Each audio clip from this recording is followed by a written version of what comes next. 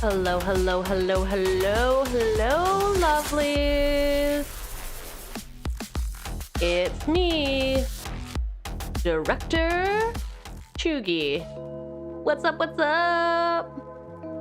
Yes, it's me, Director 𝕃𝕚𝕜, clocking in. If you're new around here, I am a siren VTuber who has turned their back on her family legacy in order to pursue the corporate grind set. That's right. I'm one of them office workers, but like a cool one. Over here on the stream, we talk about stuff and also things. We love visual novels, manhwa, other stuff. Currently, I'm playing Magic, which we'll get into a little bit later. But yeah, it's Friday. Welcome to Friday. You may have noticed I got some new art on that starting soon screen.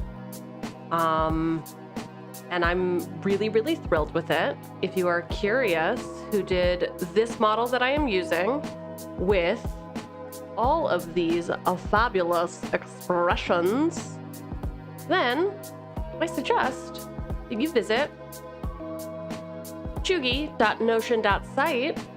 That should be on all of my medias for you to click. It is what I'm describing as like a better card. If you are using card, fine, all the more power to you, but I love Notion. It's cleaner, I can do more with it. It's database based. So yeah, I can do a lot of really cool, interesting things, in my opinion. So yeah, if you go to 𝕃𝕚𝕟𝕜𝕤.notion.site, you should see this. Up here you can see manhwa lover, VTuber, and generally head bitch in charge. Rock on. This is my Twitch, my YouTube, Blue Sky, and honestly, I'm not using Shitter too much these days. Big surprise, right? I know a lot of people are still very active there. But here's a funny thing, because I've been so focused on that corporate grind set. I actually was never a Twitter person, or really a social media person in general.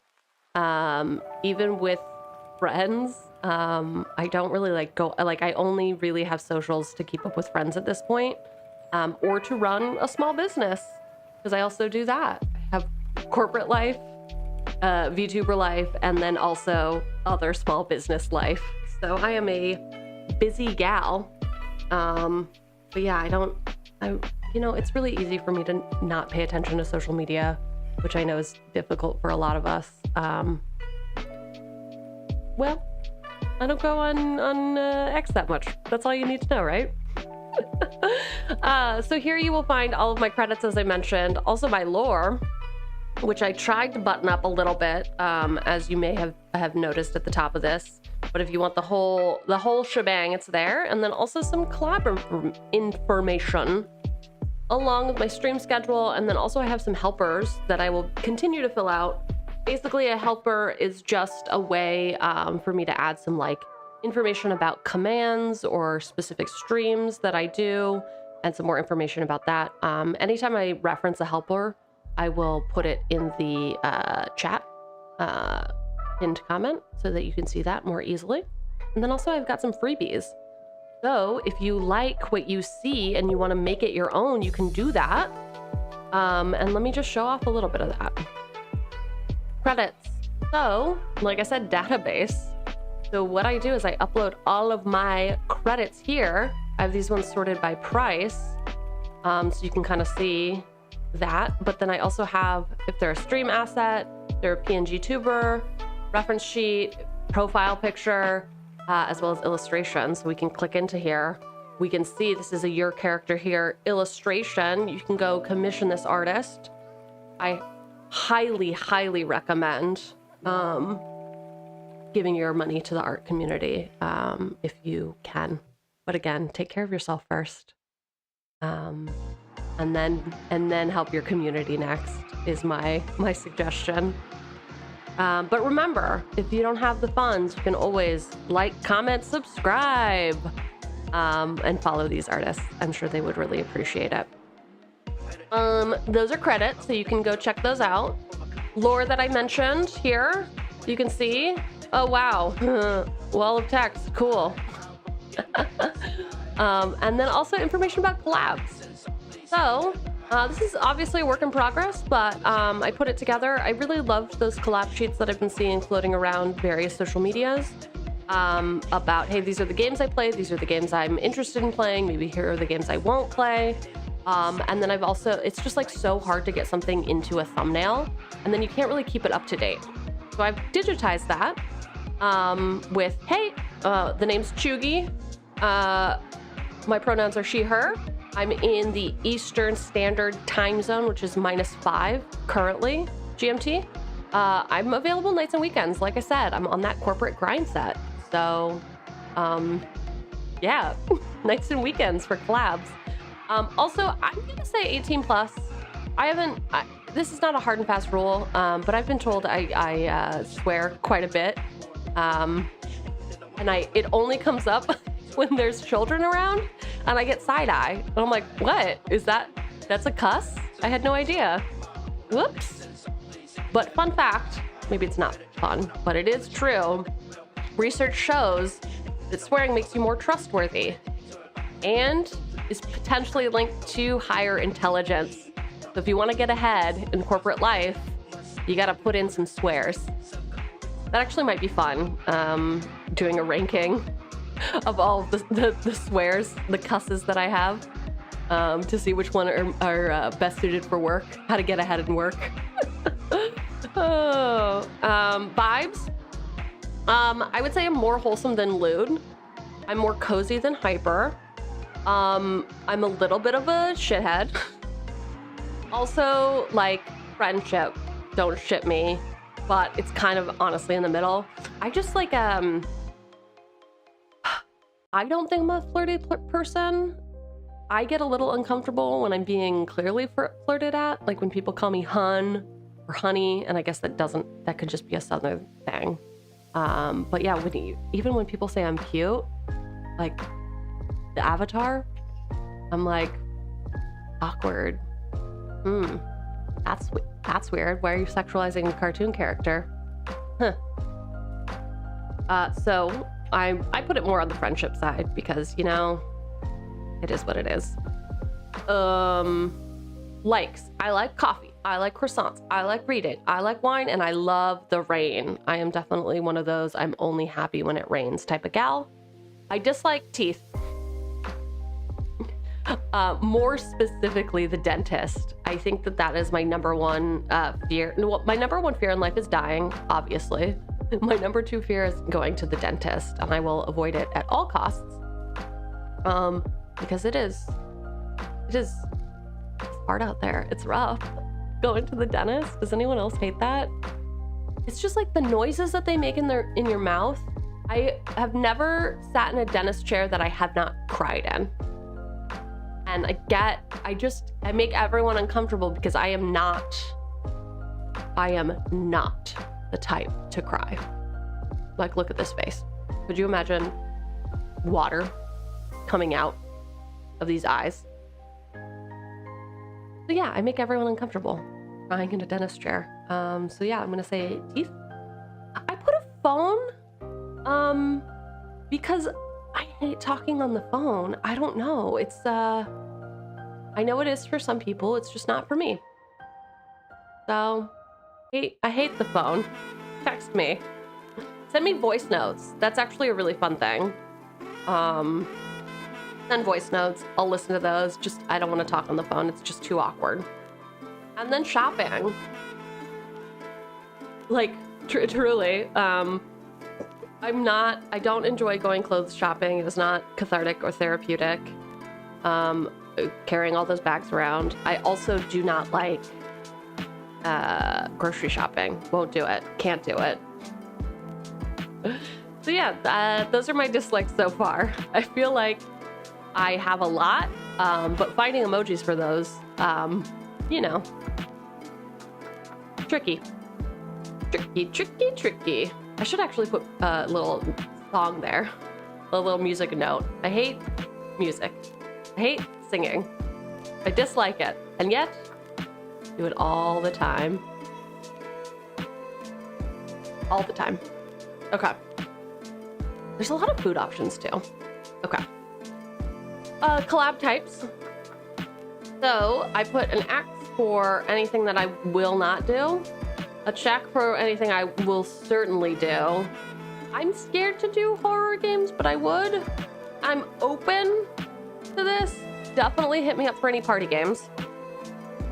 I'm open to sandbox survival, definitely RPGs, definitely visual novels, art, chatting, cooking, karaoke. No art, no cooking. Chatting karaoke is great. Quiz shows are fine. I won't be the best, but also like talk show interview. Let's do it. We'll click this in a second to see the game gallery. I also added a boundary section. I cannot remember the user who initially did this, but I really liked having some boundaries. Basically, the rules for my chat are HR is watching. If it could get you fired, it'll get you banned. If it could get you a suspension, it'll get you a timeout. So let's keep it professional. But again, depends on where you work, where that level is. And we work at Evil Money Corp.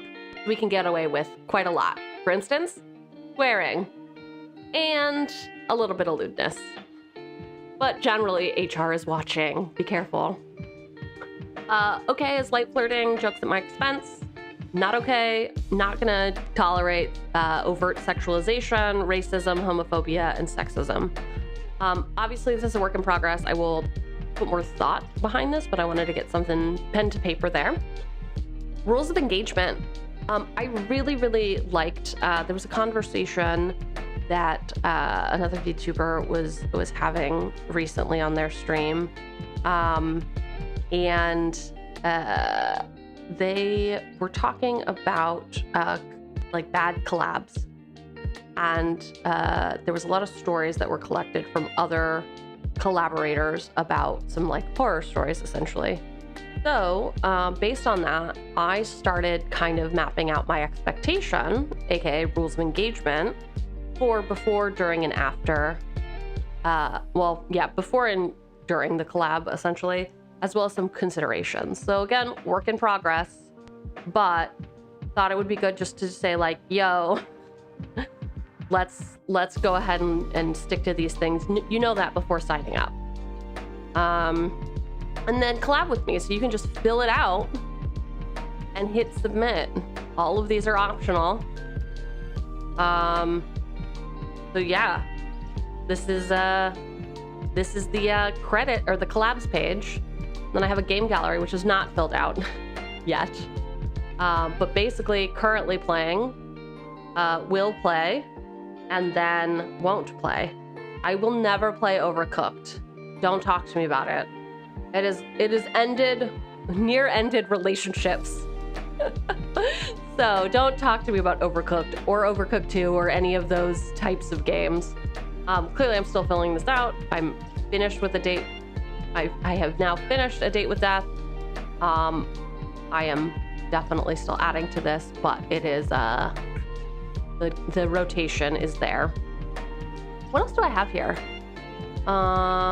Credits, lore, collabs. Ooh, oh yeah, study hall. This is a helper. It's just a guide of a new stream type that I'm piloting. I'm testing the waters here.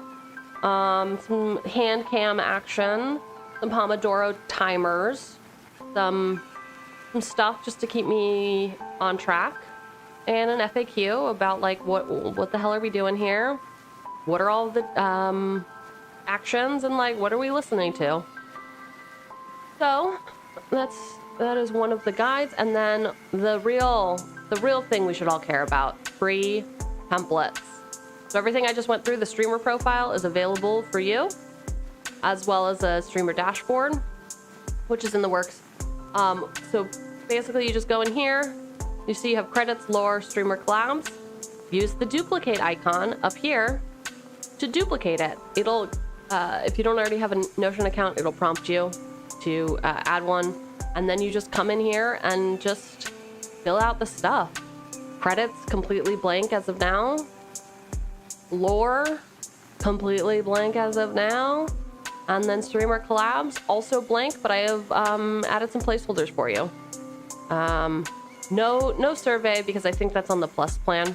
You can create your own survey if you want, but you can also just say like DM me, because not that serious. Why do we have all of this stuff? You can also just list your likes and dislikes. You don't need to use emojis. Okay.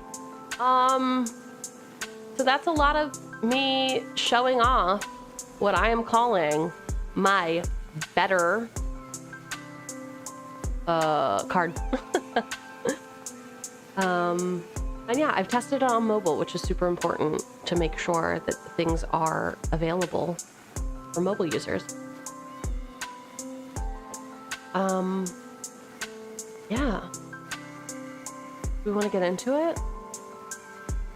Are we ready? I feel like I'm ready, but I don't know if you're ready. Nah, I think you're ready. Let's do the damn thing. All right. Welcome to 5 Things Friday, brought to you by Director Chuggy. Toot, toot, toot, toot, toot. What the hell is this? So basically, it's all about introducing you to the things that have been living rent-free in my mind this week. Good, bad, worse. Just like shit that's been kicking around. So I started this last week. We got some interesting stuff. Can I remember any of it? No, because it's a blur. Can you remember what you did last Friday? Ugh. Anyway, I love a deck. I have to use the deck at work all the time. And at least for me, it keeps me on track. All right, November 22nd. We've got a vibe. We got just general vibes. We've got a tasty beverage, some jargon we need to talk about, a book recommendation, and a game that I will certainly be playing.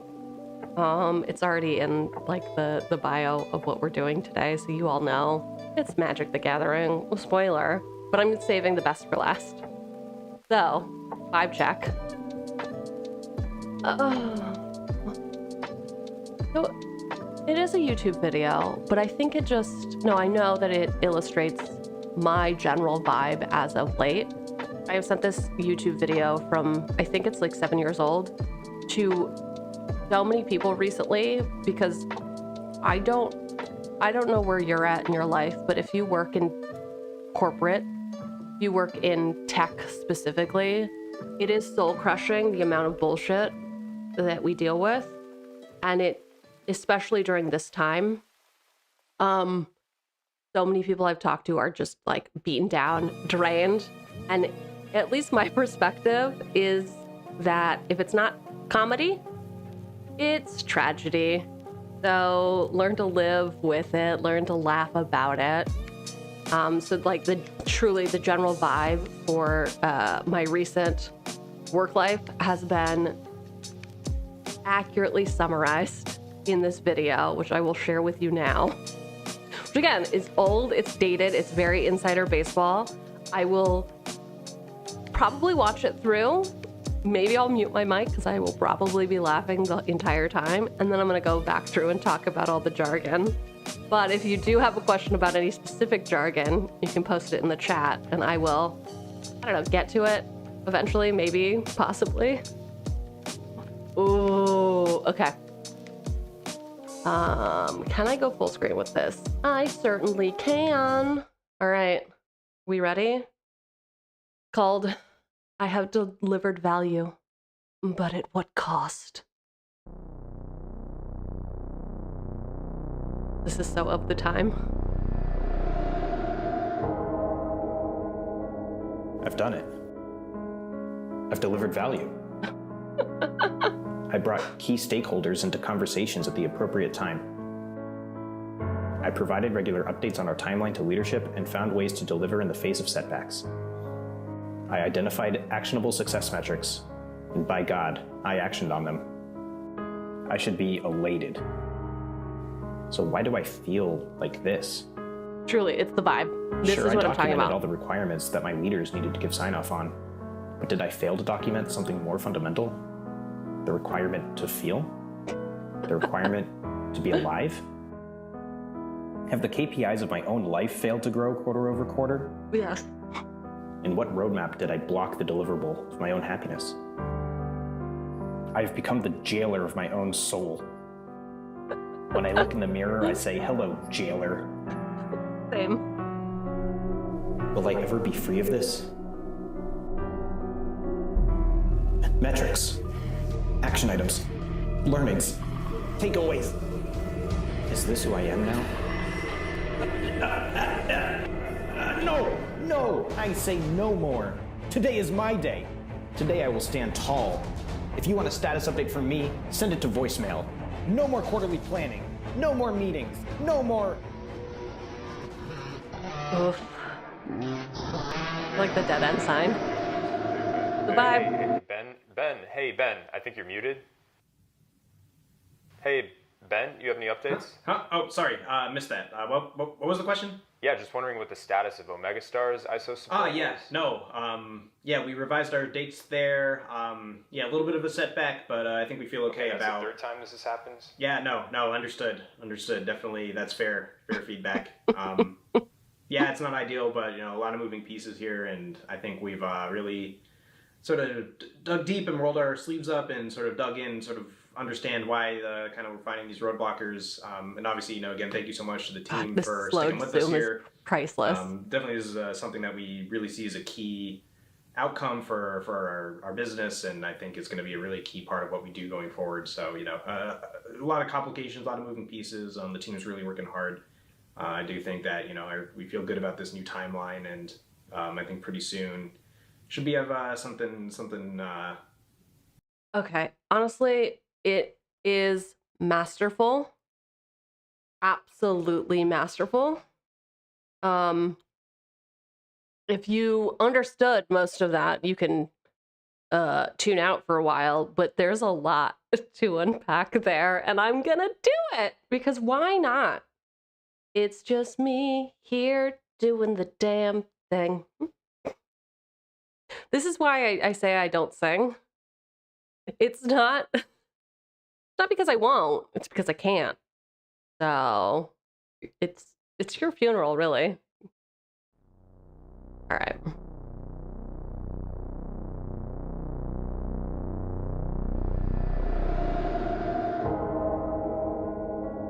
I've done it. Right. I've delivered value. Okay. Delivering value.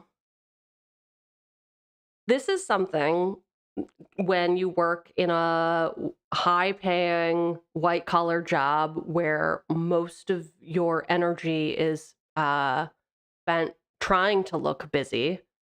This is what comes from your boss a lot, or what they expect you to say. It's all about, I mean, this is the name of the whole video, right? I've delivered value, but at what cost? And everything we do in tech is about delivering value. Generally, we are talking about delivering customer value, delivering value to the customers, whether that is a product company or a services company or whatever. You have to define how you are delivering value to the customer. But the undercurrent of most of this, which they don't tell you and they don't really teach you, but they expect you to know, is delivering value is also about capitalism, right? Like there are more ways to deliver value and more expectations. The iceberg tip above the water is all shiny and about customers and delivering value, and we're really empathetic. But really that's bullshit. The below the water bit of the iceberg, when we talk about delivering value, it's literally what is the investment that you are going to make in this. Most likely we're talking about resources. So how much time or money is this thing going to take? And then what is it going to give us? What is that return on the investment? What is the ROI of that value? So when we talk about here's how I delivered value in Q4. We are talking about not only like quote unquote shipping things, aka delivering them to customers, but we are talking about what was the impact and outcome of this. So it was a very long explanation to say that I cannot tell you how many times I've used the phrase delivered value, or like, here's how we delivered value, or even had to ask people, well, how does this deliver value? And this is the vibe. This is what I'm talking about. This thing is so dated, and yet it resonates so deeply into my core. It hurts because this is my life. If you want to get a peek into stupid white collar jobs that pay way too much money, and literally it's about looking busy, it's this. This is it. I brought key stakeholders into. Okay. So, what the hell is a stakeholder? Outside of all of my hobbies, so yes, I work full-time 9-to-5 corporate gig in tech. Next, I am a VTuber on company time. I also have a small business, so that's 3. But 4th, I actually mentor junior people in my field and people who are going into boot camps. So kind of think of this like a technical college or a trade school. These boot camps, if they have entered them, if they're new in them, newly entered, or considering it, one of the number one questions I get is, what's a stakeholder? And it becomes something so ingrained in you that you don't think it's weird, but truly people outside the system are like, are we literally holding stakes? Like, what are we actually talking about here? I'm curious, so I'm going to look up the etymology of stakeholder. The word stakeholder comes from the world of gambling, where it originally referred to someone who placed a bet or a stake on the outcome of an event. The word stake comes from a sharpened stick, Jesus Christ, or pole that was driven into the ground for various purposes, such as making a fence, tethering an animal, or supporting a structure. Early use. The word stakeholder was first recorded in the Oxford English Dictionary in 1708. Evolution. The term evolved from a literal meaning to describe someone who has an interest in an organization, business, or system, or outcome. Business use. Igor Anzov is credited with first using the word stakeholder in a business sense in 1965. However, some attribute the first use to Stanford Research Institute 2 years earlier. Some say the term stakeholder can be problematic because it can undermine the power, ownership, and authority of those being engaged. Okay. It can carry an assumption that only stakes with monetary worth are legitimate. Okay. Welcome to capitalism. It can perpetuate inequalities and colonial harm. That's fair. It can have conflicting meanings, especially in the context of cultural heritage.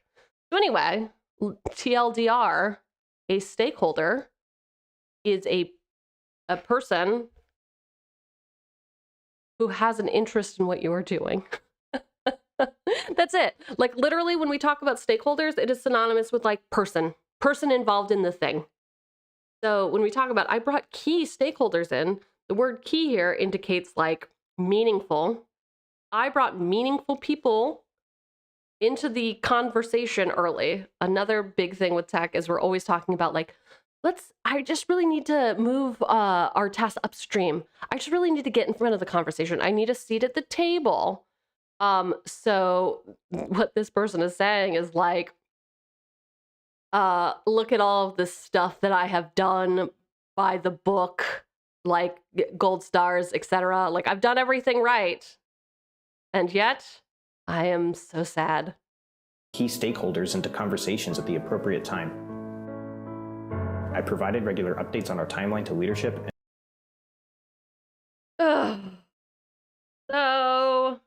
provided regular updates on our timeline. At least where I am, we use a system called Agile, which essentially is a series of, it is a method. I'm going to call it's a project management method, I'll say.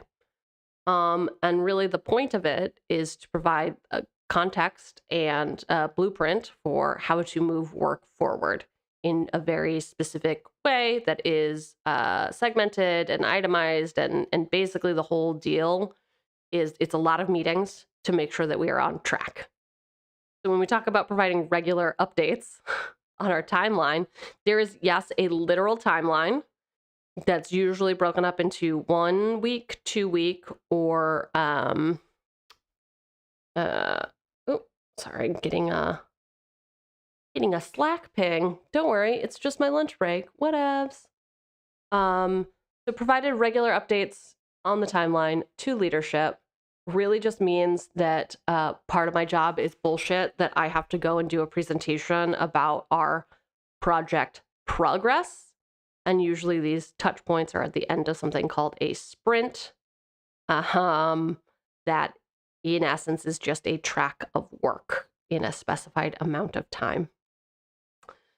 I hate these meetings. I fucking hate it because it's like, here, let me prove that I've done my job. Timeline to leadership and then also found ways to deliver in the face of setbacks. You also have to justify successes and roadblocks or setbacks. So like, what was the bullshit that was happening that you had to jump over? And how did you deal with that? So basically, why couldn't you have done more with less? You have to talk about like what setbacks you had. To deliver in the face of setbacks. I know, super interesting. I identified actionable success. Ugh. Success metrics. That word actionable to me is just, it's chef's kiss. And here's the reason why.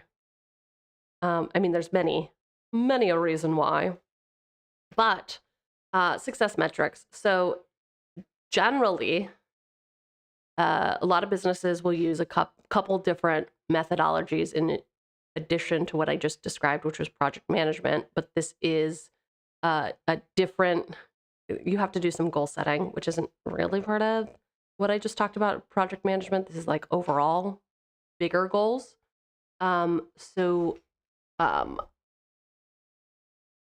You will either use something called KPIs, which are key performance indicators, which is basically like, what were we trying to do? How do we measure it? And then what does success look like? And then you look at like, how much of this did I achieve? Was I able to sell 10 𝕃𝕚𝕟𝕜𝕤, or did I do more or less? If you did more, your goals were not aggressive enough, and you need to look at that.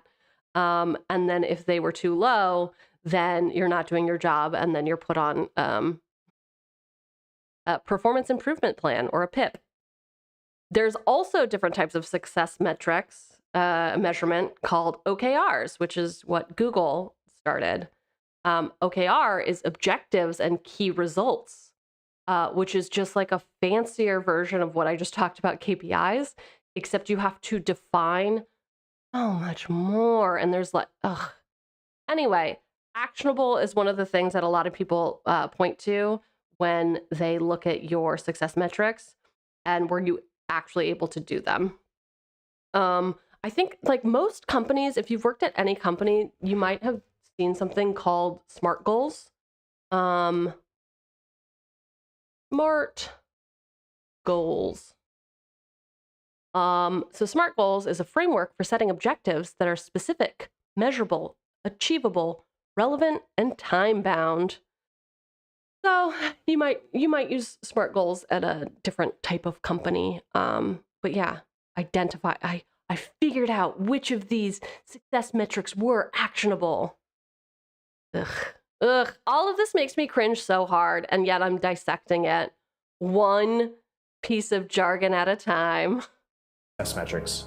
And by God, I actioned on them. I should be elated. Mm-hmm. So why do I feel like this? Sure, I documented all the requirements that my documenting requirements. Okay. So part of these processes is not only do you have to set goals, but and create an action plan, but you have to get a little bit more granular with it. And each of these tasks needs documented requirements. And basically, you have to go rate these different requirements and give them a Moscow score. Oh, prioritization. Okay. Not all companies use Moscow, but a lot of them do. So Moscow prioritization is a technique for establishing a hierarchy of priorities for a project. It is often used in project management, software development, and business analysis. But basically, it's a quadrant of 4, and then each of these things gets a number, and it's must have, should have, could have, won't have. So after your tasks are like sorted by Moscow, then what you have to do is for the ones that are must have, you have to thoroughly write out user stories that document these requirements. So I know this is like thrilling, juicy content, isn't it? So user story examples. A user story is a simple sentence structured as follows. A person or persona, like, so as a person, I want to blank, so that blank, so outcome. So it's like persona, goal, and then outcome. So that's a user story. From there, you have to write out requirements for the team working on it that essentially you've not only stated the problem with the user story, but now you have to say like, hey, it must be, and not all of these are written, some of them are just implicit to the business, but like, it must be no longer than X length. It must be specific sizes. It must cost less than X. It must be delivered by specified date. But generally, it's about functionality. So, hey, we want this widget to track progress, have a person in it. Like, it's just like a bunch of bullshit that's written in a bullet list, and then you hand it to somebody that's going to do the work, and they have to look at the list and be like, well, whatever I build has to do these 8 things, and if it doesn't, then I failed, but if it does, then I've been successful. So the leaders look at it, and they're like, yes, we agree. These are all of the things that the widget should have. There's so many people involved in all of this. Leaders needed to give sign-off on. But did I fail to document something? Yes, you did. More fundamental? The requirement to feel? The requirement to be alive? Yes. Have the KPIs of my own life failed to grow? There it is. There it is. KPIs, key performance indicators. Failed to grow quarter over quarter. So another thing about KPIs is you have to continue setting your goals ever more aggressive. And we usually do these by quarter. So you start every 3-month period. And depending on how your fiscal year works, it might not match the calendar year. So for instance, my company is currently in Q4. Q4 lasts from November, December to January, and our Q1 starts February 1st. So each segment of work, you have like essentially like a 5-year plan, then you cut it into a 3-year vision, and then that 3-year vision, you scope out work for a year, and you do it by quarter. Generally, you do Q1, Q2, and then the second half of the year, or H2, so for second half of the year. And you get super detailed with all of the shit that you're going to do. And it has to get more and bigger and better every single quarter so that you can prove that you are needed. It's a super fun system, people. Super fun. Grow quarter over quarter? In what roadmap did I block the Oh. Okay. Roadmap is basically a document that cites milestones that will help you achieve that longer term task So it chunks things down into more specific things. Let me get a better definition. Road map. Okay. It ensures goal alignment across your enterprise and apply OKRs at all levels. Okay. So basically a roadmap is just that holistic view. It's usually got something called swim lanes, which is every individual or each team's track of work that helps us move things along. A product roadmap is a plan of action for how a product or solution will evolve over time. Product teams use roadmaps to outline future product functionality when new features will be released. It's a timeline, but we have all of these cool names for shit that does not matter. Isn't it exciting? Isn't this fun? We all very happy about it. And then block. So again, not all companies use the agile methodology. Some use agile-ish, so they don't stick to it super by the book. Some will adopt different pieces of it.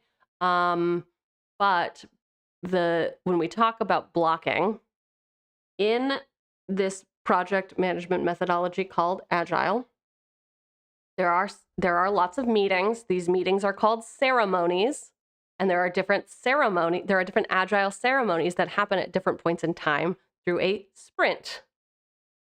So what that means is it's a lot of fucking meetings. Like 80% of corporate life is meetings. It is not a joke. That's why everyone's like, oh, this meeting should have been an email. But no, we die. We live and breathe and die in meetings. And one of the meetings is every single day, you're supposed to have a meeting called stand-up. The genesis of this was that your team would literally stand up and have a standing meeting for 15 minutes, because that's how long apparently people could stand, to give project updates. And there's a very specific format that you can do. But basically one of the questions in this format is, what are your blockers? So what is preventing you from giving me a different answer tomorrow? And the project manager, or the Scrum manager, Scrum means huddle, and that is a job title, Scrum Master, and their job is lead meetings. Oh my gosh. I've never had to say this out loud to people. Truly, I mentioned that I do mentorship, but I usually don't get this in the weeds. Why am I doing it now? It's Friday, and I'm like 3/4 done with this Red Bull, so we are just getting wild. Yeah, you basically have to tell your Scrum Master your blockers, and they will then go action on them, so that at tomorrow's meeting, you can say, hey, did you follow up with Susie Q about that blocker we talked about? No? Then I have no updates. Literally every single, Mondays and Fridays, you get substance, and then Tuesday, Wednesday, Thursday, it's like, I have no updates since yesterday. Why? Because I spent 7 of my 8-hour workday in meetings. So I had 1 hour of work, and by that time I was so beaten down, I didn't feel like working. Therefore, I have none. I have none. I have none. Deliverable of my own happiness. I've become the jailer of my own soul. When I look in the mirror, I say, hello, jailer. I mean, truly though, this is a prison of our own making. I am definitely someone who is fairly regimented. I like the rules. I like systems. I've done this to myself. It is much easier to bend the rules when there are rules. Chaos, a bigger complaint than I have about this corporate bullshit is when nobody takes responsibility. And I always have to say, I've said it so many times, of who is driving the bus? I don't need to be in charge, but somebody does. I don't care who it is, but who is it? Which is why I get labeled a control freak, etc. But yes, this is a prison of our own making. Hello, jailer. Will I ever be free of this? No, never. Till you become a VTuber. Metrics. Action items. Learnings. Takeaways. Oh, Is this who I am now? it is. This is your whole identity. No, I say no more. Today is my day. Today I will stand tall. Great. If you want a status update from me, send it to voicemail. Okay. Status update. That's what I was talking. You do status updates if you're doing Agile, you are doing a status update in your stand-up or your Scrum meeting. It's called different things. It's all the fucking same thing. Your whole team gets together and they talk. And they give an update on the status of their tasks. Send it to voicemail. Great. No more quarterly planning. No more meetings. No more.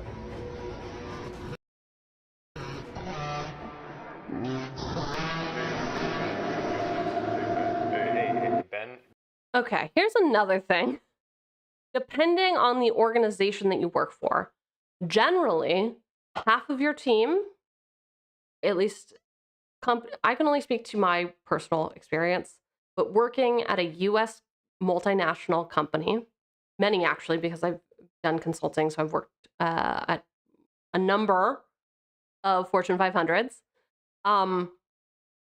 They half of the team, the expensive ones, are based in the US, and then usually the teams that do the actual work are based overseas. And because of that, the time zone, and then also literally just like everything I've described, nobody wants to be at these fucking meetings. We all have to be there. Also, there's definitely a lot of disparity between like high paying jobs in America and tech jobs overseas. And so there's different qualities of camera, different living situations, different like backgrounds. There's just a lot of disparity. And we're also beat down. So many of your calls will look like this.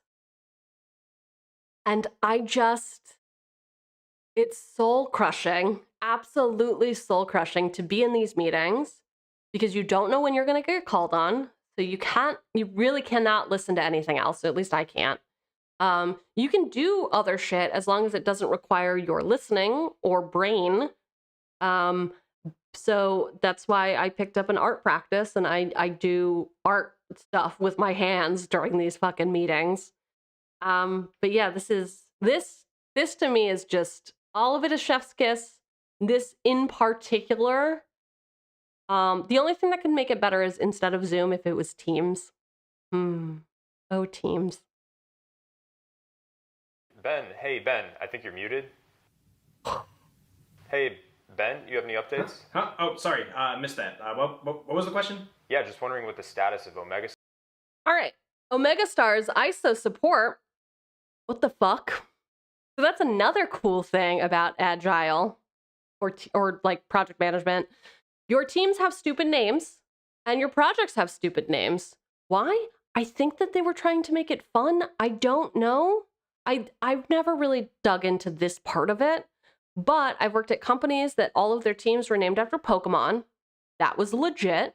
I've also worked on teams, my current company names them all after artists. So there's Van Gogh, there's Cezanne, there's like all the artists. And you vote when your team is formed, but then anybody entering the team just has to accept whatever name. I have also worked on, I cannot tell you how many teams that were just called Voltron. And it's just some tech bro every time that's like, I think we should be called Voltron because we're a bunch of different people with different expertise coming together like Voltron. And robots is cool. And listen, I'm not saying robots are not cool, but if you've heard the same joke 8 times, it's not funny anymore. So yeah, I've been on a lot of Team Voltrons. And then Omega Star, that's the name of a project. So they also call the projects really stupid stuff. Just call it what it is. Stop trying to like, essentially this is gatekeeping. Gatekeeping at its finest, right? Nobody knows what we're talking about. Stars ISO support. Yeah, no, Okay. I don't think I'm going to have any more commentary after this, but there's quite a bit of the video left. But basically, if you want to know how to get a corporate job, it is learn how to do what this person is doing, because this is going to be no joke, like 99% of what you do, because you're in these meetings, people will ask for status updates, and you will literally have no new information for them. And it's about you stalling time for how much bullshitting can you do? And yeah, this is masterful. Yeah, we revised our dates there. Yeah, a little bit of a setback, but I think we feel okay about... That's the third time this happens? Yeah, no, understood. Okay, I lied. I am interrupting. Yeah, all deadlines are arbitrary. They set them way too aggressively, usually. So whatever timeline you set, they'll like scale it back by 2 weeks or whatever. And then you'll always have to push it back to the time that you initially said. And there are no consequences, no repercussions, generally, for you just continuing to shift your timeline. It's just these uncomfortable conversations, which if you're numb enough, they're not really uncomfortable anymore. So definitely, that's fair feedback.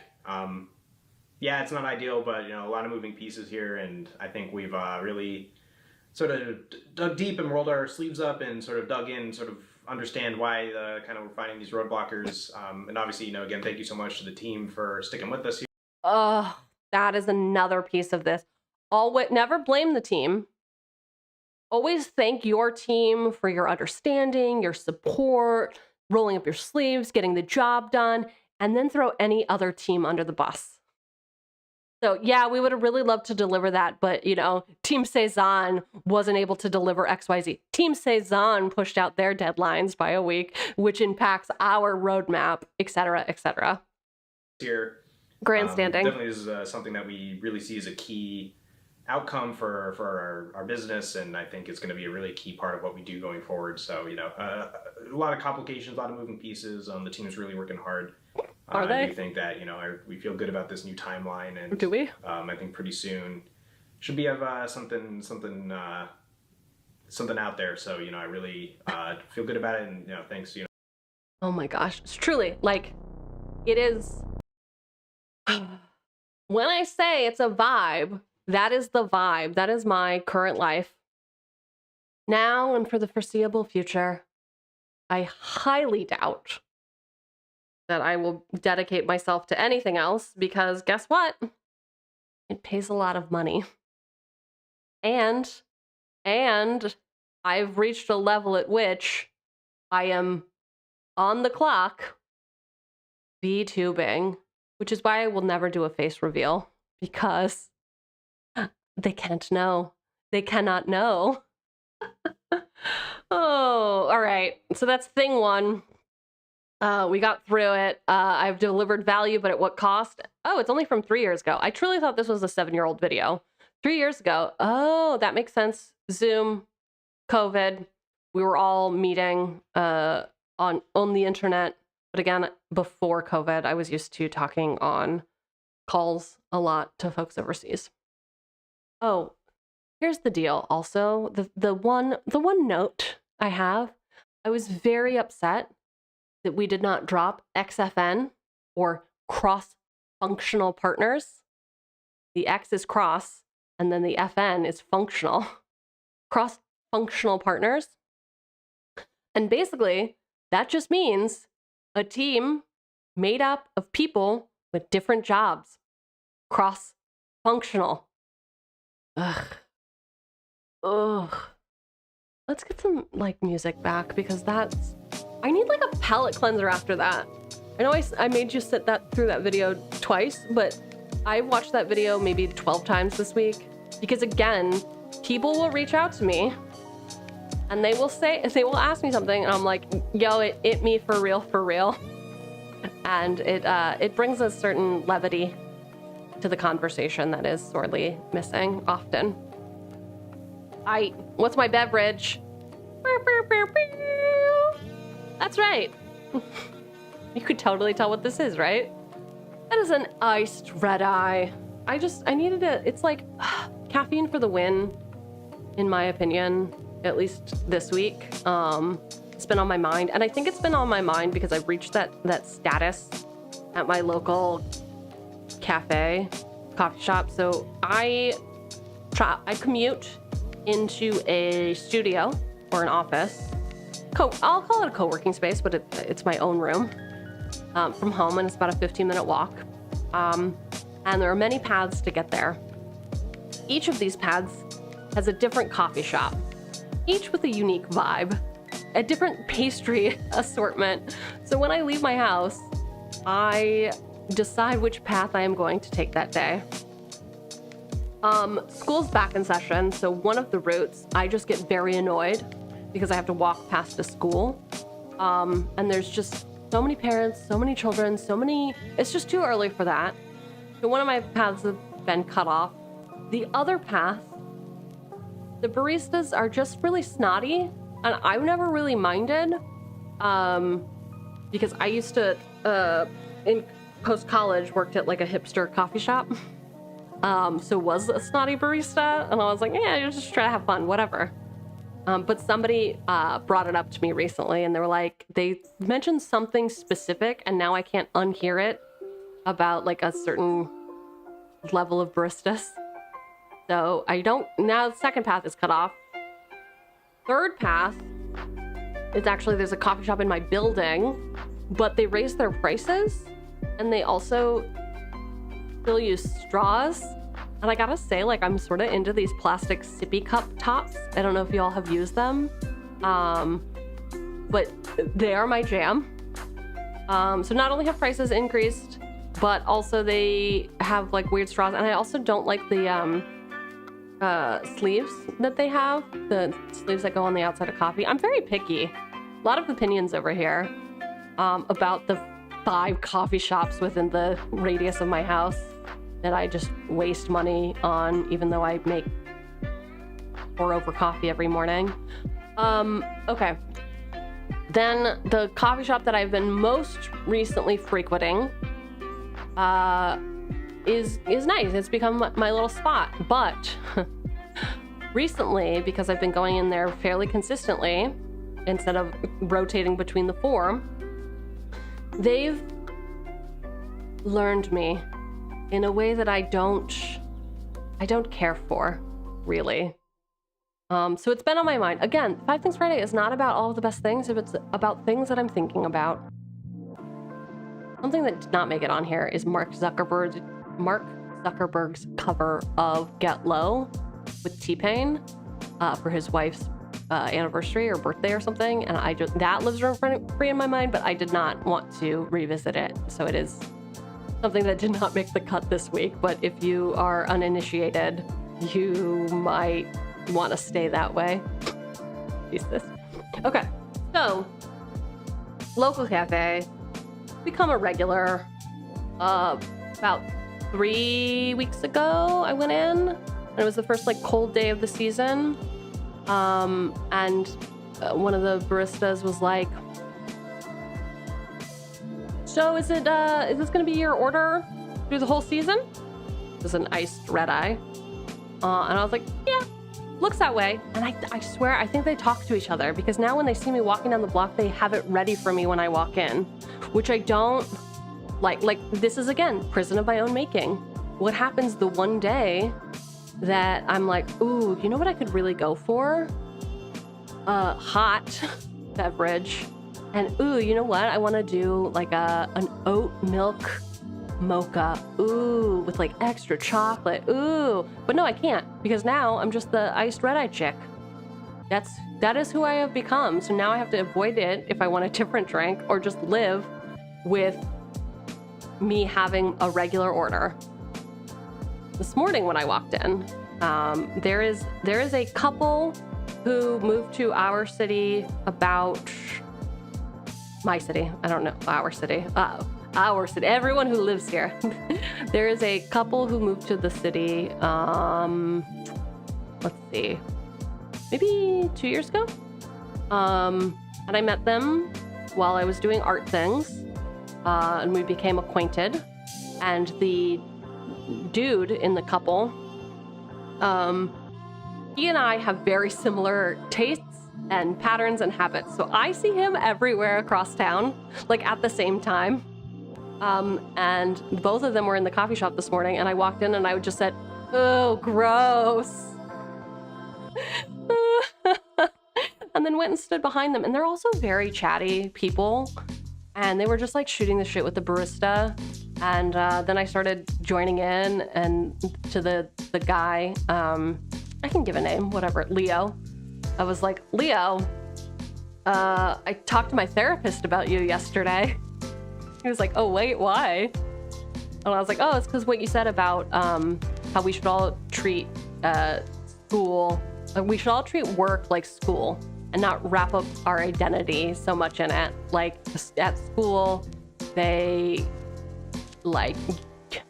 don't care when you show up, just as long as you get your work done. And that's just how I want my work life to be. And I was like, oh, that's really interesting.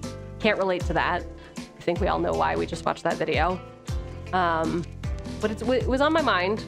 And so this morning, said that to him, and then everyone kept chatting, and then I just interrupted, and I was like, have you all ordered yet? And they're like, oh, no.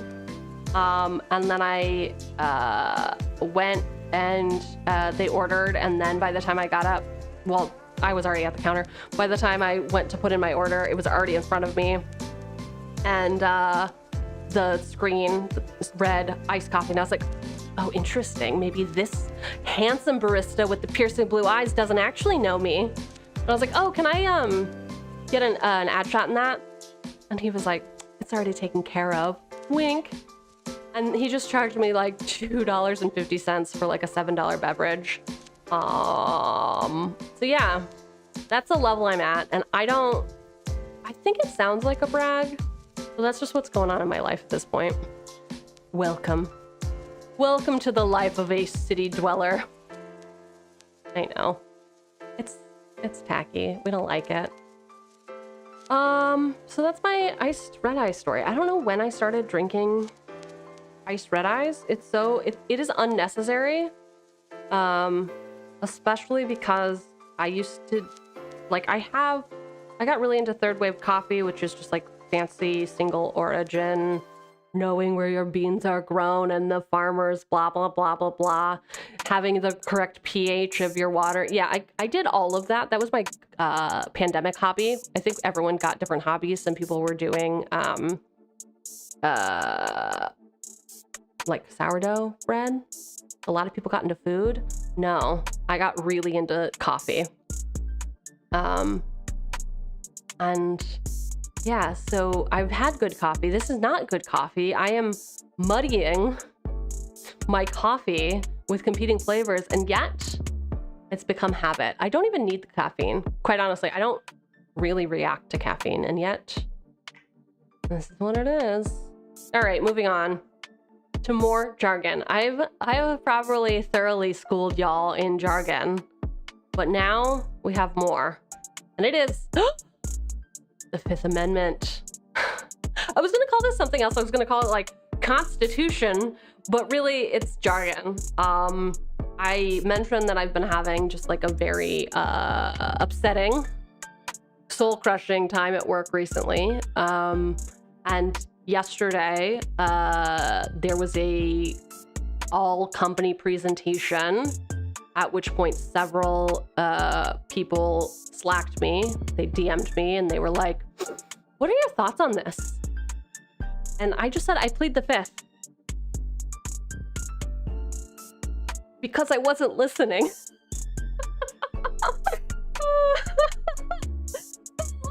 You know, it's, yeah, I plead the fifth. I said that, and then as I was putting this together last night, I was like, do I actually understand what that means? Like, it's become jargon. It has become a throwaway phrase, I plead the fifth, and I think we all get the meaning, right? It means like, I'm not gonna answer that. But is that what the Fifth Amendment actually is? I don't know.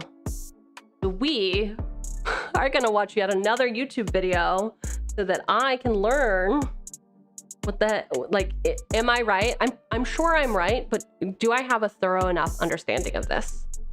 So yeah, welcome to my stream, everyone. I'm gonna preach at you about corporate bullshit, talk about some self-indulgent stories, and then spend this time educating myself at your expense. Thanks for joining. Like, comment, subscribe, tell your friends, etc. Jesus. All right, so this YouTube video that I found, as you can see, I haven't even watched it. I didn't even let it buffer. We might get some ads, I don't know. But it's called Legal Eagle, and it had 3.38 million subscribers, and this had 3.6 million views, and I was like, great, let's figure out. The Constitution doesn't say that, but what does it say? What doesn't it say? What even is the Constitution? Do we know? Well, I don't know if I know. Yeah, I hate to tell you, but you're wrong about the Constitution. Great. It's not your fault. I mean, that thing is like 7 pages long. Who has time to read that? And there's like 24 amendments. Pfft. But it's not your fault. Everyone is wrong about the Constitution. Think about this phrase, from each according to his ability to each according to his needs. In 1987, the Hearst Corporation conducted a survey to mark the bicentennial of the US Constitution. Over 50% of survey participants thought that that phrase, from each according to his ability to each according to his needs, was part of the US Constitution. And this wasn't a one-off result. According to a 2000 I honestly, I don't know if that was true or untrue. If they would have asked me that question, I think I would have said, I don't know. 2002 Columbia Law School study, nearly 2/3 of persons polled thought that this phrase came from the Constitution or from one of the founding fathers. But this phrase does not appear in the Constitution. James Madison, the author of the Constitution, didn't say it either. So, who did? Well, this was written by none other than Karl Marx in 1875, and then parodied by George Orwell in Animal Farm. Marx wasn't the first person to articulate this idea. Scholars trace the concept to the New Testament, which states in part, and distribution was made unto every man according as he had need. Now, the Soviet Union eventually incorporated the slogan into its constitution as, quote, from each according to his ability to each according to his work. But that has never appeared in the US Constitution. So you can imagine if Americans confuse the US Constitution with the Soviet Constitution, they're probably wrong about a whole bunch of other things. Let's talk about it. One thing that people get wrong all the time is thinking that the Constitution mandates that English is the official. Honestly, I think that the thing we get wrong is it's not pronounced Constitution. It's pronounced Constitution. The end. You're welcome. Official language of the United States. Let me show you how to block this. First, you're gonna click on this video. Then you're gonna download Pi. It's an ad blocker. Can I block this ad? That same 1987 Hearst survey found that 64% of the people believed that the Constitution made English the official national language of America. Why would it? But English as the official language has never been part of the Constitution. Although English was the dominant language at the time the Constitution was ratified, many other languages flourished as well. The most common languages included Dutch, French, German, and the many languages spoken by Native Americans. Okay, what does this Enslaved have to people do? spoke African languages as well as made their own Are we actually English-based going to talk Creole about languages. And most of the founding fathers favored bilingual education. Thomas Jefferson spoke English, French, Italian, Latin, and he could also read Greek and Spanish. He hoped that America would establish colleges that would teach in French, Spanish, German, and other languages. Others, like Ben Franklin, saw it differently and said things that were incredibly... All right. Is this correct? No taxation. View all. Nope. I swear this was going to talk about the 5th, but you know what? I guess we're just watching handsome Thai guy. Offensive and Malthusian, saying, quote, those Germans who come hither are generally the most ignorant, stupid sort of their own nation. They will soon outnumber us, that all the advantages we have will not, in my opinion, be able to preserve our language, and even our government will become precarious. Luckily, he didn't win the day on that one. Now, states with large German populations disagreed with Ben Franklin, at least initially. In the 1800s, Pennsylvania and Ohio passed laws allowing German to be taught in public schools. Of course, however, Americans have consistently attempted to limit the speaking of other languages in this country. Politicians have tried to introduce a constitutional amendment making English the official language, which would force the government to stop providing bilingual services. So far, these efforts have failed. And while a constitutional amendment hasn't passed, Congress historically has passed all kinds of laws. America's already so far behind other countries when it comes to speaking languages, and I just... What happened to our country? laws that would prevent people from speaking non-English languages. For example, in the 19th century, the government forced Native American children to attend missionary schools. In 1887, the Bureau of Indian Affairs decided that mission schools on reservations were required to provide all instruction in English. Children who used their own languages were bullied and beaten by the instructors. This, of course, led to immense language loss. And, of course, French was the dominant language in the Louisiana Territory for over 100 years. The first Louisiana constitutions made English and French the official dual languages of the state. But Louisiana was a melting pot for different ethnic groups, and eventually their dialects merged to produce what we call Louisiana French. I'm going back to my Fifth Amendment simplified. I did not learn anything from that. 11 years ago, Constitution for Dummies, great. Honestly, can't get that time back ever. Hey guys, welcome to Hip Hughes History. We're going to take care of the Fifth Amendment for you in about the next 10 minutes. Great. One of the most important amendments of the Bill of Rights. In fact, if I had to rank it, I'd rank it the top 10. As we continue for the Constitution for Dummies series, I'm not calling you a dummy because I love you. And I love the learning, so giddy up. I guess there's more than 20. All right, you guys know how this works. If we're going to talk about the works, if we're going to break it down, you need to know the words. So, Maestro, music please. No person shall be held to answer for a capital or otherwise infamous crime, unless on a presentment or indictment of a grand jury, except in cases arising in the land or naval forces or in the militia when in actual service in time of war or public danger. Nor shall any person be subject for the same offense to be twice put in jeopardy of life or limb. Double jeopardy's in here, huh? Nor shall be compelled in any criminal case to be a witness against himself, nor be deprived of life, liberty, or property without due process of law, nor shall... Okay, here's the deal. So based on the literal words, and yes, the court's job is to figure out the meaning, the application of the Constitution into law. But what I am seeing here is I plead the Fifth only works if you are incriminating yourself in a capital offense or a crime.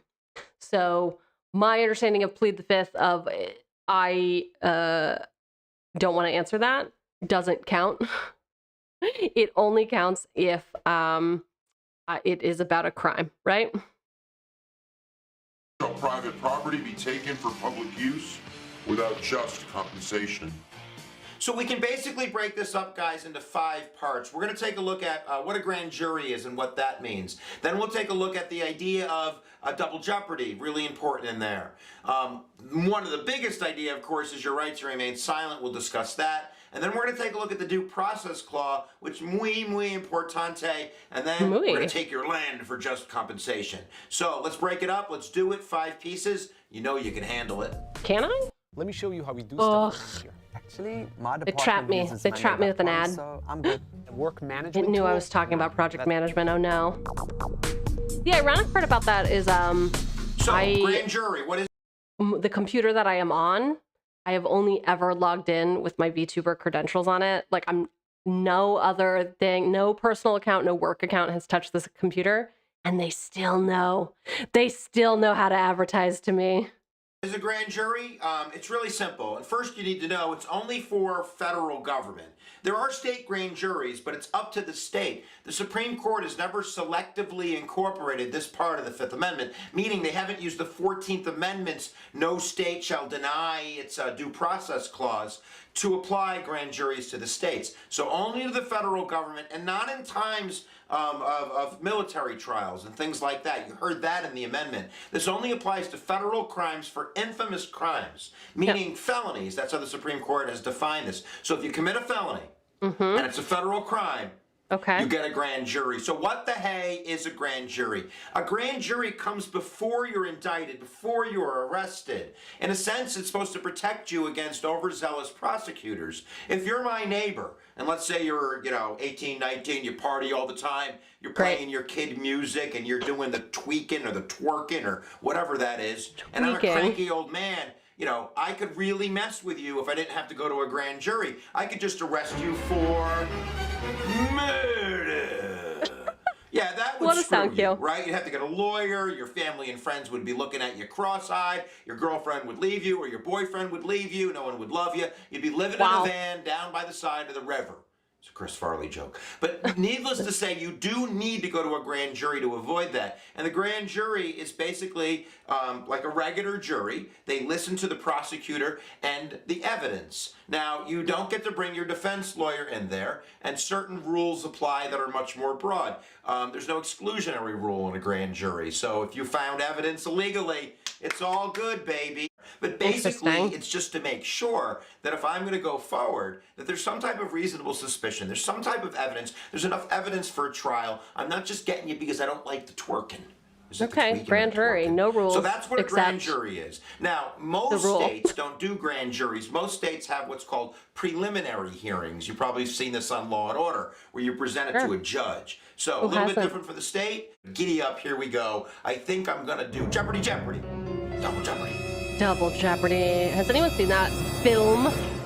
All right, you've seen the movie Double Jeopardy, then you can just fast forward this part. Great. But Double Jeopardy basically means that I get one swing at the bat with you in terms of a trial. If I arrest you for murder, and then you are convicted or acquitted, that's it. I've had my shot. I either got you or I didn't get you.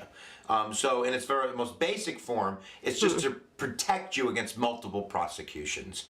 Now, if it's a mistrial, it depends on who calls the mistrial. But generally, mistrials can generally lead to new trials unless it's prosecutorial, misconduct, like the prosecutor is cheating or lying and there's a mistrial, then the prosecutor doesn't get another chance.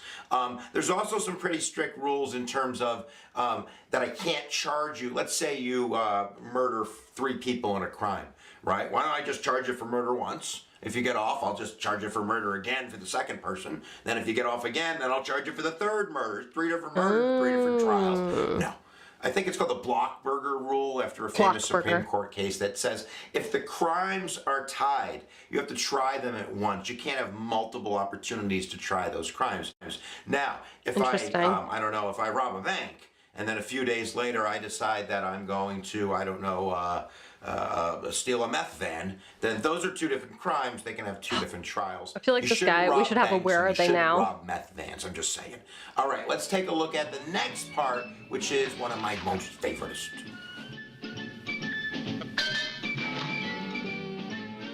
All right, you have the right to remain silent. And of course, this is probably the most famous part of the Fifth Amendment, talking about the right not to be a witness against yourself. Yeah. And certainly this traces back, like much of the Bill of Rights, to the Magna Carta, and I think back to Oliver Cromwell, and the concept of not having, to be self-incriminatory against yourself, where that comes from. But the very basic concept is certainly at a trial, you do not have to take a stand. The government has something to prove. You do not have to help them. You don't have to be like, I'll help. You think I did it? There, I'll go. What do you want? What do you want to know? No, you certainly don't have to do that. And technically, you don't have to answer any question the police gives you. I believe you do have to give your ID. Most states have laws. This was a recent Supreme Court case where you have to turn over your ID. But you don't have to answer questions. If you don't want to, you don't have to. And you certainly always can invoke that right and invoke your right to a lawyer and invoke the right not to consent to a search. If you know those 3 things, I invoke my right to remain silent. I'm invoking my right to an attorney. I do not consent to any searches. That's probably the 3 strongest sentences that you can give to protect yourself with the Fifth Amendment. And of course, the Fifth Amendment's been used in other circumstances. Most famously, it was used by the witnesses or the people that were being accused of being communist in the HUAC trials, the House on Un-American Activities trials, the McCarthy hearings in the early 50s. And they were labeled Fifth Amendment communists, because the country saw them invoking this liberty, this right to say to the government, I'm not going to help you, convict me or accuse me or give you evidence that I did something, as evidence of guilt. So Miranda comes from Miranda, Arizona, where a defendant, Ernest Miranda, was being accused of a pretty gruesome crime, and he was being questioned over and over and over, and he didn't know he had the right to remain silent. Really low IQ. Eventually he broke down. He confessed to the crime, and then that confession was used against him at trial. Okay. And what the court did in 1966 is they took that concept of self-incrimination, and they said it's so important, it's so ingrained in our way of life, that once you are detained, once the police detain you and you don't have the... So, I mean, like, truly, I still have this question. Regardless of what we are talking about here, when I say I plead the fifth, does it only apply to self-incrimination for things that could possibly be like a give like a conviction, like an actual criminal charge? Like, I can only plead the fifth if that's what's at stake? Or am I fair to use it in my everyday life when I just like don't want to talk to you? Because obviously the police have power. Obviously a judge has power to convict or arrest you. Your employer, though, I don't know.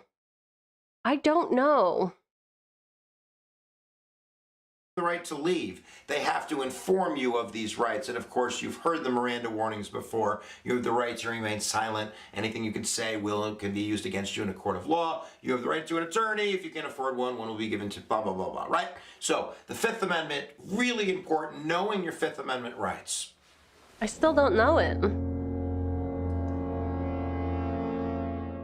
Nor be deprived of life, liberty, or property without due process. There it is, guys, the Fifth Amendment's due process clause. And what that means is, in its most basic form, that we have procedures. That if we're going to arrest you, you're going to be informed of what you're getting arrested. There's going to be a trial with attorneys. There's going to be procedure. Everybody's going to get that procedure, and everyone's going to know what that procedure is. So when we arrest you, when we take away your life, we take away your liberty, right? That everybody knows the rules of the game. Mm-hmm. Now, we also kind of have the concept of not having, vagueness in law in there. So if I'm going to arrest you, it's got to be specific. You're getting arrested for felony class 149, right? You, I don't know, ate the paint off your neighbor's house, whatever it is. What? But I can't That's a crime? You're getting arrested because you're really bad. You're a bad, bad man. That's kind of vague, right? I want to know specifically. Now, where it gets a little bit tricky is when the language is more in terms of substantive democracy, kind of like democracy that's unmentioned in the Constitution, but we all agree upon. So something like privacy. So for instance, if I'm going to pass a law that's going to, I don't know, ban what you do with consenting adults in a room, contraceptives or certain types of acts or whatever, that's taking away your liberty without due process. So people that argue that the Supreme Court is too powerful, that it's activist, would argue that the due process clause has been expanded and it's too flexible, where people that are interested in preserving individual liberty over what the majority of citizens want, like for instance to pass a law to tell you what to do in your bedroom, would argue that the justices are just putting into action the spirit of liberty in the Due Process Clause.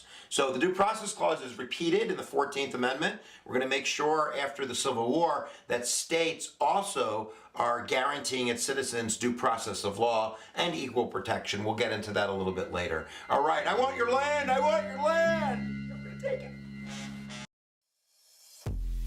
Oh, come on. All right, so we've done self-incrimination and Miranda rights. We've done due process. You must be notified of a crime. Now we're gonna do taking clause. The taking clause. This doesn't sound good, doesn't it? Well, the taking clause is eminent domain. And what this basically means is that when it comes down to it, that the government and the federal government, and it has been applied to the state through selective incorporation, the governments have the right to take your land for public use. So in its most basic forms, with just compensation, and of course people are going to argue what just compensation is. If you buy a piece of land and you're, I don't know, building a casino on it or a carnival on it, and you know it's going to be worth a lot of money, they're not going to give you the money it's worth tomorrow. They're going to give you the money it's worth today. Now, where it gets a little bit shady is in recent years, the Supreme Court has argued that the government can take away your land for just compensation for commercial reasons. Oh, so if a interesting. developer is building I'm so interested in this. I hope you are housing or too. something near the river downtown, they're revitalizing the neighborhood. Okay. The Supreme Court has ruled, and you write about this in the comments below, that if it's for the benefit of the community, it's creating jobs, tax revenue, that they have the right to your property. Not for public domain, but for a private domain that benefits the public domain. So what do you think about that? So there you go, guys. That's the Fifth Amendment. All right. Chop, chop, chop, chop, chop, chop, chop. Hope you learned something. Make sure you click the button. I think that it did. It did. I learned something, but also this is from 11 years ago. I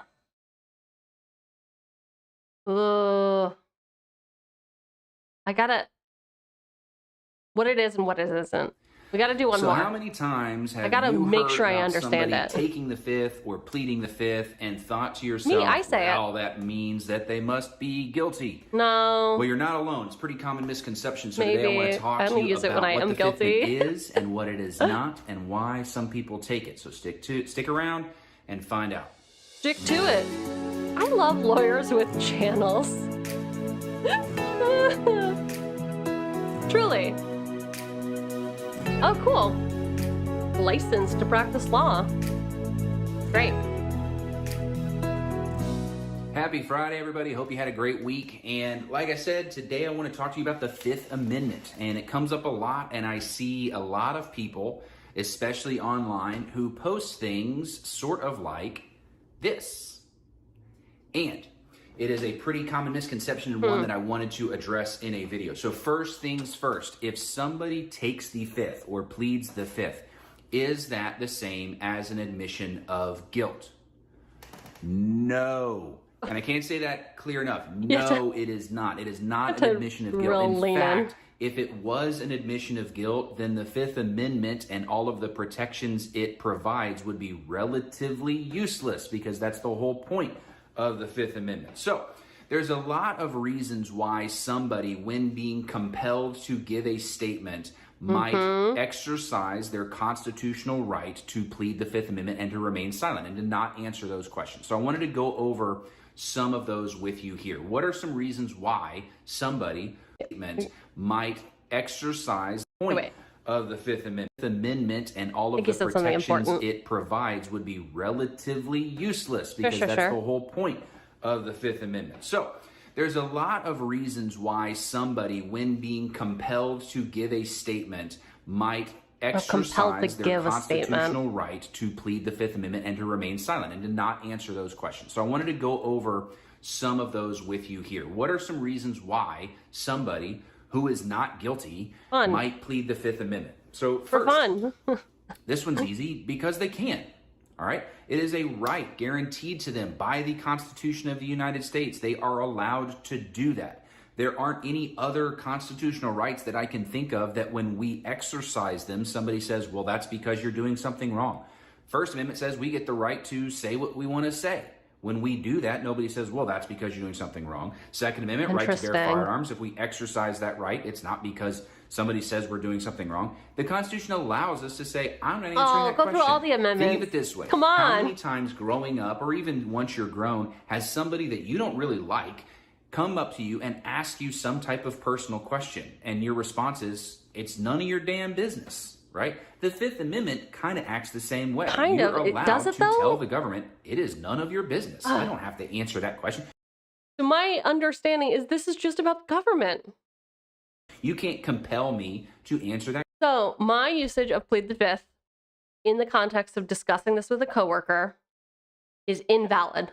However, if I was to be put on a grand jury, or if I was to go in front of a grand jury or a preliminary trial or even a real trial, I would, or even be questioned by the police, I could plead the fifth about commentary that I made to a colleague or coworker. Interesting. Okay. That question, right? So reason number one why somebody might exercise their Fifth Amendment right is because they can.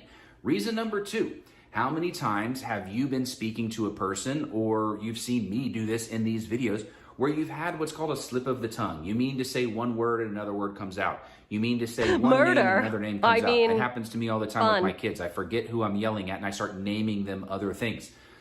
What if that happens, but the answer that you're giving is the difference between you remaining free or going to jail for a very long period of time? Yeah. We wouldn't want that kind of mistake, that kind of Freudian slip, that kind of slip of the tongue to dictate somebody going to prison.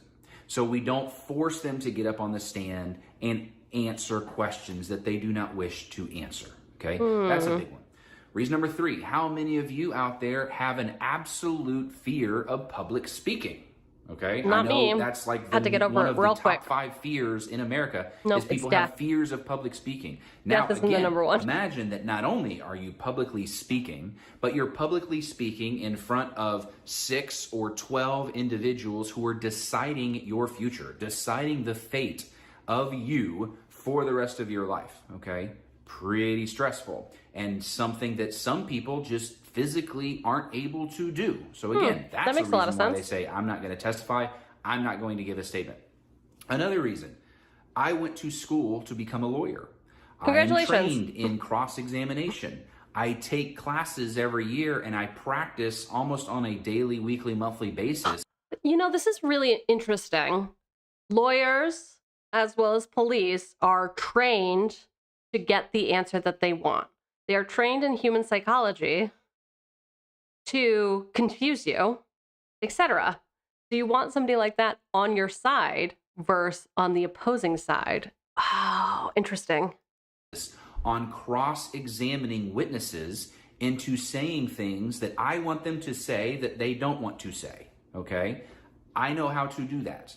So if somebody who is not trained in that sort of thing, who has never testified in open court before, doesn't want to sit up on the witness stand and subject themselves to the cross-examination of a trained prosecutor, Jesus, then that's perfectly understandable. So that's a reason why somebody should say, or somebody could say, I'm going to take my Fifth Amendment right and not testify. Slip of the tongue, should. Okay. Could I mean, say. and again, this one kind of relates to point number one because they can, but remember, especially in a criminal case, the burden of proof is on the government. Okay, the government has the burden of proof always, always, always in a criminal case. Oh my gosh. And okay, also, I went out to a client dinner in a different city, traveled there. A bunch of colleagues met me because we were meeting with one of our customers or clients. And we got dinner after, because that's like a thing that you do. Like, you take clients out for dinner after they give you a lot of money, then you give them back whatever. You get real drunk, you order all the food, we go to a really nice place. Cool. So we did this. And one of the people on my team, who I don't directly work for, but they are at my level, maybe one level higher, was sitting at the table. And not only was she being super snotty to the sommelier, the person who is in charge of wine, she was, I don't like his taste. Oh, I'm really snobby about wine. All right, just whatever, dude, whatever. She also told us that we were talking about jury selection in different states. And she told us, she was like, oh yeah, like I recently got called on the jury. And like when I was doing my interview, I was like, yeah, I didn't know that it was innocent until proven guilty. Like, I learned that in the courtroom when the judge said it. And we all, like, everyone on our team and everyone on the client side was like, the fuck? What do you mean you didn't know that it's innocent until proven guilty? She was like, yeah, no, like, I just figured that they were there for a reason. And this is a person who is in their 30s, who is married in a major metropolitan area and has kids. and is like a senior director level at a large tech company. Did not know. Didn't know it. And thank God that the client was like, I'm pretty sure you learned that in 3rd grade. Fucking roasted her. It was great. So sometimes it is the advice of me, the lawyer, that says, look, client, if you get up there and testify and you lay your story out, then the jury's going to inherently, because it's what our brains do this thing where they start weighing, do I believe him or do I believe him? Do I believe party A? Do I believe party B? And they start weighing this, and whichever party comes out a little bit ahead, they may say that party wins. It's something that our brains kind of automatically do. You know, we can't help it. It's just how we go through life. But what that does is it's shifting the burden away from the government, and it's putting the burden on you to prove yourself innocent, which you should never have to do. So again, these are just some of the reasons. There are a whole host of other reasons why somebody might plead the 5th, especially in a criminal case, when they have nothing to hide. They're not guilty. They're simply availing themselves of a protection that the Constitution guarantees. Avail so please keep that in mind. I like that. Don't I need to use propagate this that myth that if somebody pleads the 5th, they must be guilty. It's not true. It's not accurate. And it's why judges specifically instruct juries that if a client does not testify, they are legally not allowed to hold that against them in any way, shape, or form. It's very, very important. And this has to be said to some people, apparently. Of our criminal justice system. So don't want to make this video go way too long. There's a whole lot of other things we can discuss when it comes to the Fifth Amendment, like the negative inference of a Fifth Amendment plea when you're dealing with a civil case. There's when a Fifth Amendment is and is not applicable. All those are other videos I can do. So if there's interest in... There's no interest, but I needed us to watch that. I needed to watch that so that I could finally gear up to this video that was the first one that I came across, which was Lawyer Explains Cops Have a Fifth Amendment Loophole. Clickbaity title, obviously, but like, I was like, I need to first like understand what it is. And we have learned so far that it is about grand jury or preliminary trial. You have a right to, which basically means that there are no rules. They can use whatever evidence they want, but they have to prove that there's actual like a case here. There's also the self-incrimination stuff, which is the Miranda right.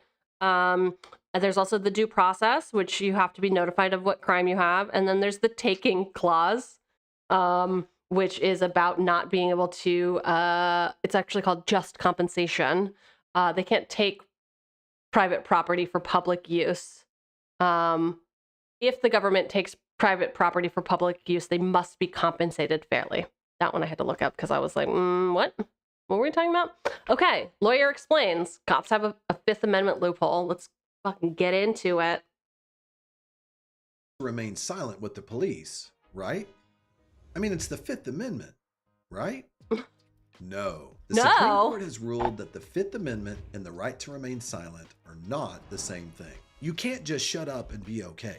It's a loophole in the Fifth Amendment, and police are using it against innocent people. So let's talk about how we got here and how you can defend yourself. 10 years ago, a man was convicted of murder, and his silence was used against him in his trial. In Salinas versus Texas, Juan and Hector Garza had been murdered in their home. Houston police officers showed up and they began the investigation, and they found shotgun shell casings at the murder scene. They later learned that Salinas had been at a party the night of the murder, and so they went and they began to question him. Salinas volunteered to talk to the police, and he informed them that his father had a shotgun.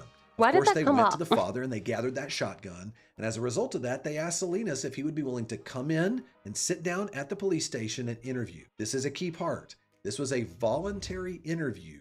So Salinas agreed to come in and sit down and talk. During the portion of this interview, he answered many questions from the police until it came to one specific question where they asked him, Salinas, would these shotgun shells, would they match the shotgun that your father provided to us?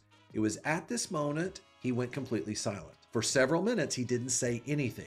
Okay, two things. Number one, they definitely didn't call him Salinas. They definitely said son. It is Texas after all. I'm assuming that the cops referred to, infantilized this person in some way. Number one. Number two, I love that this is the stock footage we have of somebody being interrogated. It's like this old school 19-somethings machine for recording on tape. I'm gonna say 80s. This feels 80s to me. And then just like this super tatted up dude who's like too handsome to go to jail. Did anyone, I'm sure you all have seen all of those wild videos about killers that are just too handsome to be put in jail, which is not something I believe, but I think is a hilarious argument. So yeah, the stock footage is hilarious. He just sat there.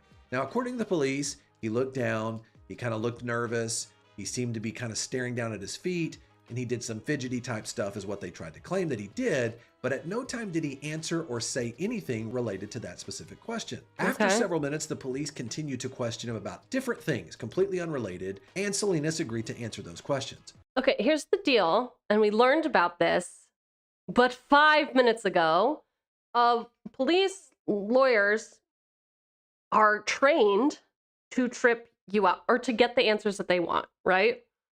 So it is very interesting. They have very specific tactics. It's clear that they want him to answer this question in a way that will lead to his, I don't think conviction is the right word, but holding? I don't know. I don't know. I don't have the right words, but it is interesting that we're getting into it. Well, at the trial, the prosecutor said, okay, now we're going to use this silence against him.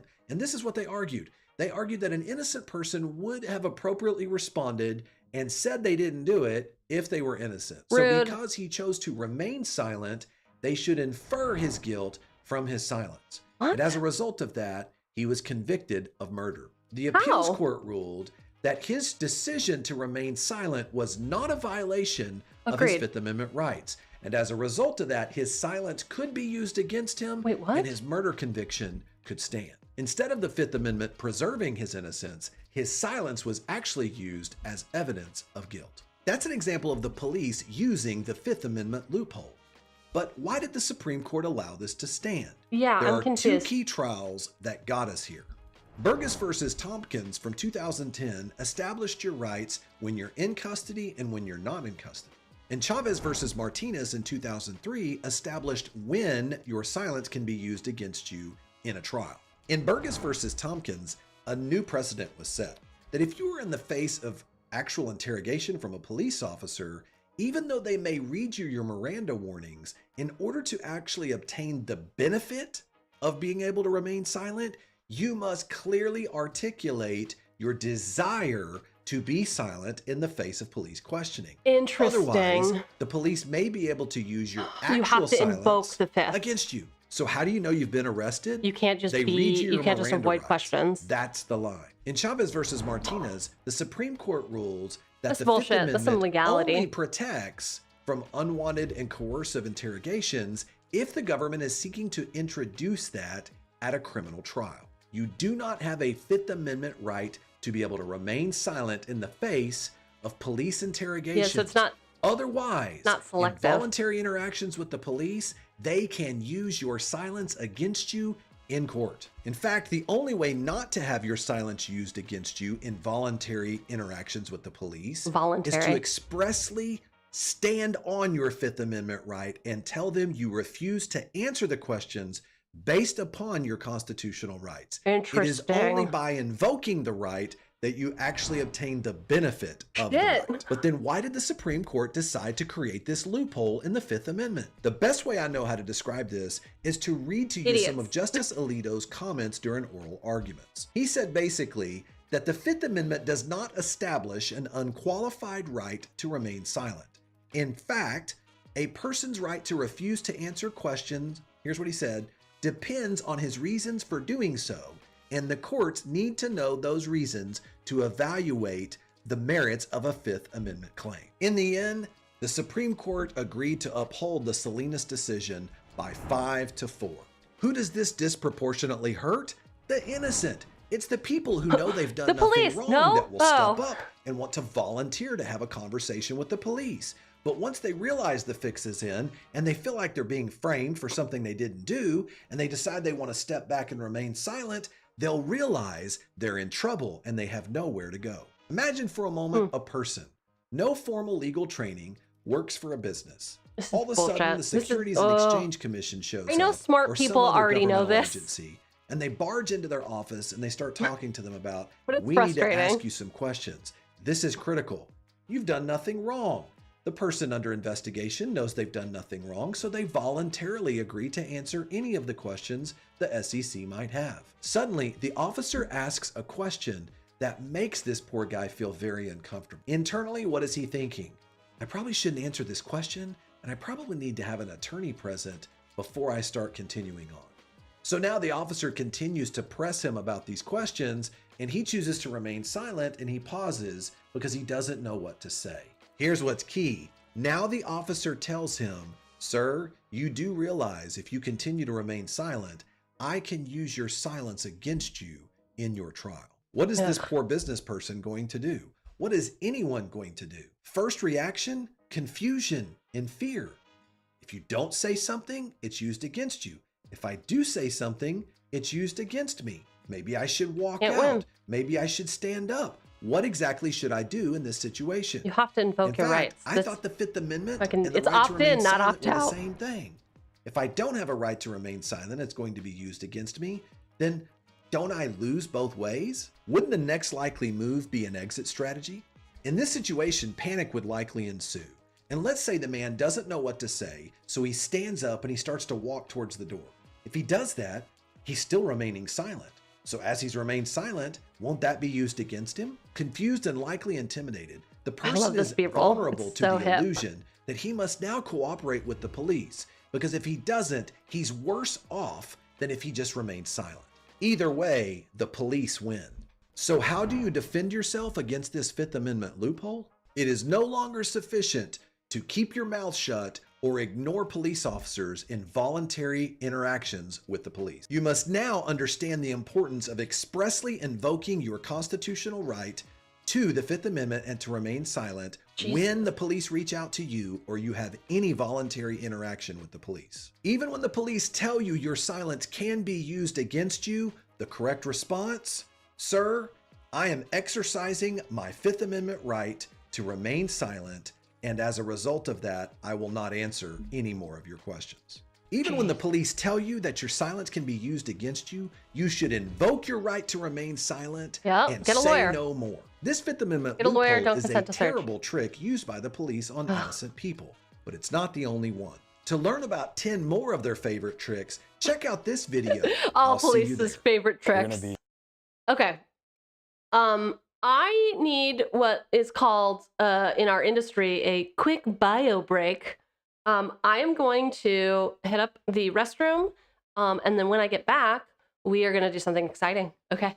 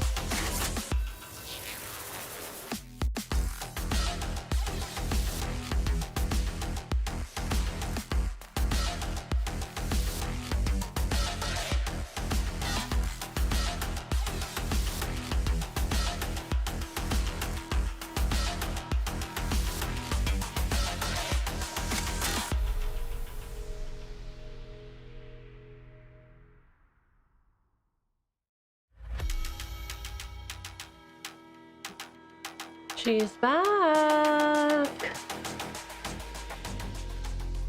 Hello, hello, hello. Thank you so much for excusing me. It was needed. I think I have the world's smallest bladder. I'm surprised I made it almost 2 hours. That is very sad. It is very sad indeed. I mentioned that we're going to do something exciting when we get back. I am going to attempt to do a YouTube thing that I can edit. So get ready for my intro. And then more about the Fifth Amendment, because I think it'll be fun. All right. And this is how I will know that we are doing the thing. I'm gonna go mad.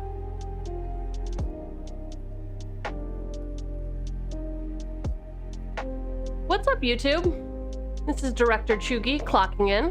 I'm a Siren VTuber who has turned my back on my lineage in pursuit of a cushy corporate job in tech. In my off hours, I do VTubing. Usually, you can catch me reading some manhwa, among other things. Today, we're talking about the Fifth Amendment. That's right, baby! Exciting bullshit. So let's get to it. We have learned that the Fifth Amendment gives you the right to a grand jury trial, which basically means, or a preliminary trial, which basically means you have the right to make sure that people just don't drag you to court for no reason. Self-incrimination is all about your Miranda rights. We also talked about due process, so you have to be notified of your crime, and the taking clause, so government cannot seize your property unless they compensate you fairly. That's it in a nutshell. You can go back and watch the VOD for actual details from lawyers. I am not a doctor, not a lawyer, so take it with what you will. But today, we're going to be learning if Lil Baby understands what the Fifth Amendment is. That's right. Lil Baby came out with a new song. We're gonna listen to it and we're gonna dissect.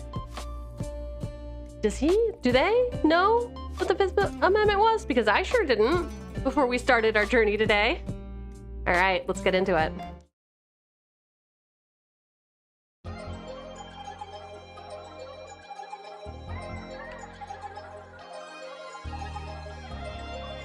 Yo, that's a great look. I might need to wipe it. $500,000 worth of jewelry when I'm out in France. Had a call up luckily for him, I ran out of bands. I done made it overseas, got a lot of fans. We ain't checking in no bag, shopping when we land. Big FN bag up off me. Plead the fifth if I get caught, they talk me. Can't be dripping on them, I been saucing. This that brand new dose and not Lacoste. Plug tried to test me, it's gon' cost me. Soon as I get the load, then we gon' cross. They just rapping about it, they imposter. I was in the trenches with the monster. Tailor-made suit like the monster. Paid it full up in the monster. We was on the I like the business look for sure. Ooh, the shorts. Those slits. Oh, I need it. I need it. I need that drip so bad. See? This that brand new dose and not Lacoste. Plug tried to test me, it's gon' cost me. Soon as I get the load, then we gon' cross. They just rapping about it, they imposter. I was in the trenches with the monster. Tailor-made suit like the monster. Paid it full, pull up in the monster. We was on the private jet with shop. In my neighborhood, they treat me like a chopper. I been hearing rumors they gon' rob me. I ain't really in the giving one, but I be damn, I let a nigga harm me. We gon' get honestly, that's what I do at work. Shoot two hands, ooh. You could've got him, you fronted your move. You tried to snake me, you thought it was cool. Ooh, police can't stop us, we jump out the room. You did the damage, you feel like a goon. You feel like a savage, 2-1 in the room. I put on joggers, I give it the boom. I brought a candle like shoot up the plume. Shot him at 10, but they found him at noon. Gave him the money, I could've refused. I saved my face when I turned on the news. You cut from the bottom, you gotta get bruised. Don't like the bribe, but they dab out of tools. You claiming them bodies, you fronting your move. You act like you racked them, you capping, it's cool. Rich and Millie plain Jane Blue. I slide in my girl car, I ain't worried about real stuff. Okay. She don't like girls that like girls, so I'm like, girl, just stop. I'm like, girl, just stop. I'm feeling sexy again, these bitches just letting me in. And she be texting again, and I respect her, I fuck with her friends. Watching her fuck on her bestie again. Baby mama acting petty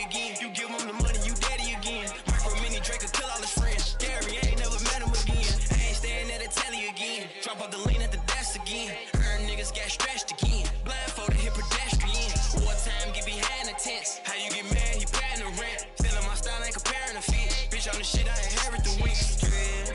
I slide in my girl car. I ain't worried about real style. I better whack him out like it ain't have a day. Eat her tomorrow. She don't like girls that like girls. I'm like, girl, just stop. I'm like, girl, just stop. Big FN bag about me. Plead the fifth if I get caught, they talk me. Came through dripping on them, I've been saucing. This that brand new dose, not yo, it's good. I could have spent more time on the office look, but of course I would say that, right? We was on the private jet with shop. In my neighborhood, they treat me like a stalker. I've been hearing rumors they gon' rob me. I ain't really into giving one, but I be damn, I let a nigga harm me. We gon' get and shoot it like a harm. Okay.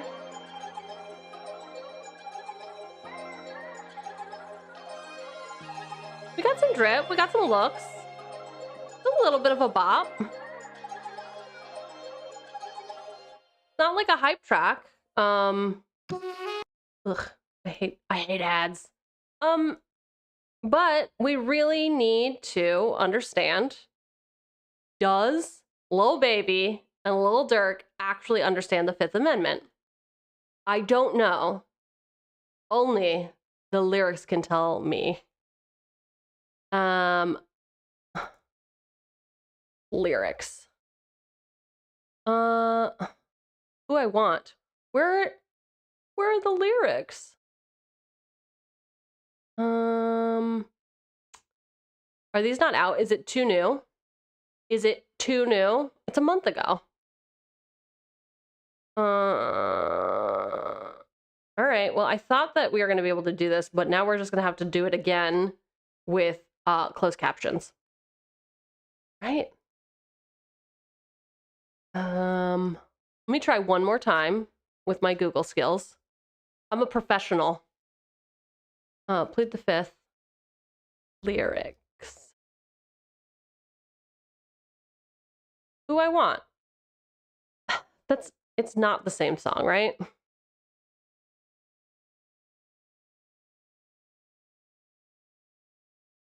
Plead the Fifth, I am making no comment.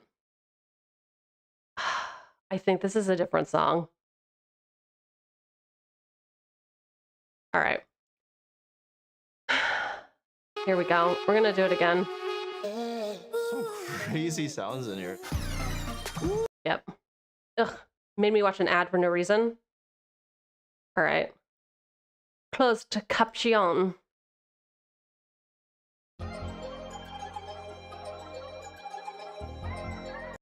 All right. I was like yesterday years old when I learned that you could just move these around. Closed captions, you can move them wherever. All right, so we are gonna assess, can we actually, do we understand what this is? The Fifth Amendment. Applause, huh? $500,000 worth of jewelry when I'm out in France. All right, so he is saying that he has a lot of money, or a lot of jewelry worth a lot of money when traveling in the French provincial regions. I ran out of bands. I didn't made it overseas, got a lot of fans. Yes. Checking in no bag, shopping when we land. Okay. Okay, cool. We're gonna go to France, and we are not checking any bags because we're gonna shop when we get there. Dripping on them, I've been saucing. This that brand new dose and not Lacoste. Plug tried to test me, it's gonna cost. As soon as I get the load, we gon' cross. They just rapping about it, they imposter. I was in the trenches with the monster. Tailor-made suit like the monster. Paid us full, pull up in the monster. We was on the private jet with shop. In my neighborhood, they treat me like a stalker. I've been hearing rumors they gon' rob me. I ain't really into giving one, but I be damn, I let a nigga harm me. We gon' get. Okay, so you went to France with an empty bag, maybe. So that you're going to fill it up with a lot of money. You got a lot of money when you're there, maybe in the form of jewelry. You're hearing that people are setting up to rob you.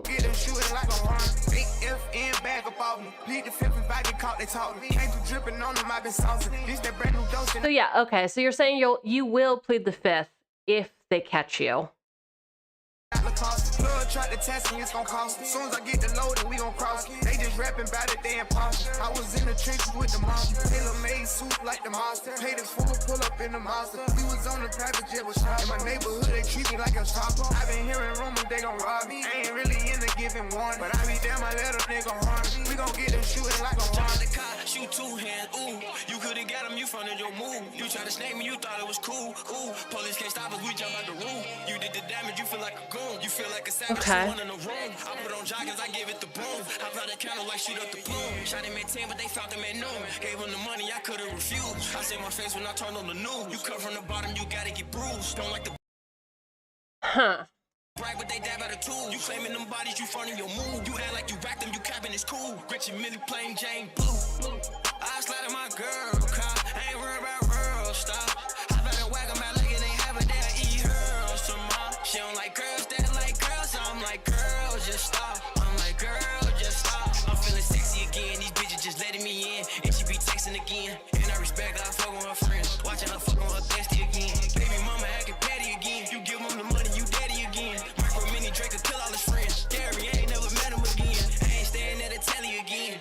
These captions suck. Niggas got stretched again. Blindfolded, hit pedestrian. Wartime, get behind the tents. How you get mad, he paying the rent. Feeling my style, ain't comparing the feet. Bitch, on the shit, I inherit the week.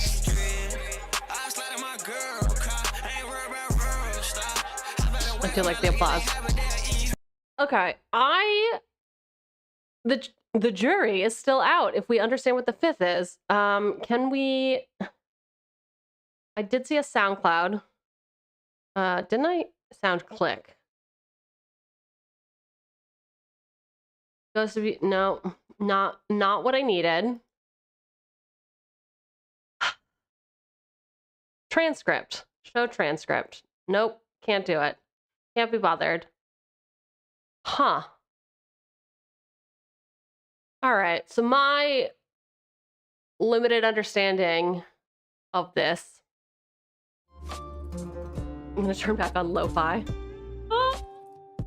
is, does Lil Baby understand what the Fifth Amendment is? And honestly, oh, there's the transcript. Not great. It's, hey, we're going to France with some empty bags. We're gonna load up on a bunch of jewels. We heard that these people are going to rob us. I would never let that happen. So maybe we set up a trap for them, but we're definitely murdering them. And then if the cops catch us, we will plead the fifth. So I think that there is a fundamental understanding that you must invoke a Fifth Amendment right with government officials, essentially. It's not, I'm pleading the fifth to a friend or the French authorities, because again, this has to be on American soil. It's the Fifth Amendment of the American Constitution. But the part that I'm really missing, which will give it a big question mark for me, is you must invoke the right to plead the fifth. So, are you actually going to use the words, I am invoking my Fifth Amendment right to stay silent? Or are you just not going to talk?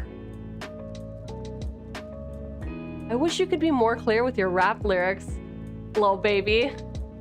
That would really go a long way to help me really be able to understand if you are able to plead the fifth successfully. Do you understand it? I'm gonna give you the benefit of the doubt and say yes. Yes, you understand how to plead the fifth and what it is. All right. Thus concludes my foray into attempting to do pre-recorded stuff. Not pre-recorded. Slicing and dicing YouTube or streaming stuff into YouTube clips. We see how it goes. But we are back to 5 Things Friday. We have learned a lot in the first 3 things. We've got a general vibe check, which is about white collar corporate bullshit, it being absolutely soul crushing. We got a beverage, an iced red eye, highly recommend, but it's more about the relationships we built with the baristas along the way. We talked about the Fifth Amendment, which, what did I label that as? Jargon. I plead the Fifth. We've learned all about the Fifth Amendment, grand juries, self-incrimination, due process, and the taking clause, which again, I'm just always gonna refer to it as that, I think, instead of actually just compensation, which is good. We learned that cops have loopholes. You can't just stay silent. You actually have to invoke your amendments, which is so interesting. Next, I'm going to talk about a book. I am going to recommend, well, yeah, I'm going to say I'm going to recommend a book because I keep recommending this book to a lot of people. It is Not in Love by Ali Hazelwood. You're welcome, everyone involved, for this. So I read my first romance novel honestly 3 years ago. It was the first time I got COVID and the first time I read a romance novel. I was traveling to visit family in the Midwest. There was a lake house involved. I was bored out of my mind. And there was a bookshelf at this lake house that was, it was like an Airbnb situation. And there was a ton of romance novels. And so I picked up one and I was like, oh wow, these are horny.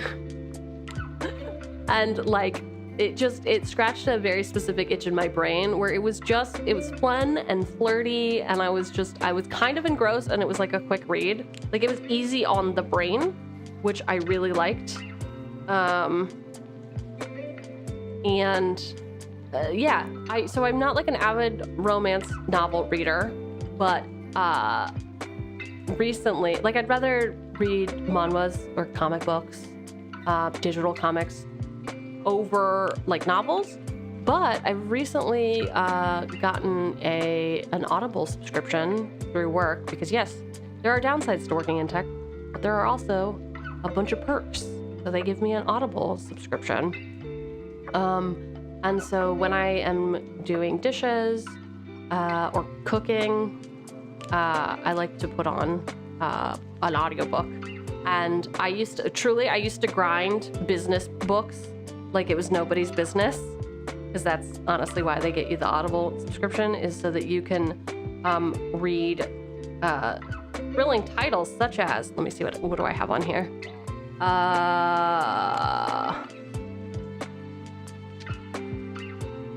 You Look Like a Thing and I Love You, which is a book about AI. Burn Book, which is about Kara Swisher, a journalist working in Silicon Valley and meeting all the tech moguls. Crossing the Chasm, a book about product adoption. The 7 Pillars of Customer Success, The Culture of Narcissism, Escaping the Build Trap, Jobs to be Done, Playing to Win, The First 90 Days, Build, Inspired, Thinking in Systems. Like truly, I could keep going. Like I'm keeping scrolling. You might have heard such titles as oh my gosh, why did I just blank on it? Radical Candor by Kim Scott. All of these are just wild, which it'll probably make it into a future version of this, but one of the podcasts I love is called If Books Could Kill, and it dissects all of those books I just named and points out how much bullshit there actually is in them. And it's so fun. So yeah, I've gotten off of that grind set and into romance novels. And I just was really gripped by Ali Hazelwood's work. I thought that it was really interesting. I think that the characters, they worked in STEM. And what does STEM stand for? Science something. STEM acronym. Science, technology, engineering, and mathematics. I know that because I work in STEM. I am a woman in STEM. Anyway, Ali is also a woman in STEM IRL, but they focus primarily on the science side of things, I believe. So she has got a lot of different books. This, at the time I read this, was one of the newer ones, about a food scientist doing food research and then being acquired by another company, and it's got a dating app culture in it. And I just thought it was a really fun read. So that is something that has been living a little bit rent-free in my mind as of late, is recommending this book to people who might not, who are not super in deep with romance novels and tropes. I tried to find like a good YouTube video for this. I truly did want to watch This Book Had Me Cackling, not in a good way, because I think that other opinions are good. Actually, I wanted to watch both of these. Not in Love, Ali Hazelwood's worst book yet. 43 minutes. I don't have time for that. I don't think you have time for that. Those are minutes I can never get back. And then also, like, these are two critical reviews, and I think criticism is good. Clearly, I have no taste, and I don't care. I'm fine liking bad things. Hell, the name is Chugi.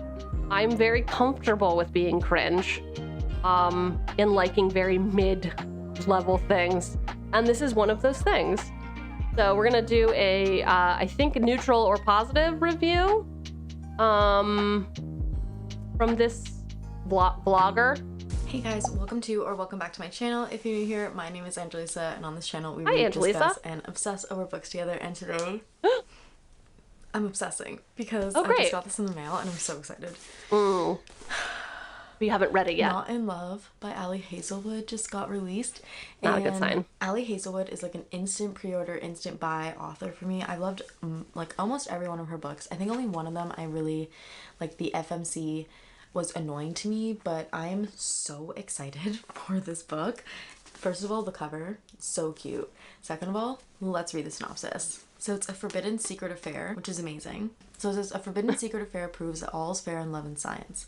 Rue Sieber might not have it all, but she has enough. A few friends she can always count on, the financial stability she yearned for as a kid, and a successful career as a biotech engineer at Klein, one of the most promising startups in the field of food science. Her world is stable, pleasant, and hard-fought, until a hostile takeover and its offensively attractive front man threaten to bring it all crumbling down. It is hostile. Eli Kilgore and his business partners want Klein. What a name. Period. Eli has his own reasons for pushing this deal through, and he's a man who gets what he wants, with one burning exception. Rue, the woman he can't stop thinking about, the woman who's off limits to him. Torn between loyalty and an undeniable attraction, Rue and Eli throw caution out the lab and boardroom windows. Their affair is secret, no strings attached, and has a built-in deadline, the day one of their companies prevails. But the heart is risky business that plays for keeps. Like, I'm so excited for this. It's forbidden, it's a secret romance, and at the same time, are you gonna like it though? They're kind of rivals. Like, he's the business partner that is taking over the company that she works for, so, which isn't really good for her, I'm pretty sure. So yeah, I'm really excited. I'm pretty sure. It's also I do like these. Exclusive edition, so I think, I don't know what the exclusiveness is, if I'm being honest. And yeah, I thought it was really fun. So dark in that room. Reading vlog, basically, or to vlog. The issue being next to a window, right? To vlog me reading this for you guys as a new release, as well as just like I just love fun. Ali Hazelwood. So yeah. Anyway, we're just gonna jump right into this book. I literally have no other thoughts. Oh my gosh, are we gonna get a montage? I'm kind of pumped. Playlist first and see if there are any that exist. This is how AI get out of optimizes here. my schedule. I don't care. I literally don't care. We didn't really want to go anyways, but now I've got an internet crush. Okay. Oh, there it is. She's taken, so can't help falling in love. All right. Well, hopefully these are DMCA approved. Not that we're monetized or anything, but it's good. Good to be safe. Okay. But it's not 'cause everybody you meet is dangerous. Factors will break your. Sorry, I'm forwarding. Hey guys, I want to check in because I've gotten a little bit into Not in Love, and I think I'm on like the first 100 pages. So on page 94, so far their chemistry is like really, really good. I've really been liking it. It is kind of like a workplace romance, a little bit of like a rivals romance. Like the MMC's basically like company that he co-owns is buying out the loan. You know, that the company. We live and learn here at Five Things Friday. It's very video heavy today. I clearly do not have the attention span for these videos. I think that that was a great, honest review from what we've seen. I will just say I like this book and I have been recommending it to people. If you are not 18, you should leave. This is not really a spoiler, but might be a spoiler. And also, you know, spicy. Okay. All the youngins are gone, I'm sure, because they can listen to directions. I have been recommending it to my girl gang because they are all have different feelings about penises.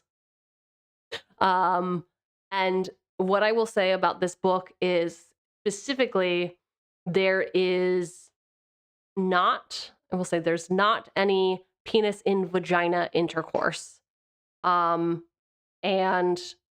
that was the first time I had really, like, that's not like something that is in other of Ali Hazelwood's books.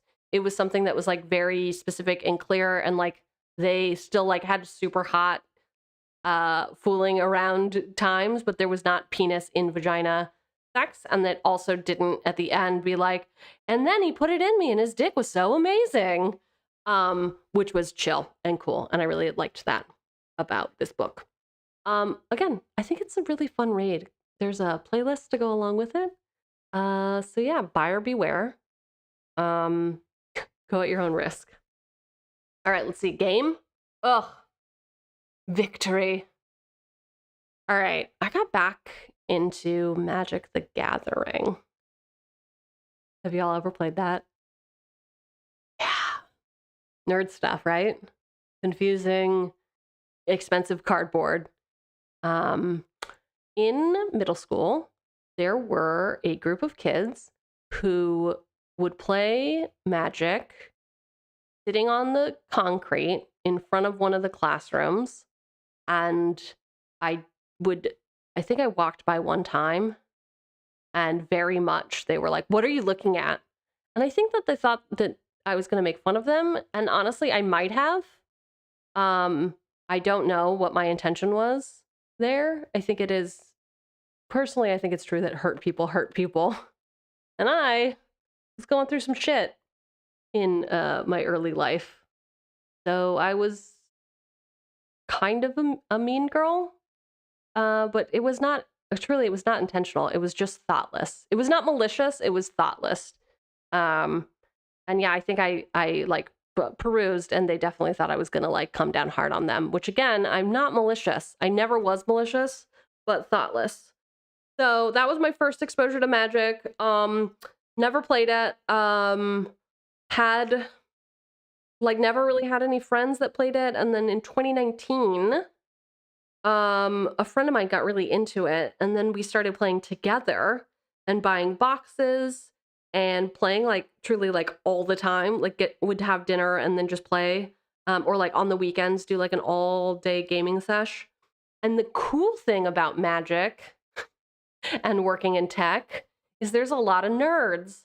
So usually on my fun fact, what I will do is I will say, oh, I play Magic the Gathering in my free time. And I always get people who are like, oh, really? But you seem so cool. And I'm like, yeah, I know. That's because I play Magic. Paper Magic with real cards. And I have made some, like, honestly, like, really great work friends through confessing, using it as my fun fact, essentially. I did that at one point with one of my clients when I was in consulting, and they live in the same city as I do. So now we have a little pod where frequently, I'm going to turn on some music. I don't know what it is, but talking without music just feels bad. Like, it's not as fun, it's not as soothing. I think I have more propensity to ramble, but I don't know. Only you can judge. So yeah, we now have a pod to play Magic with my former client. I would not call them a friend, in all honesty. But they work in, they work at a large evil company doing marketing. And then we have a lawyer friend, and we have somebody who works at, like in museums. And then we have me who work in tech, like capital T tech. So we have like a little Magic pod, and we get together and play Commander, which is a format of Magic. And it's super fun. Yeah, during the pandemic, they released Magic, the Gathering Arena, which is the digital version, to do other formats, not Commander. And I played a ton of it. And then yesterday, I don't know what it was. I got a little bite. I got a little tickle in my brain. I have not picked up Arena in, like, truly, I have not picked this up in, like, I think over a year. Like, if I would go on my personal computer and look up maybe a year and a half, a while ago. And then yesterday, for some reason, I was just like, I need to play Magic. So I installed it and am going through the tutorial. And I tried to stream it. And the thing that all of the like videos tell you, if you are at all on that, like how to become a better streamer, they all say don't stream. Don't spend all of your time streaming. Don't just go live. You need to like do all the other things. And I am not taking that advice, because the thing that I need to learn right now is like audio levels and how to make scenes in the like how to use the software, and how to make sure that I remember to turn on music, and then also like what format of content I like. Last 5 Things Friday, we did a podcast, and we listened to just straight audio, a portion of the audio from the podcast, which I think worked well. I also did a live reading of an entire chapter of a manhwa, which I also enjoyed. And then this week we did some explainer content. A lot of that, I guess. And I don't know that it worked that well. But I'll have to go back and check, because honestly, like doing it during, I generally am like, it wasn't that good. It was fine. And then I'll go back later and do a rewatch, especially with work things. And I'll be like, oh, that's not as bad as I thought. Actually, that was pretty okay, decent, fine, good even. So we'll see. But that's the 5 Things Friday for this week. Yeah.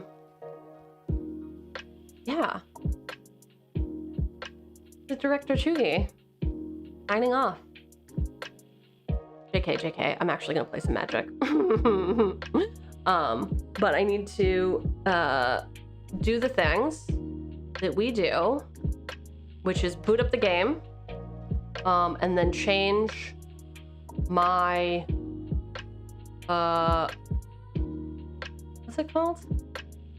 Category? Yeah. Edit stream info. Category. Magic. Also, I got like a little drunk last night on some margaritas, and was on like jumping between different Twitch streams. And I think I was like extra chatty, and I honestly didn't cross the line to be annoying. But I do wonder sometimes how people deal with just like annoying people in chat. I much prefer it when no one talks. Okay, it's kind of hard. Okay, cool. I'm gonna play some Magic. We're gonna get hyped.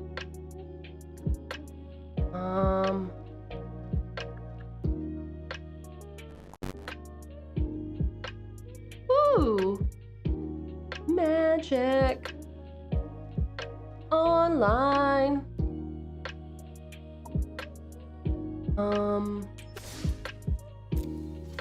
This playlist ain't gonna work. Gotta get, like I said, hyped. Getting hyped. Look at this.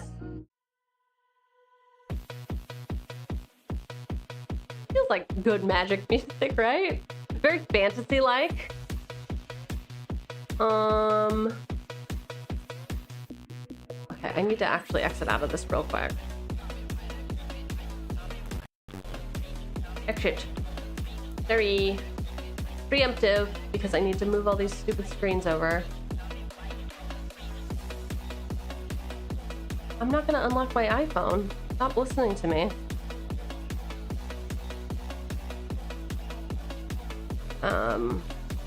You know, I know a lot, at least for me, stop listening to me. I know a lot of people thought that Camilla, maybe not. The first thing I thought was Camilla, maybe, not even the first thing. It was maybe like a little seedling in my little brain. I was just like, was that intentional? Is it like clickbait-y to like dox yourself? Obviously no one would want to do that. You had to move. It was terrible. Don't think that, Chugi. But this just proves that the new iPhone updates, they will dox you. They are listening and they think that they know what you want and they honestly don't. So be aware. Stay vigilant. Okay. So, I'm also gonna change stream info.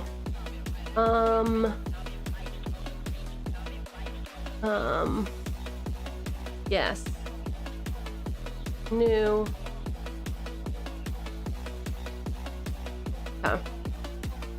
Grinding tutorial. All right, we're gonna grind this tutorial. It's gonna be great. Is it? It's not, is it? All right. I'm up for a challenge. Who said that? This guy? Why is this here though? Oh, this is the deck that I'm playing. Okay. So if you're new to Magic, don't know anything about it, all you need to know is that it is a collectible card game. So there are different cards that you can collect, aka buy, and then form your own deck based on a color pie of 5 different colors. They each have a different personality, each of the colors. And basically there are 2 types of cards. There are land cards, which are resources or mana cards that enable you to play the other type of card, which are spell cards. Spell cards come in many different flavors. They are creatures which battle each other. There are enchantments which stick around on the board. There are instants and sorceries which go big and go home. And essentially you use your resources. You can play one each turn if you have it. You use those to play your spells to beat your opponent. Start at 20 life in the format we are playing, and then you try to get them down to 1. Or sorry, 0. Obviously 0. Don't get them down to 1. Wild. We're grinding the tutorial, so it is very, very, very basic. Basic magic.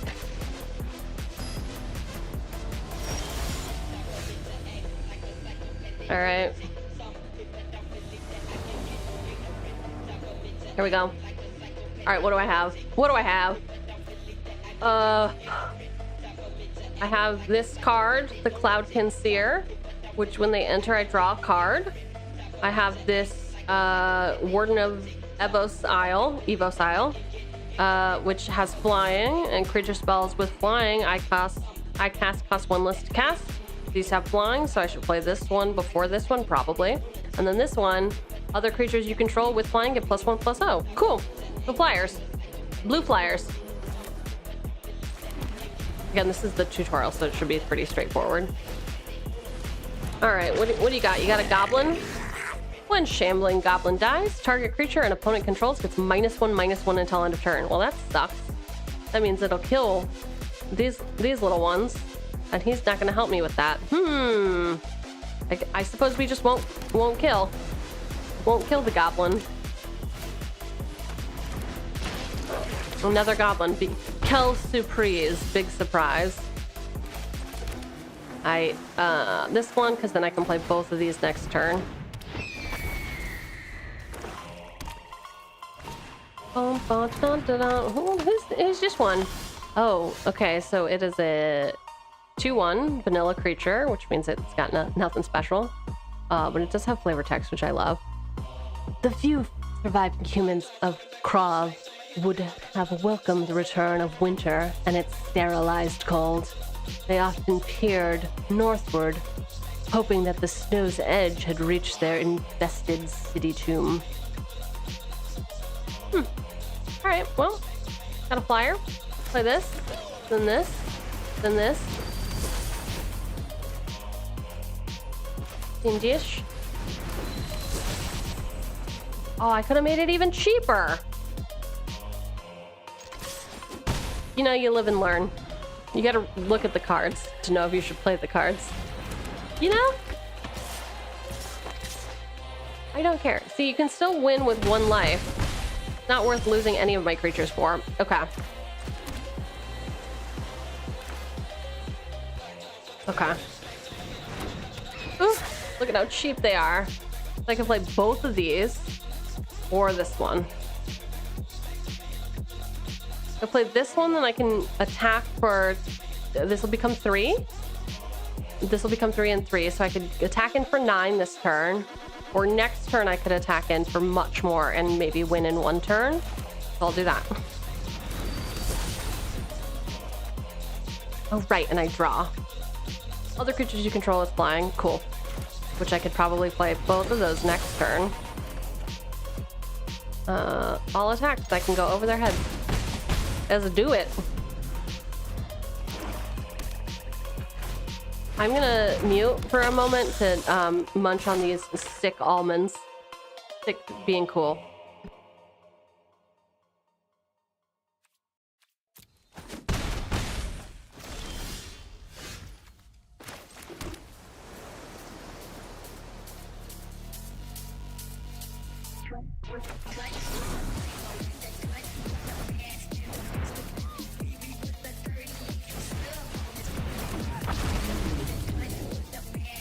Oh no, I was 1 short from playing the other one. That's so sad. But don't worry. I smashed.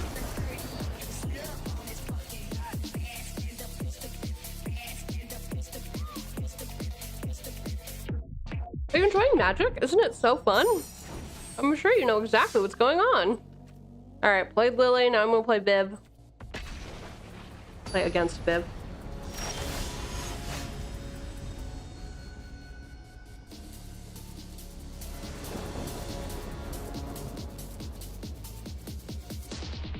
Alright,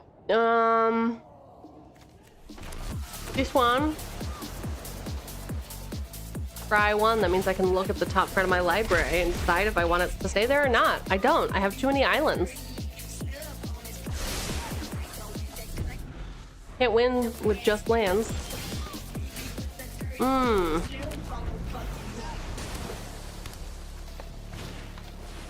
Oh. Alright, same tactic that I had last time. This guy first so that I can play both of these next turn.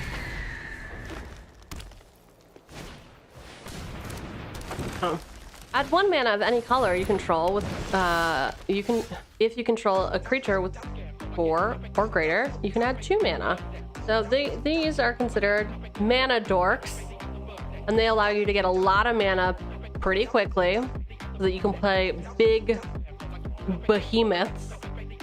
So at least for me, I need to make sure that I either keep blockers behind to block those biggins, or or I win fast.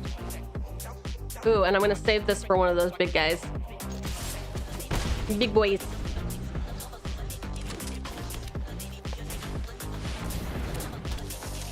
Oh no, reach and vigilance, huh? Okay. Yeah, I am gonna put you away though, because that'll make sure that, well, I guess you can do that next time. Can't be blocked this turn, chill. All right, All attack.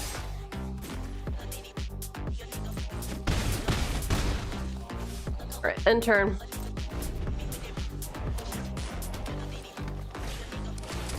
Ugh. You're back. Now I can do this on their turn. And I'm gonna do it now. So that they can't use this mana for a bigger boy. All right, this one. Technically speaking, because I'm not attacking with this creature, I should wait until after my attack stage to bluff, but the computer doesn't know that. Computer can't be intimidated. Okay. Now I have an option. Oh yeah, I can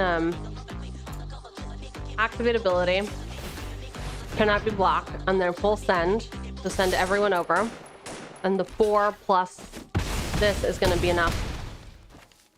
But now we don't get to see those big boys.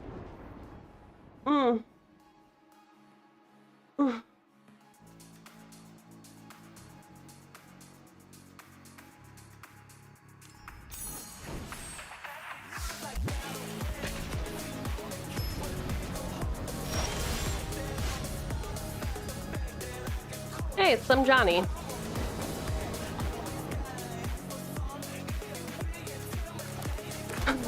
What does Water Shaman do? Whenever a creature you control with flying enters, Water Skin Shaman gets +1/+1 until end of turn.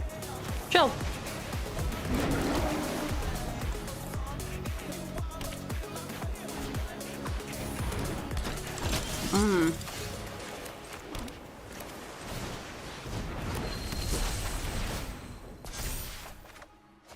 Yeah, I'm not gonna send him because double strike. You kill him. And I don't want that.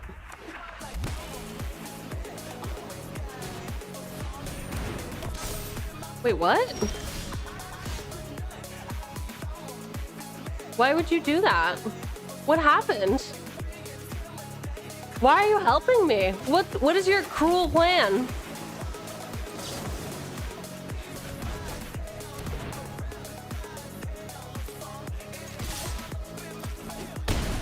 I don't understand.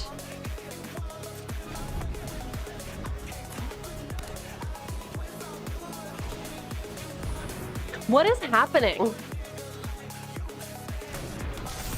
Truly, what are you doing? Oh, can't attack or block, huh? So you're gonna load me up with these? Cool trick.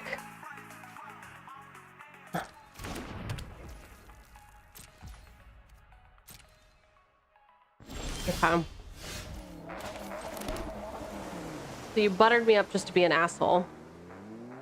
He cannot attack or block, but I can unsummon my own creature. Wow, I'm learning. And then recast him. Not as beefy as last time, but, you know, that was not his own doing. Boo! Alright, when Riddle Master Sphinx enters, you may return target creature an opponent controls to their hand.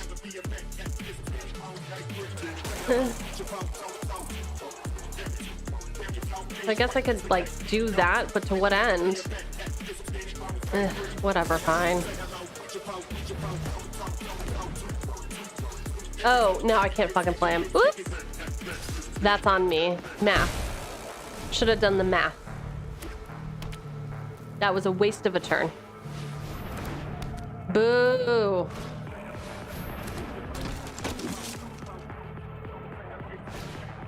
Again, it's been a long time. Why would you do it on me? Do it on your own creature.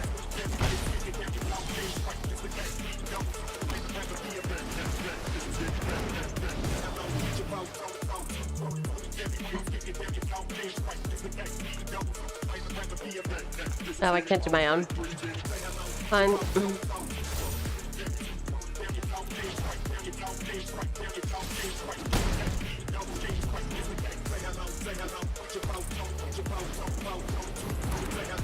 Wow, just weird fencing ace, huh?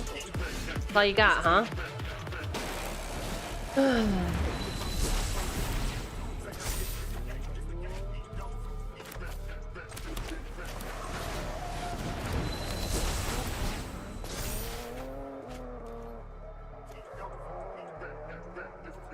Alright, full send. Why would you do that? I don't like how they're not... They can't adapt. They can't be smart enough. Why are you doing that? This is the most annoying thing ever. This would be so confusing.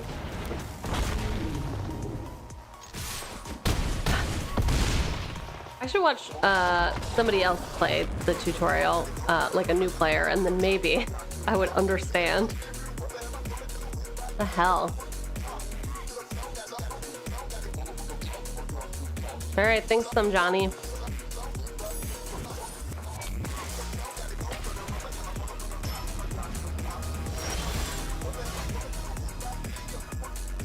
Okay. Ugh. That's glint. Target creature you control gets +0/+3 and gains hexproof until end of turn. That's something.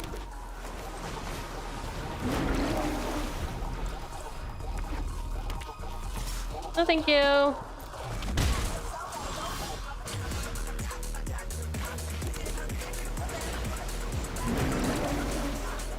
Next.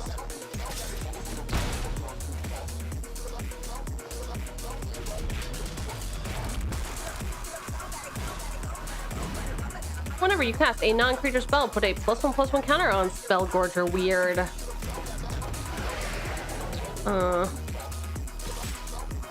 Half. No block. Half. My turn.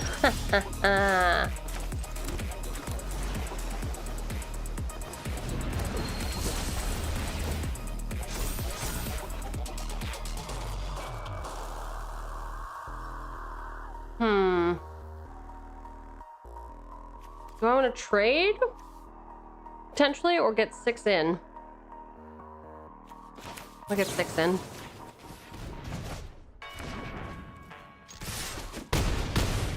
Smash, smash. As you can see, I'm fairly aggressive. And I don't, you know, think 8 steps ahead. I'm impatient. Let's just call me impatient.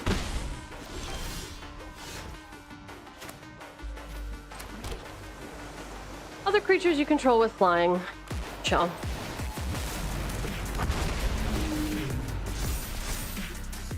Alright, I'm willing to trade now, I suppose. Yeah.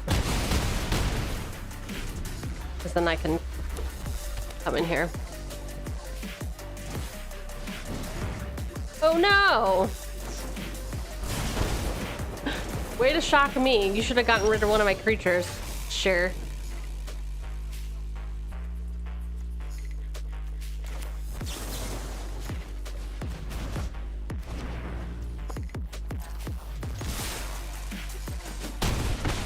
We've done it!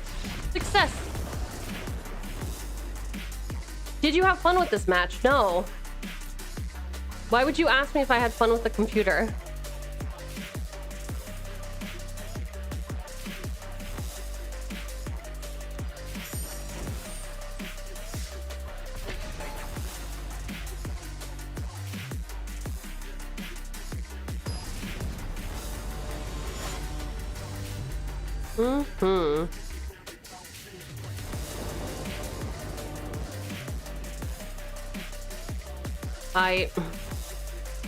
Now, my opponent goes first, and I can decide if I'm going to keep this hand.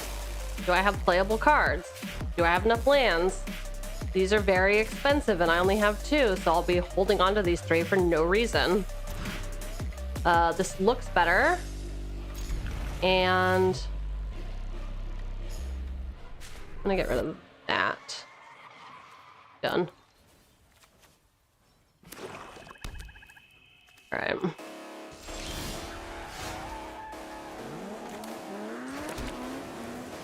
Yeah, am I playing a real person? Is that why?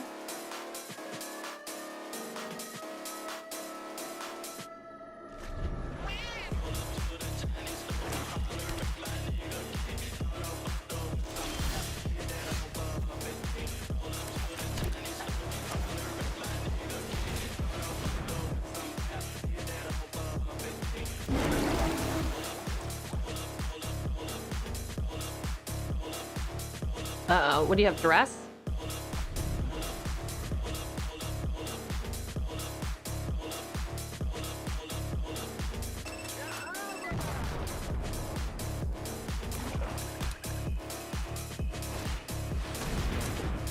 All right. When experimental confectioner enters, create a food token. Whenever you sacrifice food, create a rat. Okay. I do not want to unsummon that. And I don't want to water knot it either. These are instants, so I can play them on my turn. No attacks. End turn.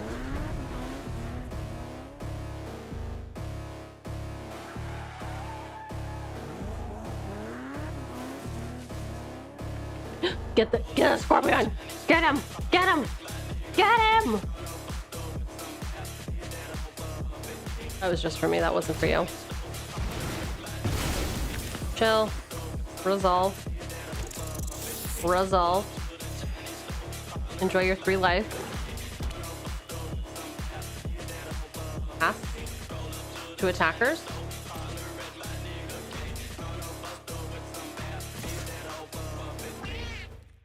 Yeah, I honestly,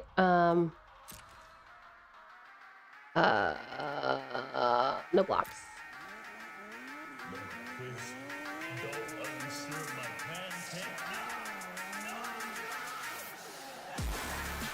What's happening over there?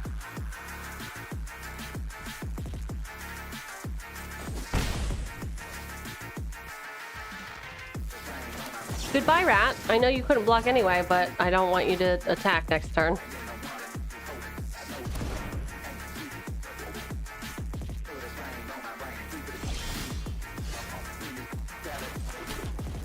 Tap all creatures target player controls. Those creatures don't untap during that player's next untapped step.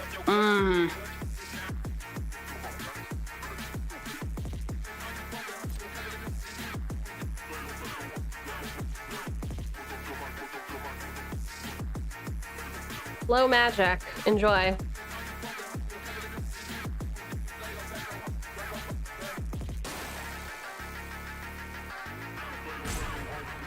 Oh, you're on a timer. Yeah, all attacks, please. I'm gonna eat again, 1 second.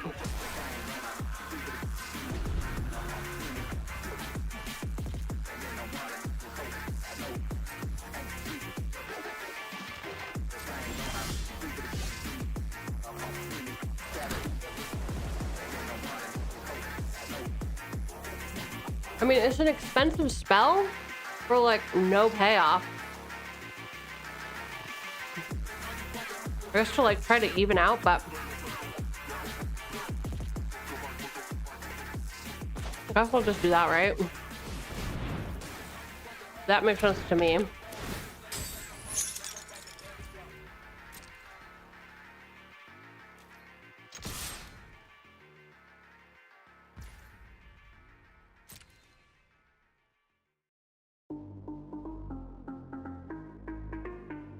I mentioned earlier about like the coworkers that I play Magic with. So I also, fun fact, my current colleagues, when we travel, we'll all bring a deck to play with each other because we never really get to see each other in person. And I forgot my deck last time, and I had to go to a store and buy a deck. And okay, sorry. Let me read this first. Lifelink, when Gumdrop Poisoner enters, up to 1 target creature gets -X until end of turn, where X is the amount of life you gained this turn, but you haven't gained any life. Oh, you went on an adventure. I see. Pass.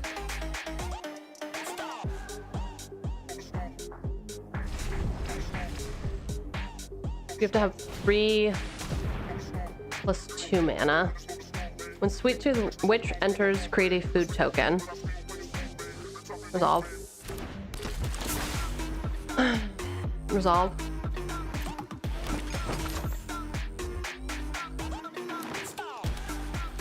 Oh, you had green the whole time. Interesting. Because I have not played in this meta at all.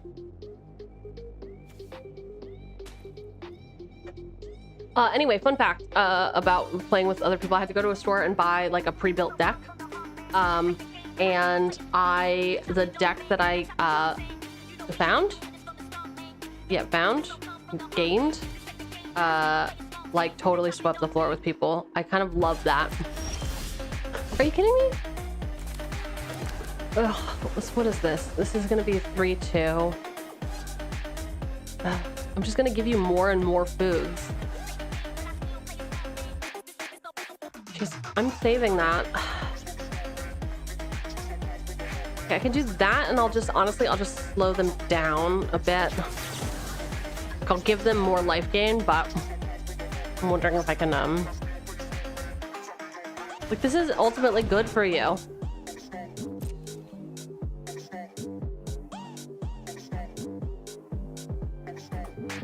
What are we doing?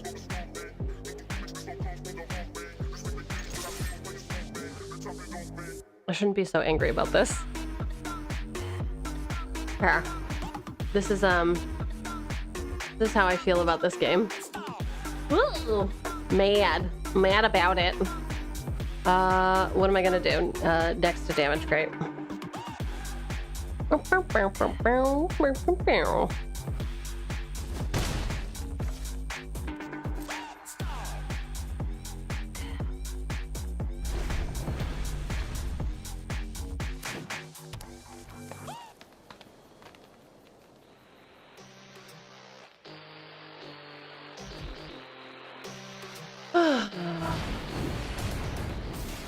Okay, we're going on an adventure, right? To create a food, or are we sacrificing a food and he gets +2/+2? Yeah. All right.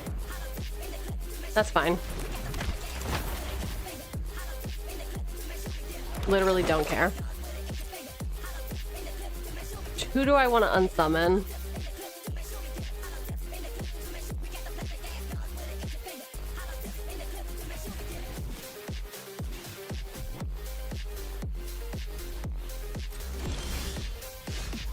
Hey.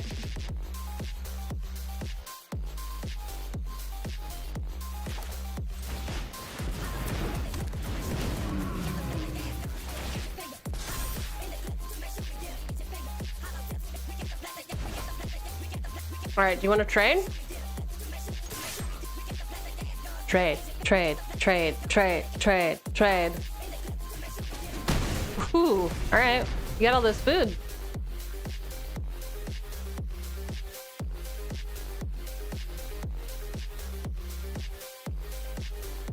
Are you gonna deal 3? What's your play? Glorious.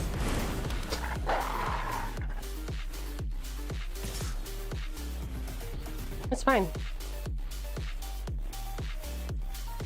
No blocks, I don't care. I don't need the life. I don't know what trick you have.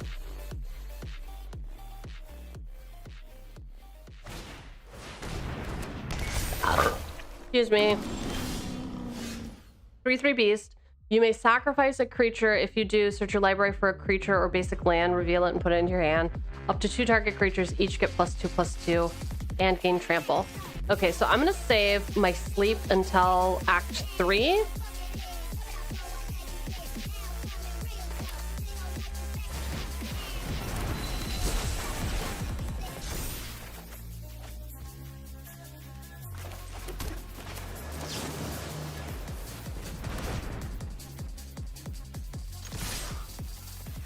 I think that's solid. Do you want to trade now?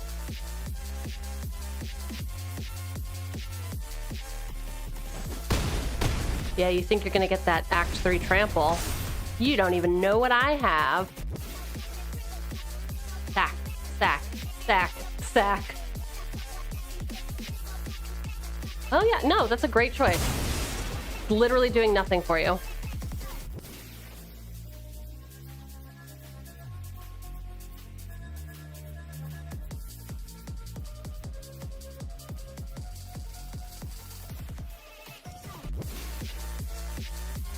I mean, do you have a flyer that you can put out? Because otherwise you're dead on board, even without my tricks. When enters, create 2 food tokens. Whenever he attacks, you may sacrifice a food. Okay. Like your GG's, right, sir? I mean, you've got a lot there, but I don't know. Okay. Good job. Or are those different foods? Wait, why do we have too many different ones?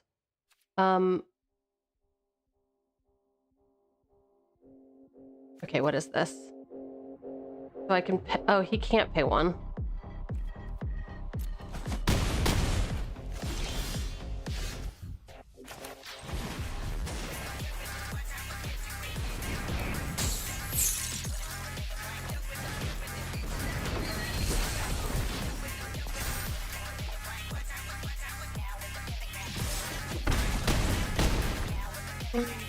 I did it! Huzzah! Go us, go me, go team.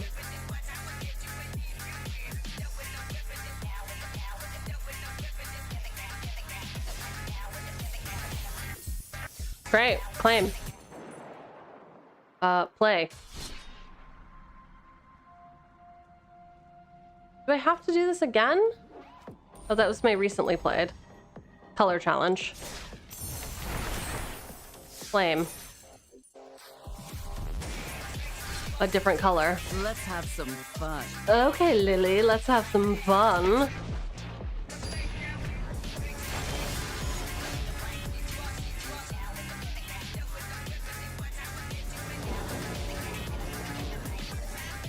Huzzah.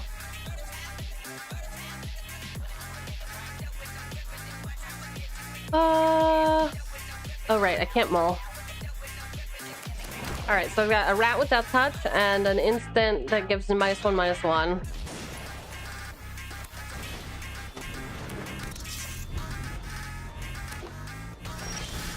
Alright, this, I'm gonna get him out and attack in with the rat.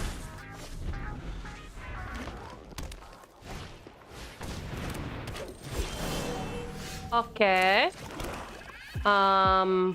Have fun dying.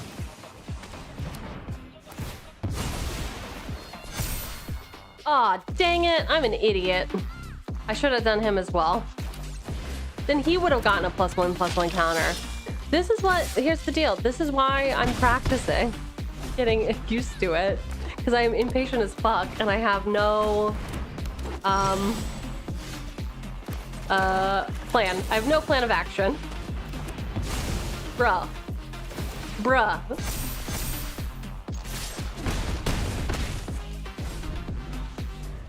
Really fucked myself.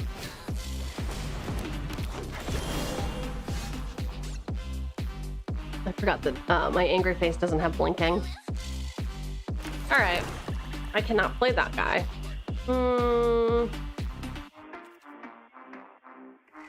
Well, if I do that, he'll just get beefier. I'm gonna go here and here.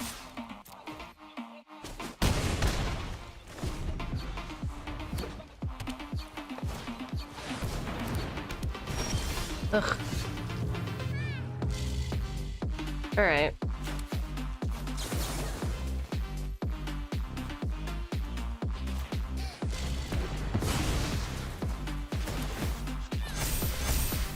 No attacks.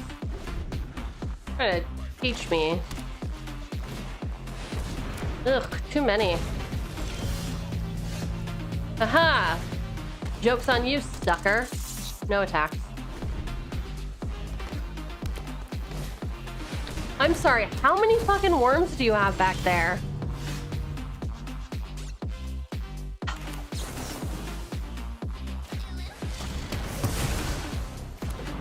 I mean, it was an instant. I should have just saved it, but no.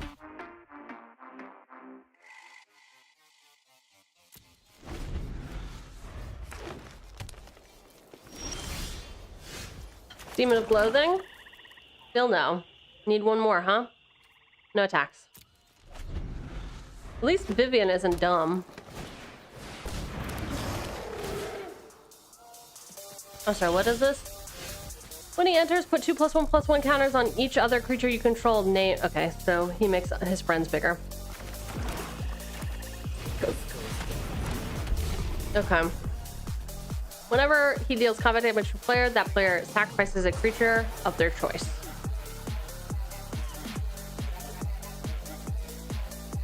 No attack.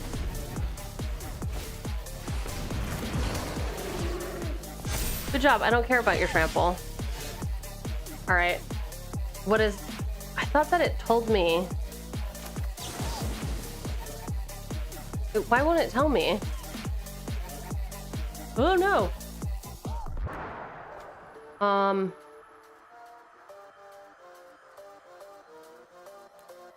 Ugh, why does this happen? Cancel. I think I'm just gonna do this. GG's, right? Like... I don't... Sometimes you can't overthink it.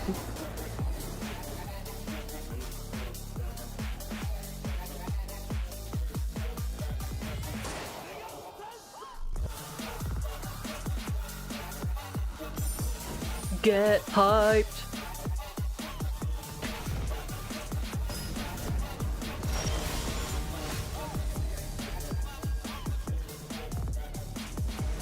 How long do we think it's gonna take until they catch on that I'm not working? Months? Years? What do we think? I've literally never been in trouble at work.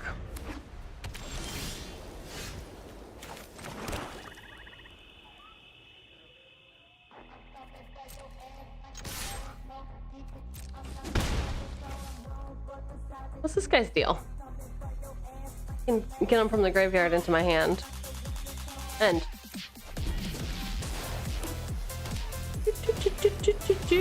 Okay, 2/2 with nothing going on, huh? Yeah. Goodbye, sir. Am I literally just gonna make you bleed this whole time? At the beginning of your end step, if an opponent lost life this turn, put a +1/+1 on him. Alright.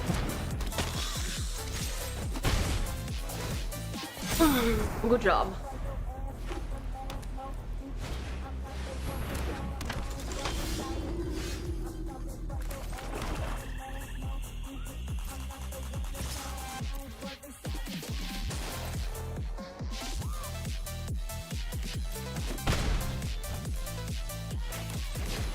Skellington.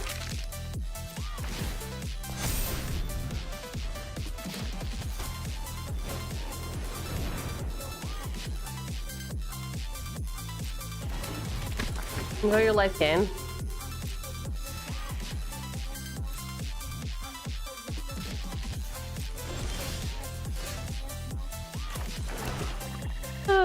Next. Oh, you know what? Okay, so I have this. Which means I'm gonna go here and here. You like how I did that? Not explaining anything. So he's gonna block. Oh, you're gonna double block. Well, that sucks. I'll at least take one of you out. Done.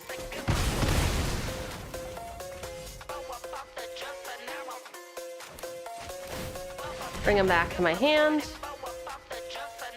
And play him again.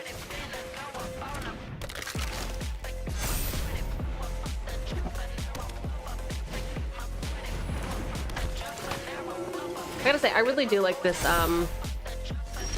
+1/+1 life gain deck. Okay, so I can do -2/-2. Here's what I'm gonna do. Bam! Don't want him to get too big.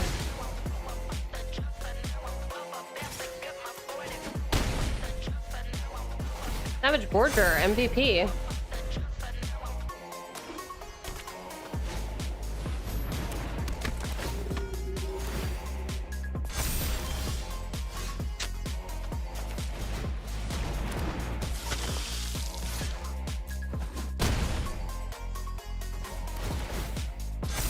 Love to see it.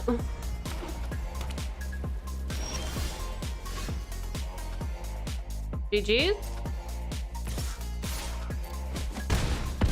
Yeah, GG's. Look at us.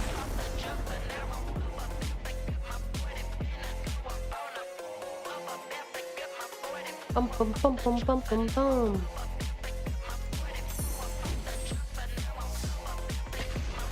Chandra.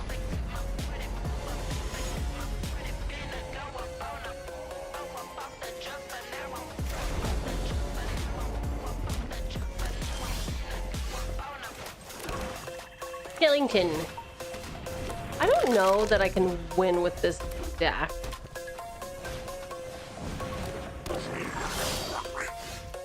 But I must be able to.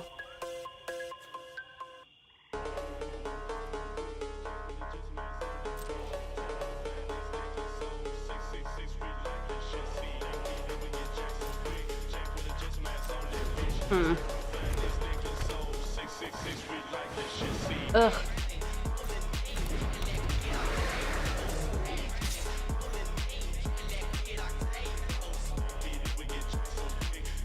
Yeah, I guess I'll block.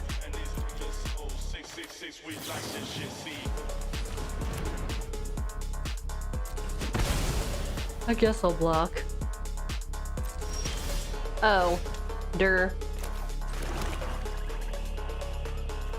target creature gets +2/+2 and gains indestructible, huh? I'm gonna do this. And then just come in for that little 1 damage. Oh. Why did I make that sound? I couldn't tell you. I could not be bothered to tell you.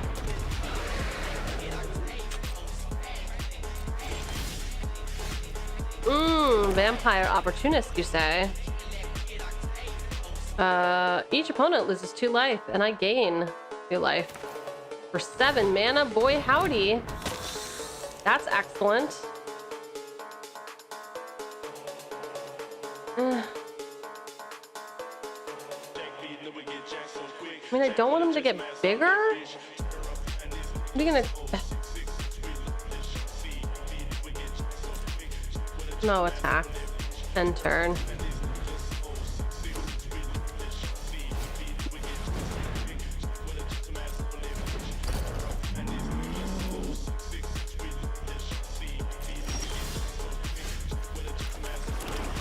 Ugh. Alright, do I clear the board and waste these?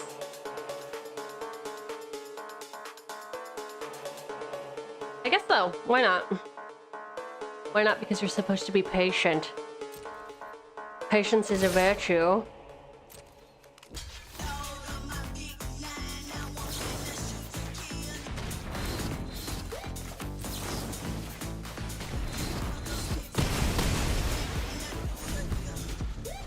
I know, thrilling. What a thrilling turn. It's all leading to this.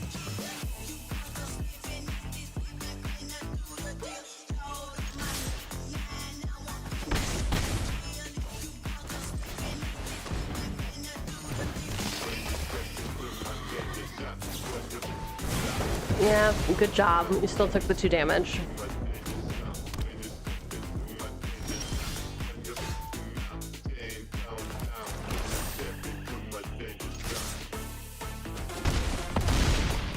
Bum bum bum bum bum bum bum bum bum. Okay, goodbye. Oh no. Can I get him back? Oh.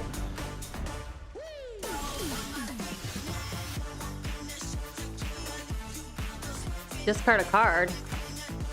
No problem. It's this one. And then guess what? I'm gonna just get him back. And then also guess what? Check him out, he's there.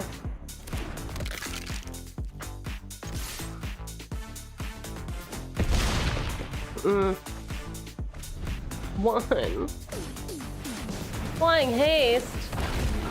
Good thing I cut him out. What are you doing?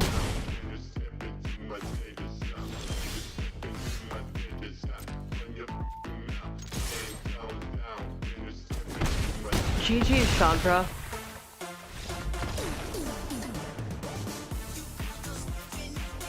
Wiener, wiener. We've done it.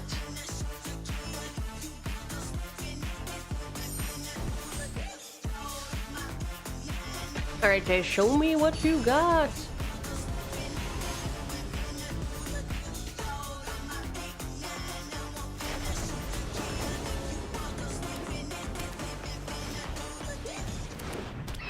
Oh no, birds.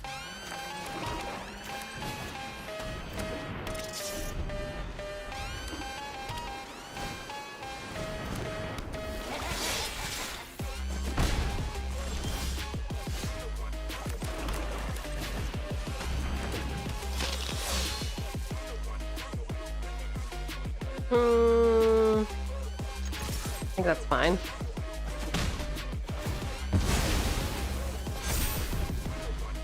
I'm comfortable with that trade.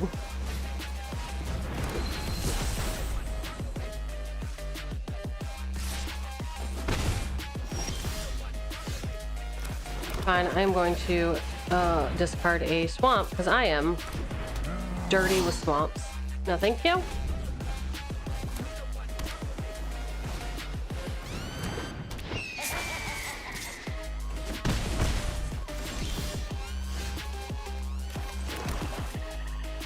One damage to any target. Goodbye, Cloudsia.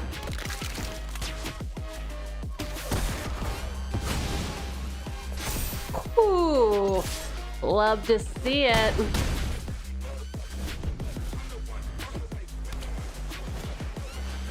I do think it's. I know we talk about this all. The collective, we talk about this all the time. But Skeleton Archer has a bow and arrow. How do they not have reach? Wild.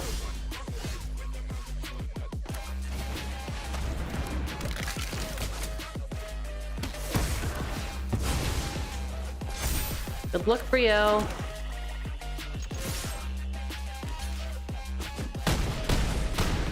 Bam, bam, bam.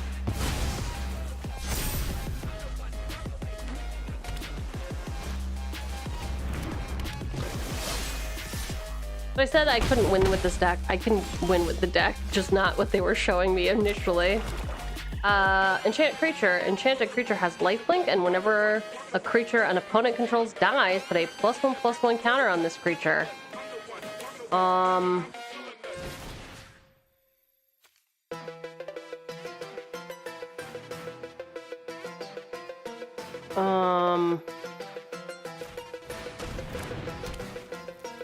I mean, without that, yeah.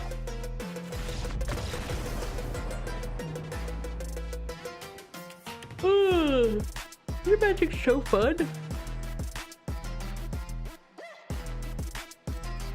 Boom, boom, ba-dum-dum-dum-dum-dum-dum.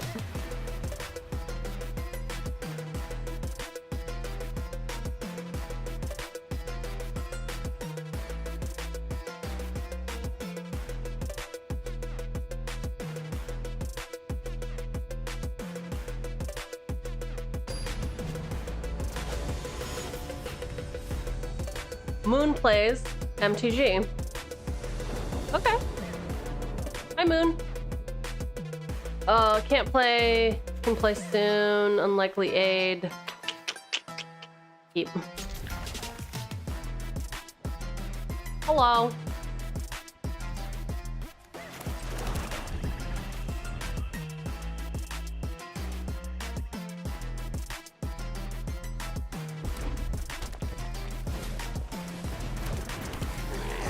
First strike, haste, sacrifice him, draw a card. Okay.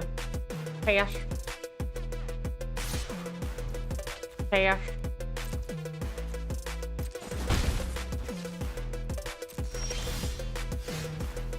Moira.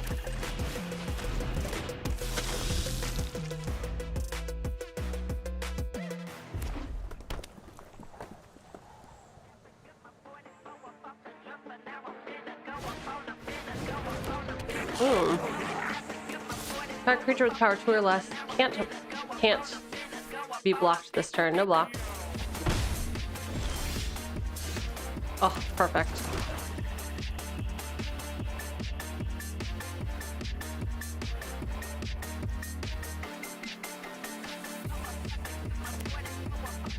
All right, next.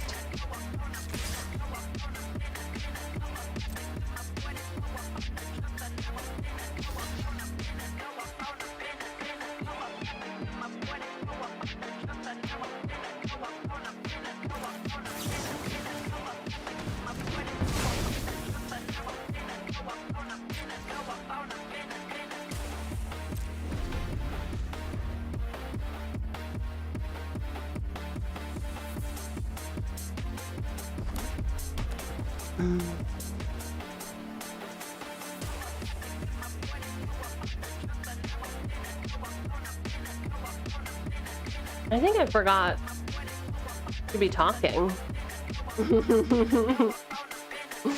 All right, what do we got here? We got Unlikely Aid. Instant. Target creature gets +2/+0 and gains indestructible until end of turn. Ah, okay, you're going to play Goblin Gathering for 2. Create a number of 1/1 red goblin creature tokens equal to 2 plus the number of cards named Goblin Gathering in your graveyard. Okay, we have some gobbos. I'm going to pass. My turn.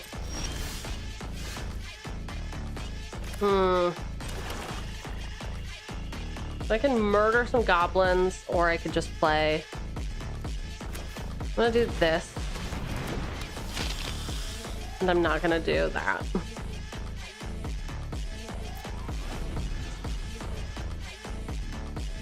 No attacks. No thank you. Alright, so we got murder, destroy target creature.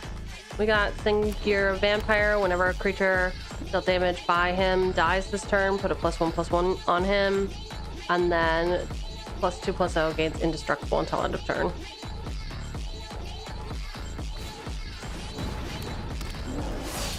Kind of unfair that I'm, again, with the starter decks.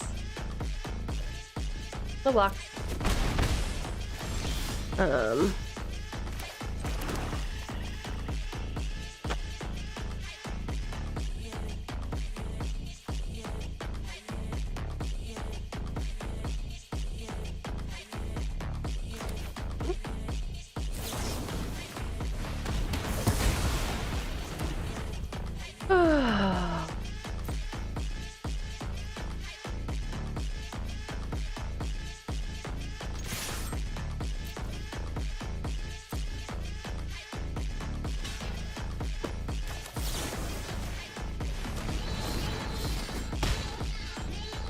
Feels like a waste, but it's fine.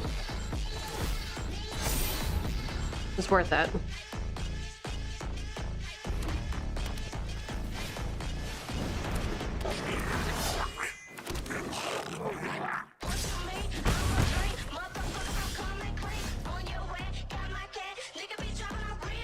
All right, I missed it. Sorry, my boss was slacking me. When Goblin Gang enters, create more goblins. Great. I can finally play him.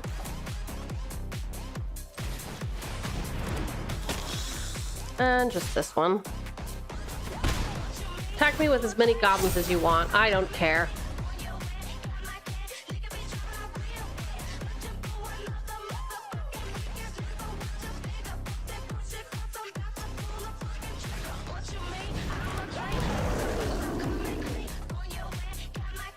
Okay, so you can dump mana into him to pump him up. Ugh, what is he, 4 goblins?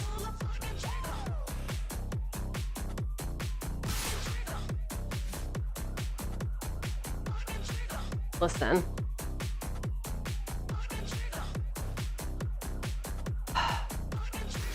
Here and here.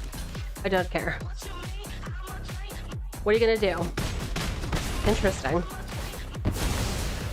I am fine with that trade.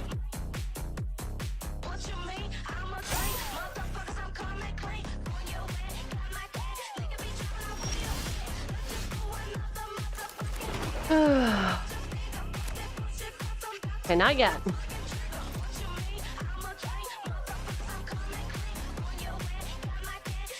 What do you have? Do you just have a shock? Is that what you have?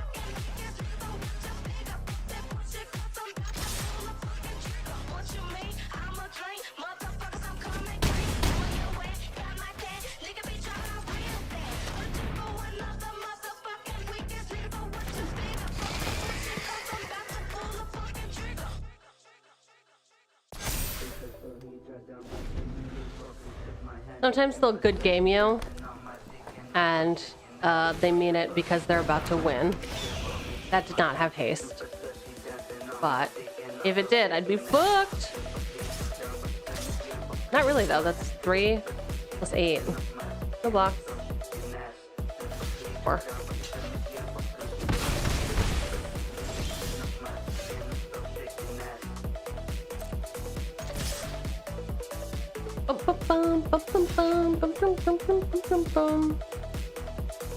You don't have anything that you can do.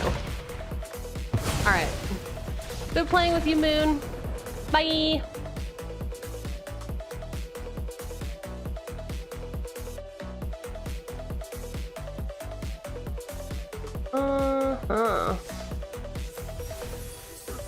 Alright, we are gonna claim. We're going to resume. Okay, claim. This one. Red. I'm ready to fight. Are you? Are you, Chandra? I'm just so ready to fight.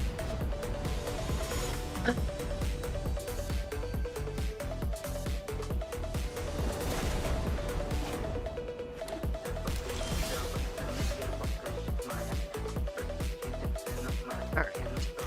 Oh, 10th Street Goblin.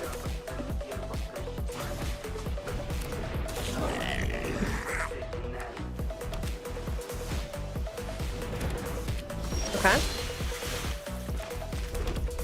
Cool. No attacks, please.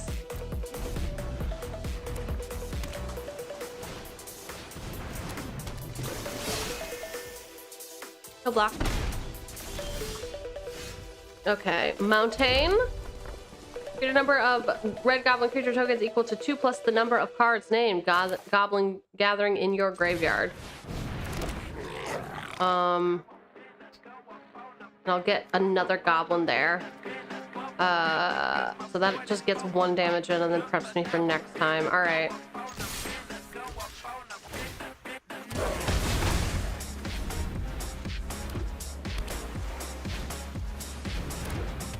Check out your merfolk. Alright. Whenever a creature you control with power 2 or less attacks, this deals 1 damage. Okay, I like that. And I like that. And I'm not gonna attack. I am not a fool. Wow, that is a lot of sword guardians. Alright, gobbos. Alright, here we go. Woo! Look, no, you did no blocks? Okay. This isn't fair, but whatever. Alright. I mean, it's death by 1,000 cuts, right? Like, that's what's happening. Oh, you're supposed to block, Jace. Wow. Just low clap for that.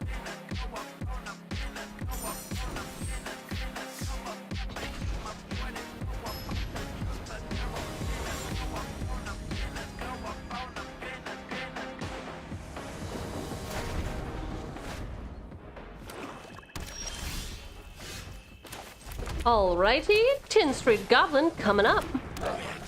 Goblin Tunneler is new. Target creature with power 2 or less can't be blocked this turn. Love it. Chill. All attack. I feel like all of these songs sound the same and I'm totally fine with that. Alright. This one. This one. Alright, tap. Target. All attack. Ooh, look at that. Look at this synergy. Ooh.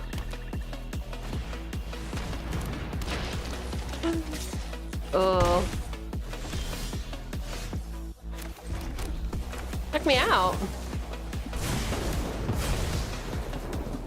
now I can attack in like crazy sauce.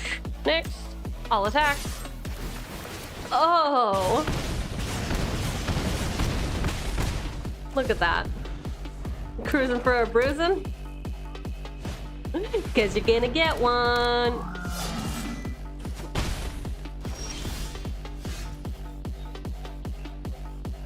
What do you discard us? Gee, they. Well, okay. Fun.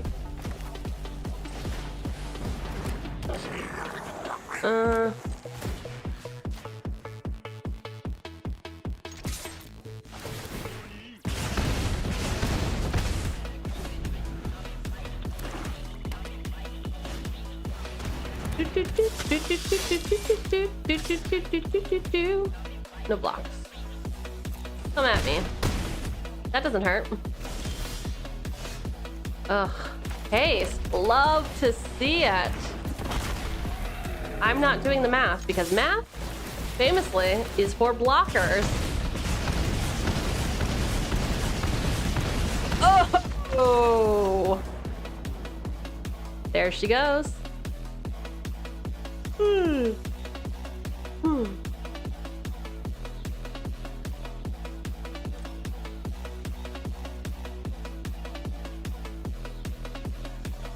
All right, goblins everywhere. Bum, bum, bum, bum, bum, bum, bum, bum, bum, bum, bum, bum, bum, bum, bum, bum.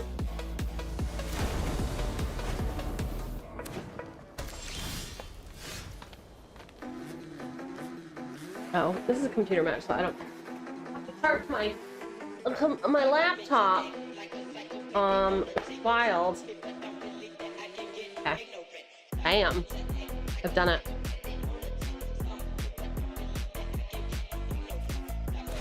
All right.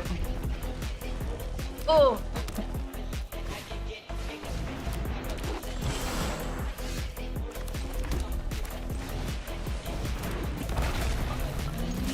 Let's see how the computer will handle it. Okay. Bum, bum, bum, bum, bum, bum, bum, bum. Great. Oh, love it. Love to see it. Shock. Shock. Would it have been better to the face? Who's to say? I don't know. I do kind of wish that they would maybe do like a playback to talk about the like in this framework of training and onboarding, like a play-by-play of like how we played it versus how like a pro player, like we could get Reed Duke to play, and he'd be like, okay, like here's how I would have played the hand. And just some rationale behind that. Okay, creatures I control get +2/+0 until end of turn. That's for later. No attacks. End turn.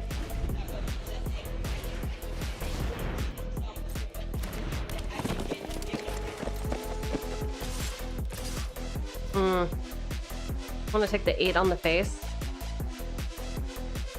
Ugh.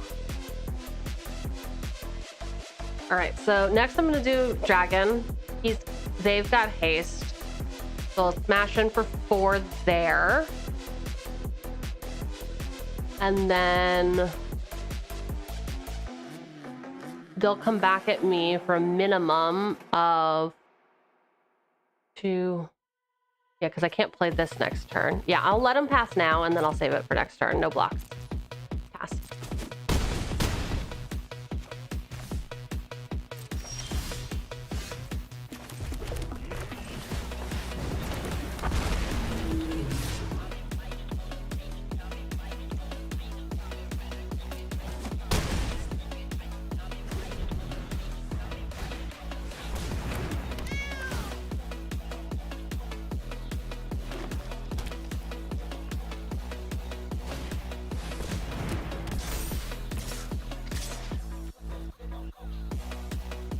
All right, what's the deal here? So that's 8 damage. My clapback is only going to be for 6. Wait. So if 2 of those get blocked, say those 2. And then that would be 6, 7, 8, 9, 10, 11, 12. Okay, so no blocks and I win.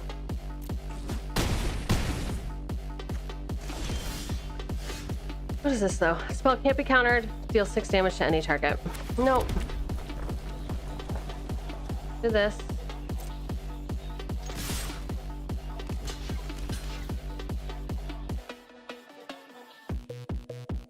How do I want to do this? I could either do 6 straight to the face, and then whatever. How do I want to do it?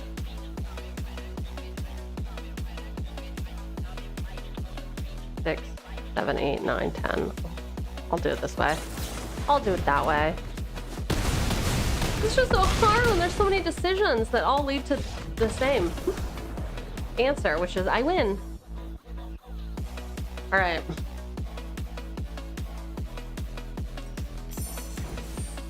All right, goblins everywhere. Ugh, we gotta play some Johnny.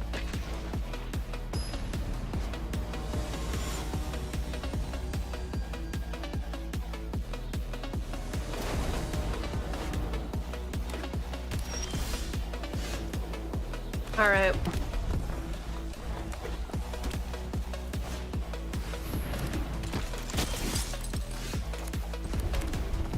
Let's go.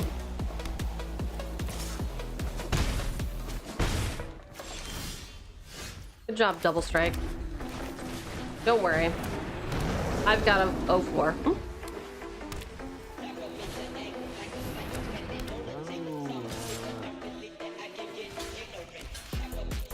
We can do this all day. All right, what is this? Can't be blocked. I'm just gonna do this. Next. No attacks. I can activate this on their turn, which is wild. Resolve. Pass to attackers. Go. All right, so whomst would I like to remove? Double Strike McGee or Vigilante? I think Double Strike. Nope. 2 blockers. Activate ability. Oh. Okay.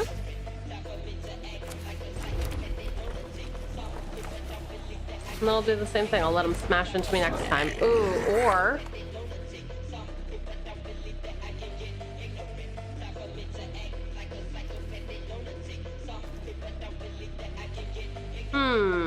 No. Next. No attacks. Oh, duh. I can't dump 3 in and eliminate any of those, so I'll do this. Duh.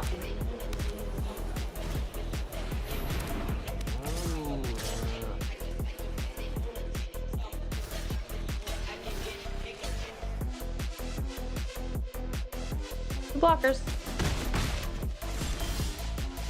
Okay. Moment of truth. What is this? When they die, return it to its owner's hand. Great. Phoenix. That's what Phoenixes do. How on brand. So I could...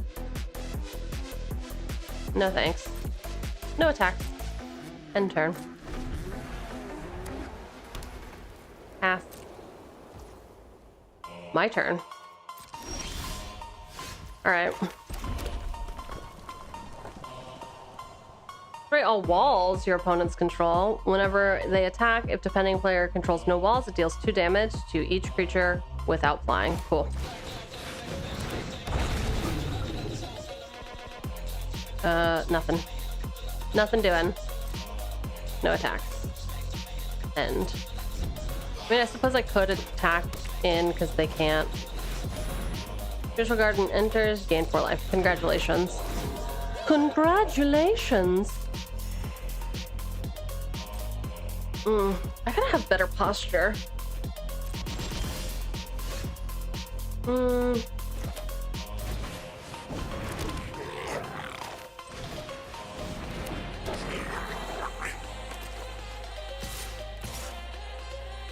attackers? Oh, right. That's what I meant to do. Do the fake out.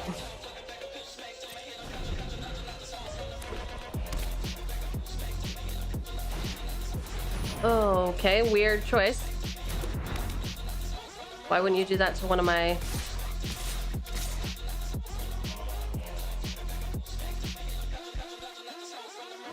Past the blockers. Here. The end. Ah. I mean, I guess I could have blocked that. Whatever. Literally, whatever.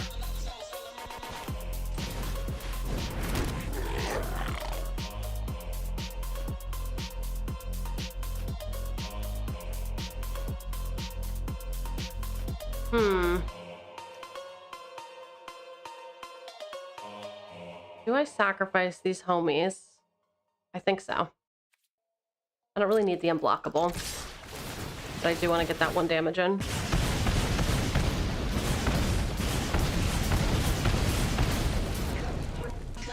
Next. Next. Fine. GG's. I've done it.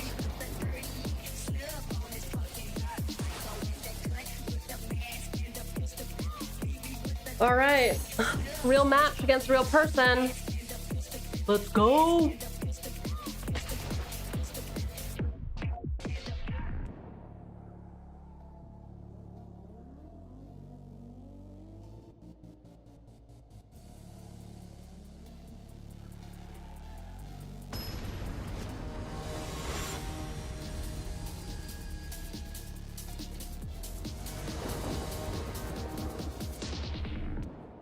All right, I'm going to... Fuck.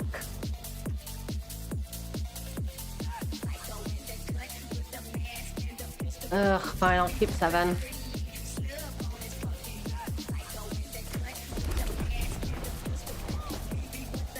Have not been in a while.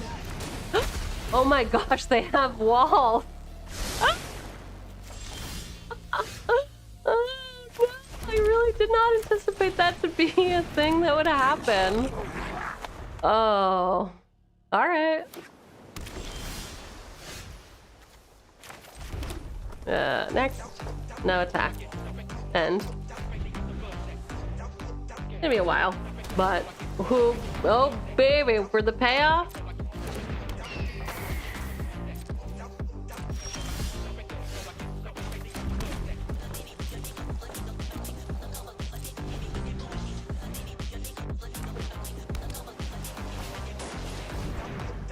Okay.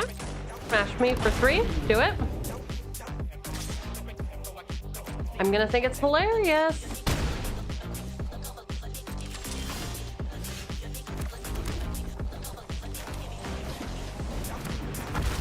Obviously. 4.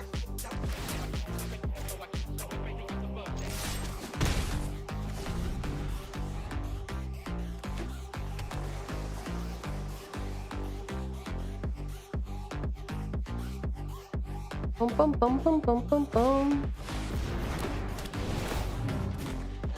Oh, yeah, return the haster.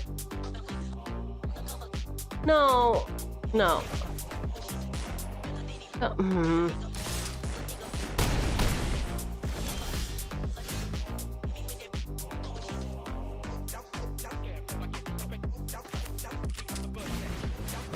I needed land, but I couldn't have it.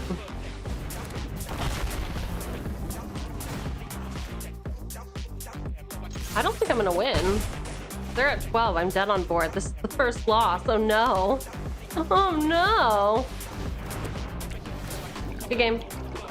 It's my own hubris. I kept siege dragons. Bruh, I'm dead on board.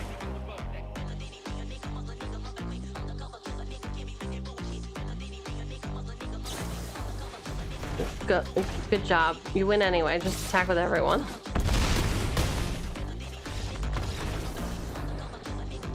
Yep. I mean, I'm definitely gonna take a screenshot of my defeat. My first, quote unquote, first defeat. All right. Very sad. Ugh. Play again. Defense? I think I could play it again. Wait. Okay, so I didn't need to win that. Okay. We're gonna do the last color challenge, but before that, I am going to take a quick bio. So hang tight, groovy people. I'll be right back.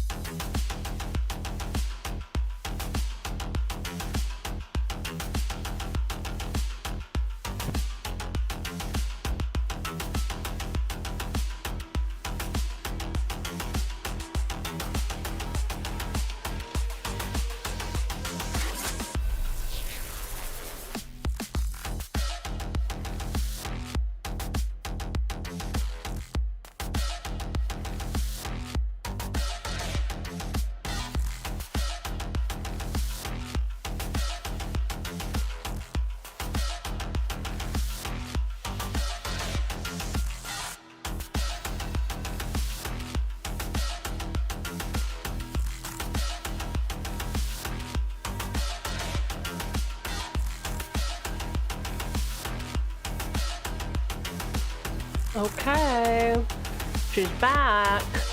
I hope that y'all got a chance to get water, do a stretch, rob a bank, etc. I really find that not only do I have to go to the bathroom every 2 hours, I also get like really snacky, and I'm trying to figure out what is the best streamer snack, because at least I mean, like too crunchy, no good. Too not like fulfilling or sustaining, not good. I don't know. I don't even know. I don't know any good streamer snacks. If you have any, let me know. Hit me up. Hit your girl up. All right, let's do it. Final piece of the color pie. Large and in charge.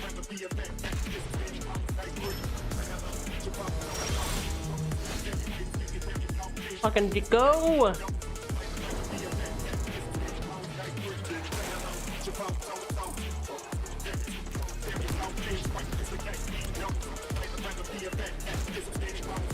Mm-hmm.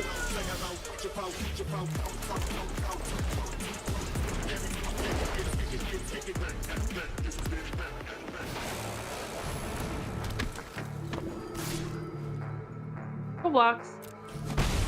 I need this large and in charge, boy. Now I can play this because homie here. Oh yeah.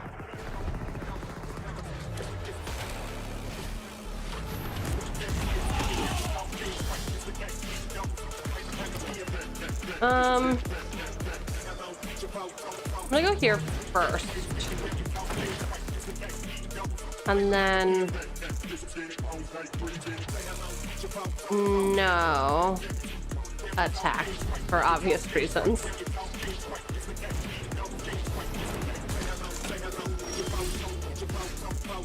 All right,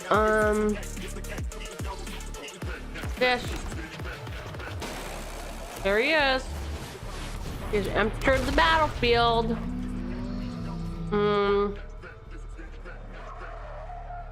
No attacks.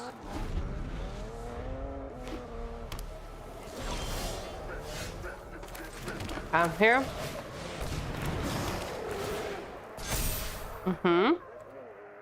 This one and this one, please. Thump, thump. Wait, what? +1/+1 until end of turn. It's a +1/+1 until end of turn for each land I control. Oh.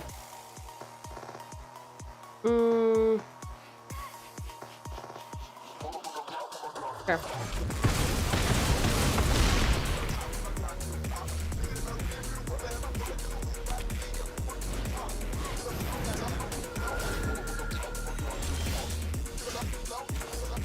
All right. GG's. Now it's for blocker, so I don't know. But I suspect, yes. Damn! I put it in the hoop like slam. That's how I met Shaq. Does anyone know what I'm talking about? Aaron Carter? Alright, we're gonna have to take a little break. Can I hide the game?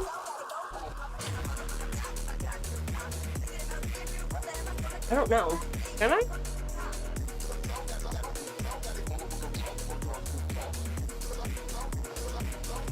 I can.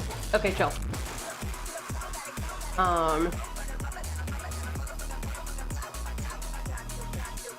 Aaron. Nope. AARON. Carter. How I beat Shaq. Obviously, this is fucking top. I don't want to answer any of your questions, YouTube. This is peak content. Goes. It goes.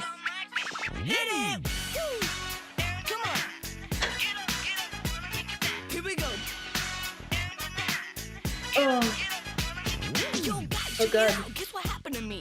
Another crazy story? Come on, AC. I was hanging at the court, just playing some ball, working on my game. Yeah, we heard it all. I heard the fans screaming. I thought it was for me, but then I saw a shadow. It was 12 for 3. It was Shaquille O'Neal. What did he say? How about some one-on-one? You wanna play? I told him why not. I got some time, but when I beat you real bad, oh. I cry.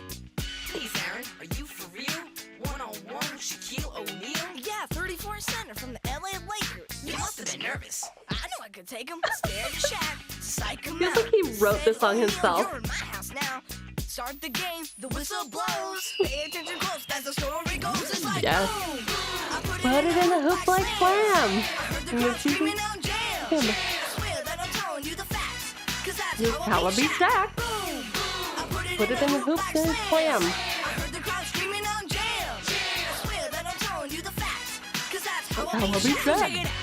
I thought I had the lead, but then he started scoring mad points on me. Oh, really? Was he hitting all the shots? I knew there was a way that I could make it stop. I had a plan, I could change the pace. Shaq. I said, yo, Shaq, you didn't tie your shoelace. He looked down, I stole the ball. I'm taking him to school now, watch me all. Three-pointer, nothing but net. Come on, Shaq, had enough yet? Down No. by 2, I'm catching up. I haven't had enough. You're getting nervous because you know what he loves. It's like boom. Boom. Put it in the hoop like slam. I heard the crowd screaming out jam. Swear that I'm telling you the facts. Cause that's how I beat Shaq. Put it in the hoop like slam. I heard the crowd screaming out jam. Swear that I'm telling you the facts. Cause that's How I beat Shaq. Yo. I mean, oh my gosh, there's so much left. Dunk after dunk, jam after jam. Cheerleaders are cheering. Aaron is the man. Announcers were shocked, couldn't believe it was real. I can't believe a kid just stuffed O'Neal. One more second was all that remained. I put the ball up, I put him to shame. Oh my gosh. That sounds real crazy, but the ball went in, and then he cried like a baby. Sorry, Shaq, I should have let you win. You're good too, and we can still be friends. Fans went nuts. They Does put that me on play the shoulders. AC as Then I heard his electricity? voice, and it sounded like my mother's. Get up for school, you're gonna be late. Ma, can't you see that I'm playing the game? How could you be playing if you're still in bed? Are you getting sick? Did you hit your head? Oh man, it was all the dream. I guess the kind of thing can never happen to me. If it was a dream and it wasn't real, how'd I get a jersey with the name O'Neal? O'Neal. Whoa. I Put it in the hoop like slam. heard the crowd screaming out jam. Jam. Swear that I'm telling you the facts. 'Cause That's how I beat Shaq. I put it in a hoop And peak content 15 years ago. that I'm telling you the facts. 'Cause Oh. that's how I beat Shaq. Okay. I need to know how much was Shaq paid? Shaquille O'Neal said that he charged $5 per hour for his studio when he appeared in the music video for Aaron Carter's That's How I Beat Shaq. I'm sorry. What? What? Okay, That's How I Beat Shaq is a single from Aaron Carter's second album, Aaron's Party, Come and Get It, released in 2001.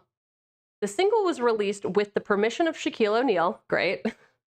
The song was used in the trailer for Hey Arnold, the movie. That I did not know. Maybe it's because I had not seen it. The video begins with Aaron. Okay, I'm glad that we explained it. Rematch on March 7th, 2013. Let's do the math. 2001, 2013. 12 years, great. Shaq challenged Aaron Carter to a rematch after 12 years since the song. Shaq made a deal that if Aaron Carter scores a single hoop against Shaq, the ex-Laker will donate $5,000 to a charity of Aaron's choice. Aaron replies that he is playing the Aaron Carter Needs a Jet Ski Foundation. The game starts with the two staring each other down. Shaq steals the ball. I gotta zoom in. I'm old. Aaron replies that he is whatever. Shaq steals the ball from Aaron and proceeds to score over 20 points. while Aaron can't make a single hoop. During the break, Shaq is seen eating nachos and offers some to Aaron, but then smacks them to the ground before Aaron can take any. The game continues with Aaron unable to score a single hoop. It then cuts back to the two staring, and Aaron attempting again to score a single hoop with Shaq successfully preventing him.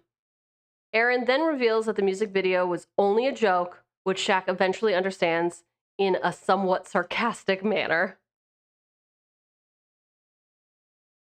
Oh my gosh. Okay. Yes. Comic strip XKCD's future anthology mentions a time traveler, Jill. Lonely Island's song Rocky from the album, the parody of the song. Interesting. Interesting. All right. We gotta dive into this too. I know we're playing Magic, but we just took a quick break.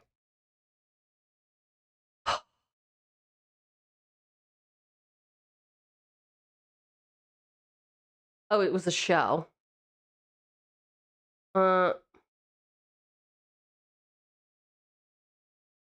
Yeah. I guess we can't get there. It's fine. We did what we needed to do.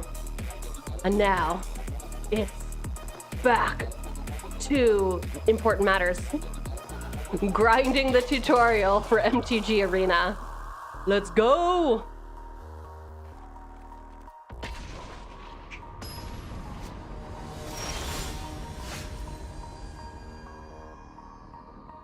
Okay.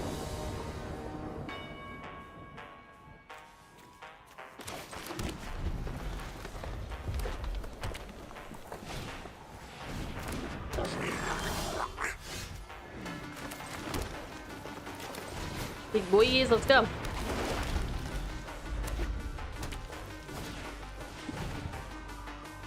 Good job. Oh, right to my face. Should have gone after my mana dork. You would have really slowed my roll. There he is.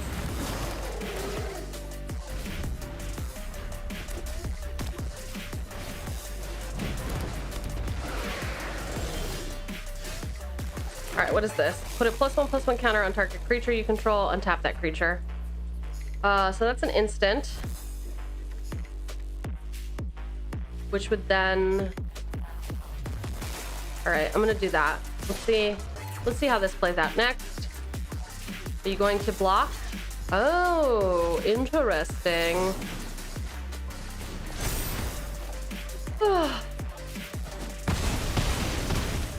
Alright. Now I have 5 mana because he is a 4/4. Love it. Get him out a turn early.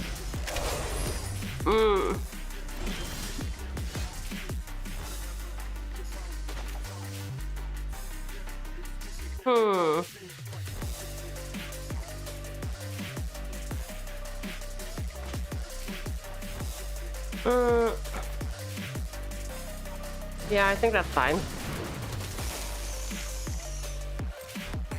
Oh, I still do have the next. Honestly, I think I'm just gonna make my trample guy big and beefy.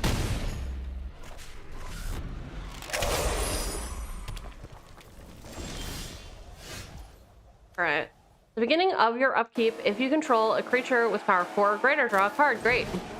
That won't do anything until next turn. There we go. Will I get a next turn? I will not. Bam!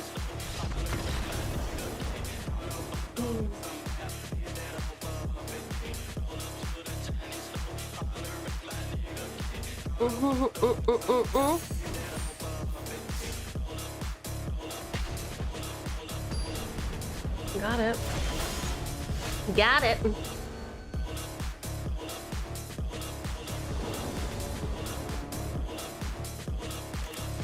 All right, Jungle Delver. Can dive right into you. Pay 4, put a +1/+1 counter on him. Great. I am.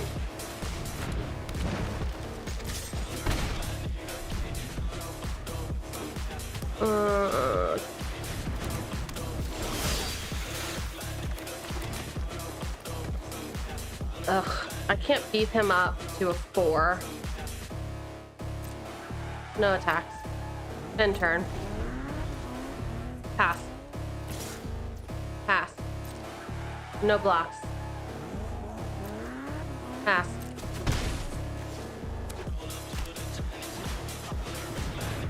Resolve. My turn. Oh my gosh. Ugh. So I can make him super beefy, which I think is what they want me to do so that I can get him out next turn, right? 1 to 4, 5, 6. Yeah, so if I do that, it's just such a shame because he doesn't have trample or anything. I'm gonna do it. I know. Oh. I should do this first. Oh! Well, good thing I did that because... Fuck. Ugh. I fucked it up, folks. Should not have attacked with this homie.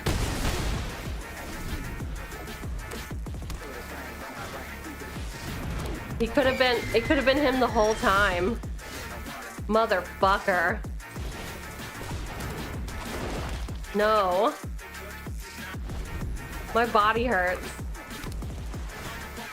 This is the thing with misplays. You just feel so stupid. Gotta have patience. Hey, there he is.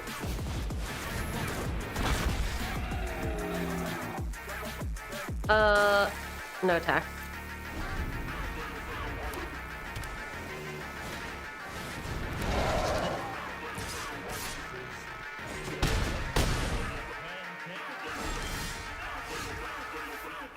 Target creature you control deals damage equal to its power to target creature you do not control. Target creature I control, target creature I do not control.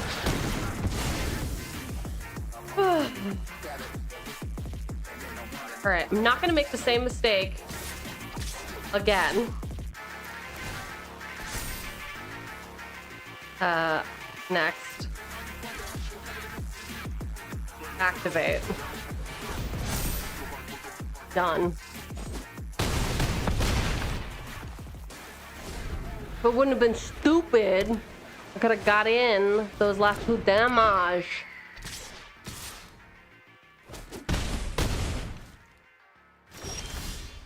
Boo, hiss. I won't even get to next turn.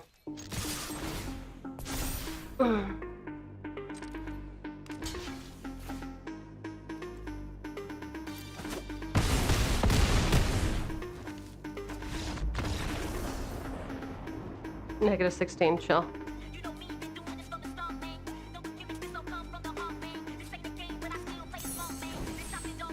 Okay, Lily, let me see what you've got. Show me what you've got.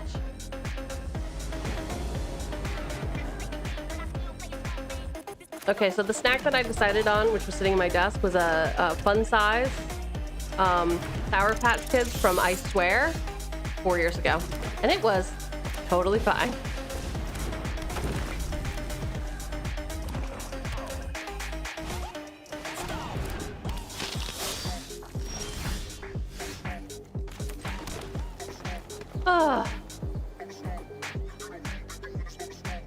All right.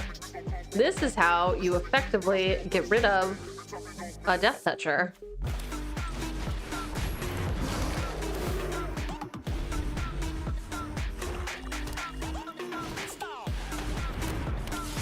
Which is important. No blocks for my guy.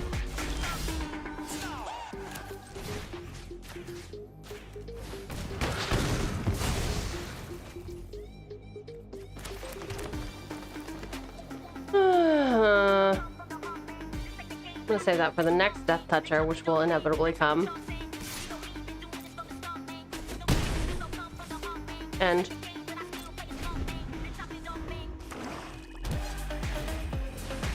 okay. No blocks.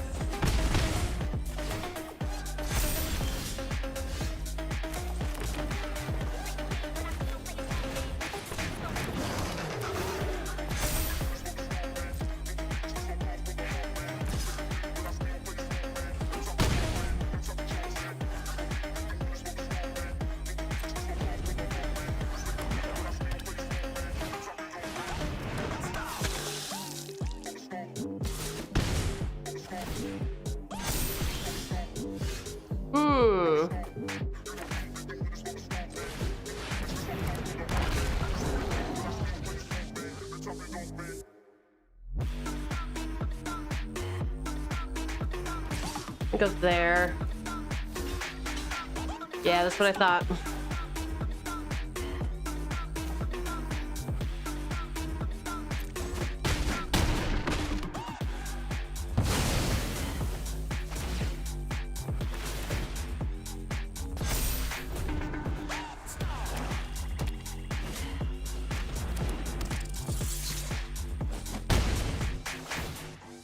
Hey, there's that Death Toucher I knew was coming.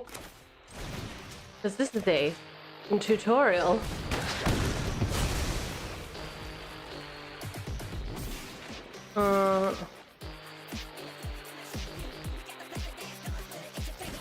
Doesn't even do anything. Okay.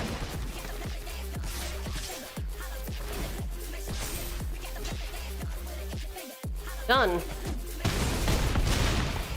Nailed that. Yeah, I don't care. It's the tutorial. Ooh. Oh, against a real person? Is it time? Has the time finally come? We must battle our wits against another human. Will I lose? Probably.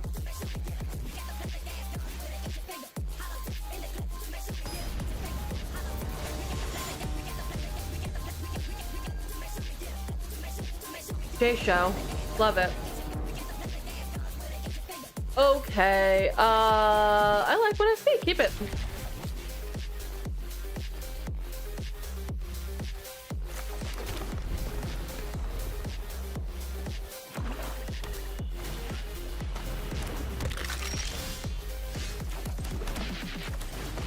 I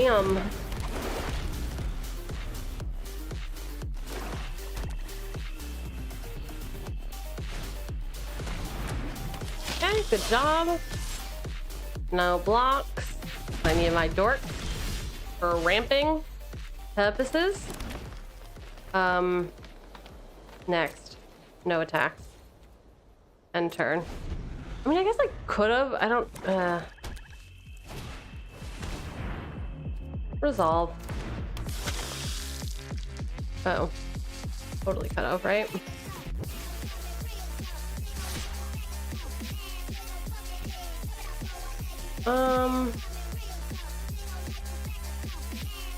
Pass.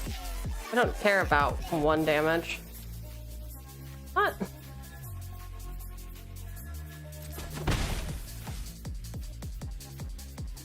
I need to finish my sentences. Wow, so many green. Do you have trample? No, you're just green. How about you? You got vigilance and reach? I think that's probably better for me right now.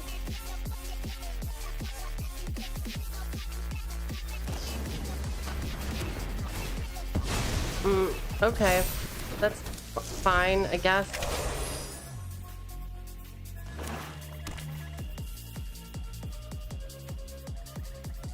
Ooh, okay, this is a fight spell.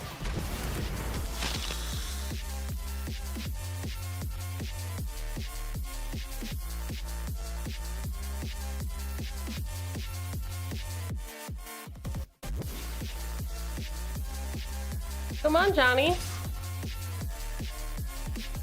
What do you have?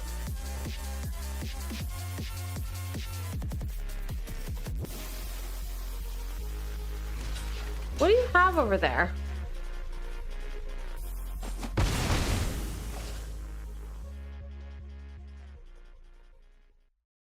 It's something.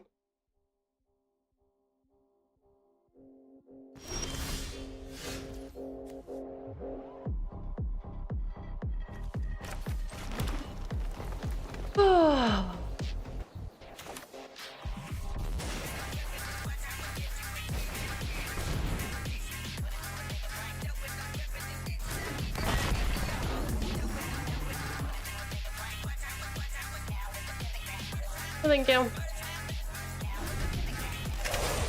May I have another land, please? I would like that very much. Okay, I just won't block. Oh. Okay. Whatever. Do you want to die?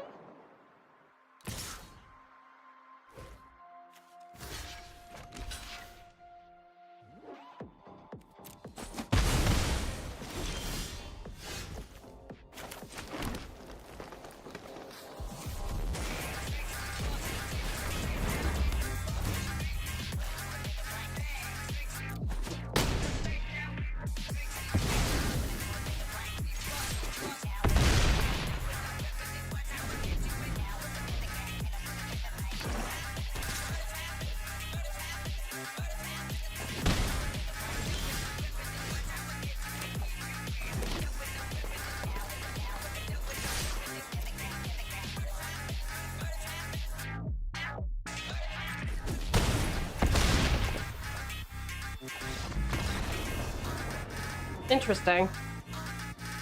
For some reason, okay. I don't know what I was anticipating, but it sure as hell wasn't that. Claim! Ooh, I've leveled up! Alright. But the green isn't filled in yet. Events. Color. Claim. I've completed your stupid challenge. Now what? Play? Color challenge. Sparky's challenge. I guess I don't... Alright, what's the deal with Sparky's challenge? Welcome to Sparky's challenge, where you challenge me. This is a pre-constructed event where I've given you a choice of some of my favorite starter decks to play with against me as you become more familiar with your Planeswalker Spark. This event has no entry fee, so you can keep challenging me, your greatest test yet. That is until you've won 3 games. I've decided you're ready to face greater champions. Okay, so I didn't have to do any of that other things. No Stompy. Do it. Back.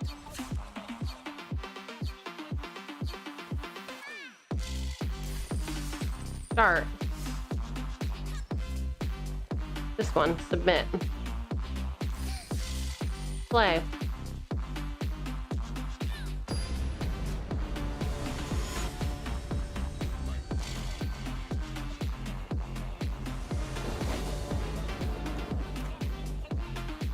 This feels good. I'm your Spark. Let me show you just what you're capable of. Okay.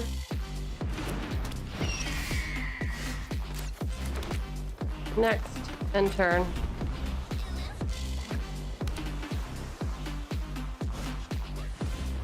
Enchant creature. Enchanted creature gets +1/+1. I can give it more until if I want. Resolve. Pass. Pass. Pass. My turn. All right, Mountain.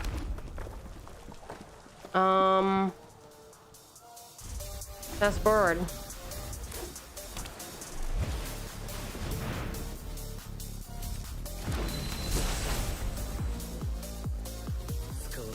Resolve.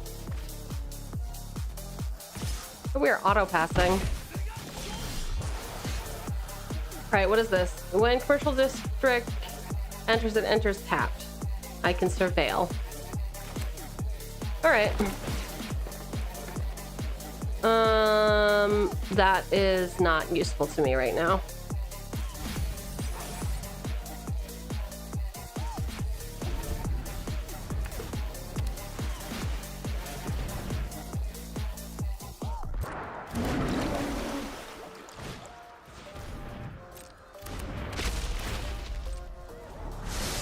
Wow, Sparky's still sure chewing me up. Okay. Red. We got whenever Pugnacious Hammer Skull attacks, well, you don't control another dinosaur, put a stun counter on it. Oh. Okay. Next. End turn.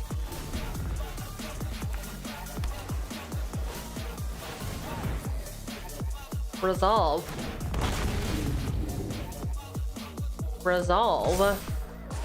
Pass. All right, do I want to give it reach to get rid of this or this? Yeah, I think so.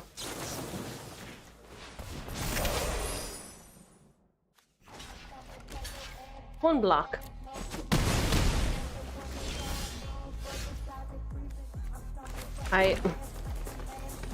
This one has reach, which is good. This one can't be blocked except by 3 or more creatures. Chill. All right, so that'll solve that. I control another dinosaur, so I can attack free of charge.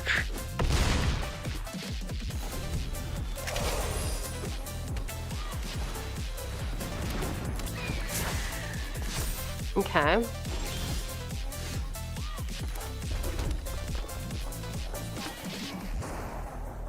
Oh, what's the rock slide do? Deals damage to target creature equal to the number of lands I control, which I thought it should tell you. So 1, 2, 3, 4, 5, 6. 6 damage.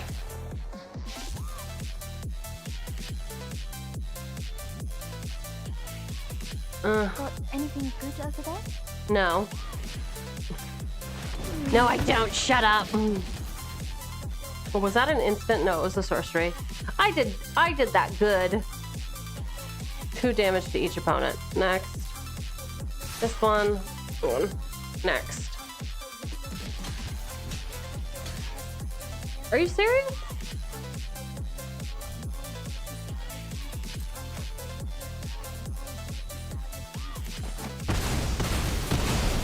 You're so rude.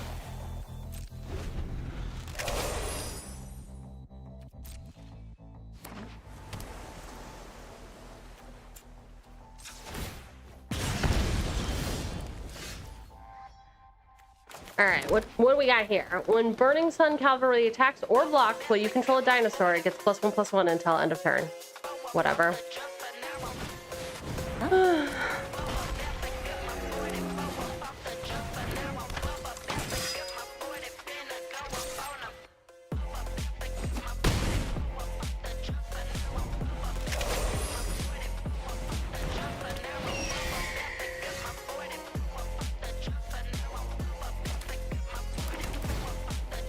Eat it. Woo!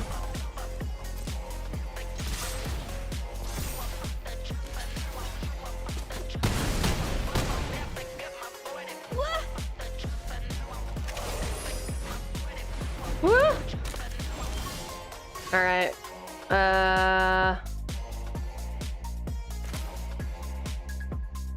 I guess I'll play my land first. Whatever. Oh! Oh!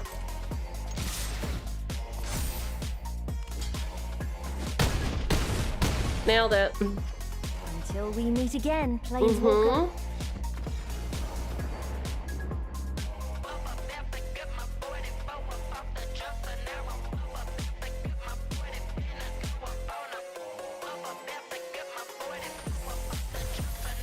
Okay. Ooh, what did I get? World Soul Rage. World Soul Rage deals X damage to any target. Put up to X land cards from your hand and or graveyard onto the battlefield tapped. Groovy. I'm sure that'll come in handy.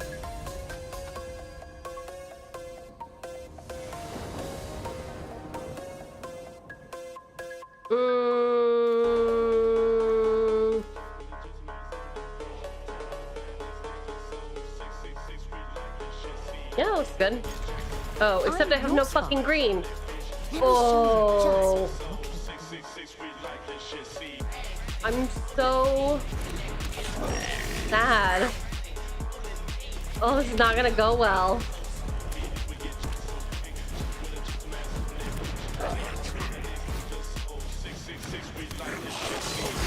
I deserve to be murdered for this. Let's be clear. What's this? Oh, discard Trumpeting Parasaur. It deals 3 damage to target creature or planeswalker. I mean, I'll have to do that next turn anyway, right? 1, 2, 3, 4, 5, 6. Next. End turn.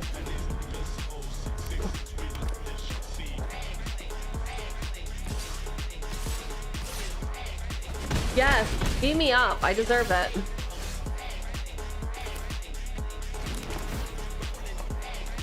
I don't need you. I need something else.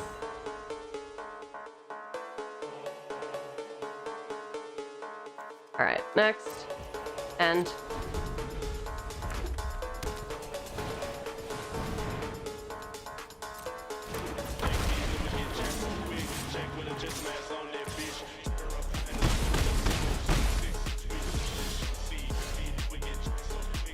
Alrighty, finally something. All right, Ward 2 at the beginning of your first main phase, add 2. Great, that'll help me ramp for next turn.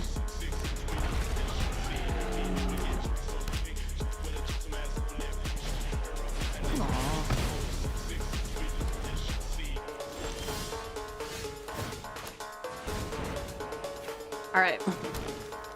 So I have got a total of 3, 4, 5, 6, 7, 8 mana to spend. Reveal the top 4 cards of my library. I may put a creature and or a land card from among them into my hand, put the rest into my graveyard. Do this first. Look at the top 5 cards of my library. All right, so what is this? Haste. I may pay 2 when I do target dinosaur I can control. Okay, I like that. Menace when he enters. Target creature I control gains menace. No. Reach. I like you. And I'm gonna go. It's a 7. What are you, a 3? Amateur. I don't need that. I like it.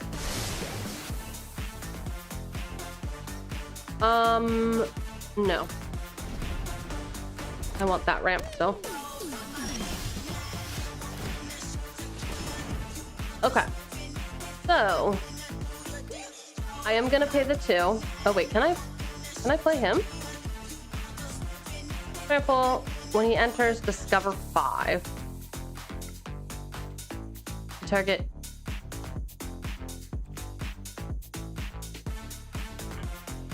Target creature, right? I wonder what Fine. your favorite card is. Autopay. Mine. And then yours. All right.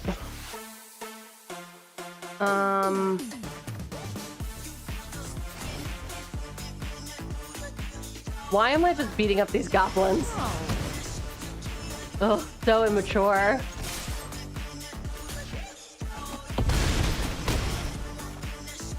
Whoa!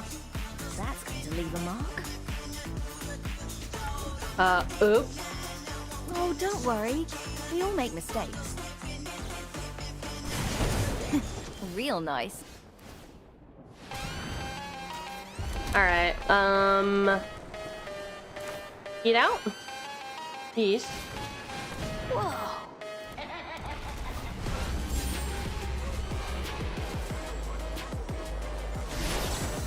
So, fine.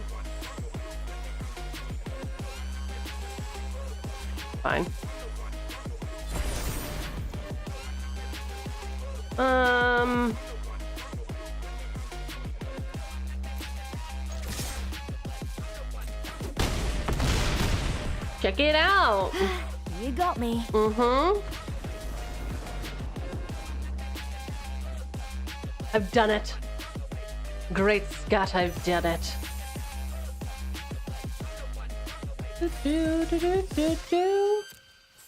Nice work. I think you're ready to face other planeswalkers in a new event. Starter Deck Duel. Here, you'll choose from one of 10 two-color starter decks to battle other planeswalkers. Oh my God. Here's the best part. If you win with a deck, you'll add it to your collection. Great. You can join as many times as you'd like. Can you unlock all 10? I don't know, can I? How do I resume this? I thought I was done with it. All check marks. Why do I need to resume this? Do I need to win like multiple times? I don't think so. It is weird. Why isn't there? Oh, it's here. Quests. You'll get another one every day. There's extra rewards for daily and weekly wins too. Golly, there's just so much to look forward to. You should have given it to me yesterday.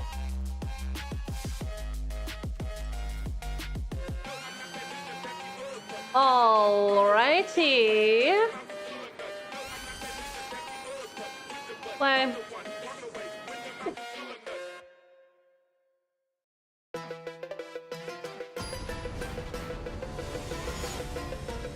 Oh, I should probably change out a Johnny. Dumb Johnny.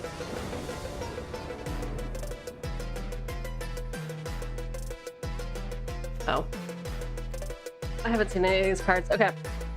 Lifelink. When Outlaw Medic dies, draw a card. Legendary creature, Human Scout. Creatures I control with power 2 or less can't be blocked by creatures with power 3 or greater. Okay. If an ability of a creature you control with power 2 or less triggers that ability. Okay, double triggers. Destroy target artifact or enchantment. Artifact, enchantment, or creature with 4 or greater. Flying. Whenever another creature you control with power 2 or less enters, each opponent loses 1 life and you gain a life. Okay, cool. I think that looks good. What is this?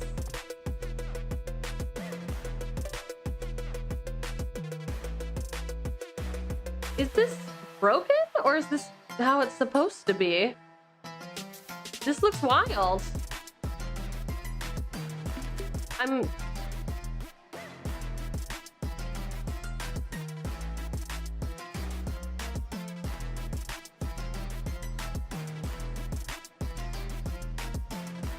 it's their turn, so maybe they'll time out if, and I'll win.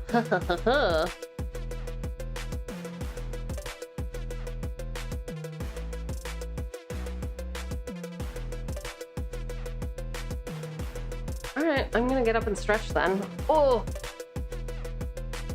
Oh! Yep, there they go! I think they get 3 of those. Oh! They're here.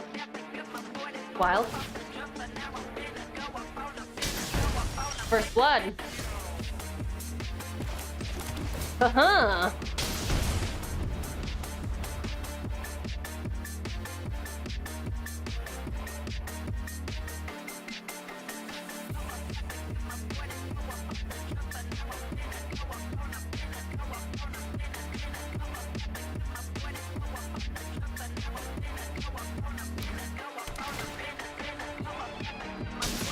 Ow. That hurt.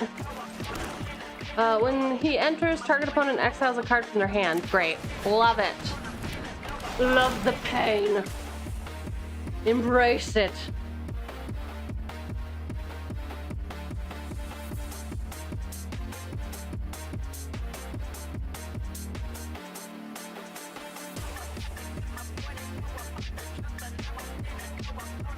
What are we doing here? Oh, you're choosing your cards. Durr. That's on me. I should have known that. I should have known that that's what you were doing. You know, I made a bagel this morning and put cream cheese on it, and I just looked over at my desk, and there is still there's half a bagel with a giant bite taken out of it just sitting there. And I don't know if you've ever let like a bagel with cream cheese sit out, but it is disgusting looking. Absolutely disgusting.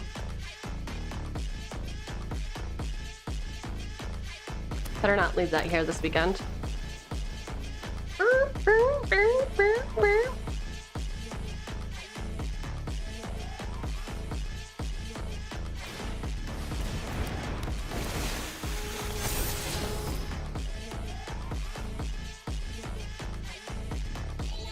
Enjoy reading all of your cards.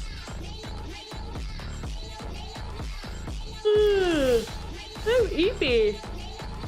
Sorry.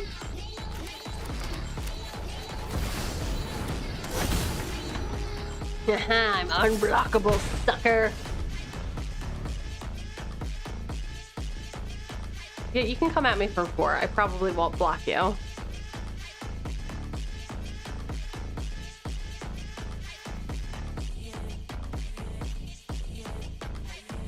Whenever another creature you control with power 2 or less enters, each opponent loses a life and you gain a life. Alright, I'll probably do that next.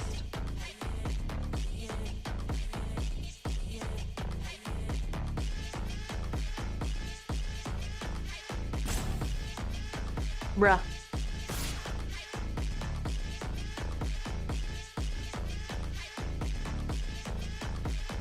No blocks.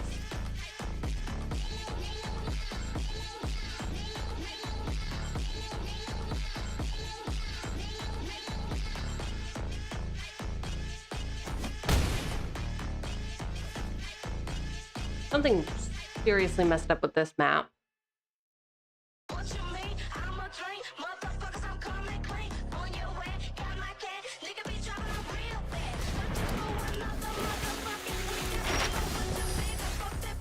Okay.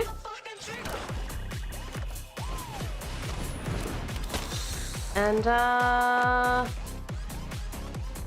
neither of them can be blocked. No, but they could be by this. Wait. Yeah, no attack. Excuse me.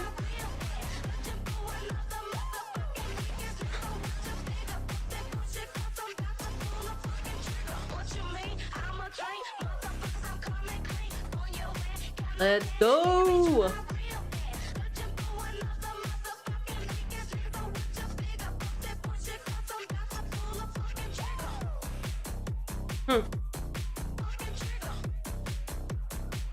So every night, no, not every night. God, that would be insane.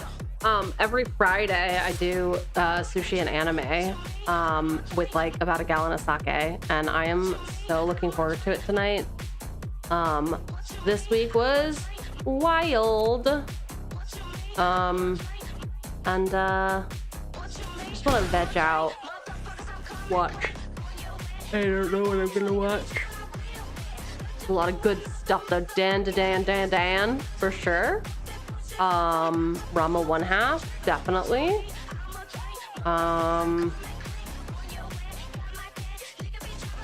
What else are we watching?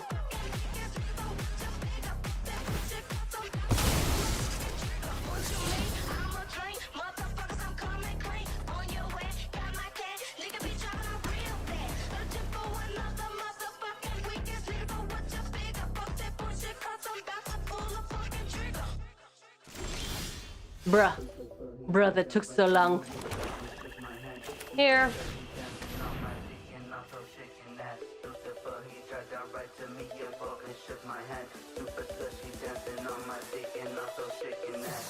Come on. What do you got over there?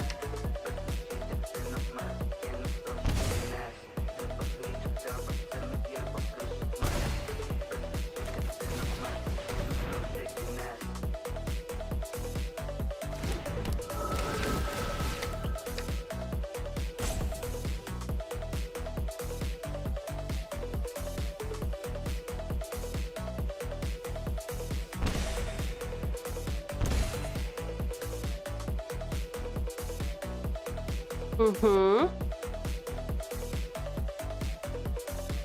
No attacks.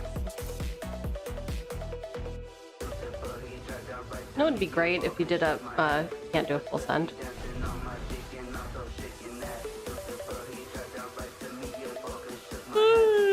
Big yawn. Big stretch and big yawn.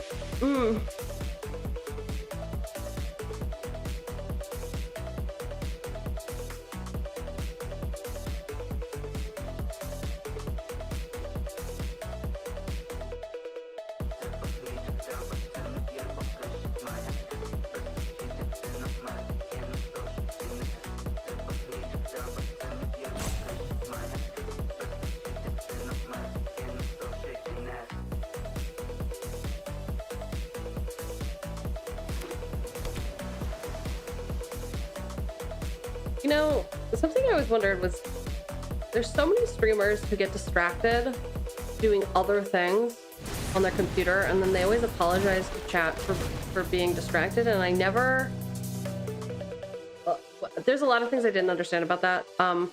Number one, I did not understand at the beginning of combat on your turn, target creature you control with power 2 or less gets +1/+1 and Death Touch. Death Touch would be killer, but I'm definitely just gonna get rid of you. And they would always apologize, and I was like, I honestly could not even imagine like trying to do multiple things during this stream. Oh, well, they can't even be blocked by him. I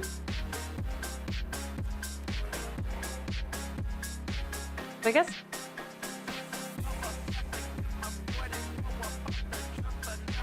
yeah, I guess here.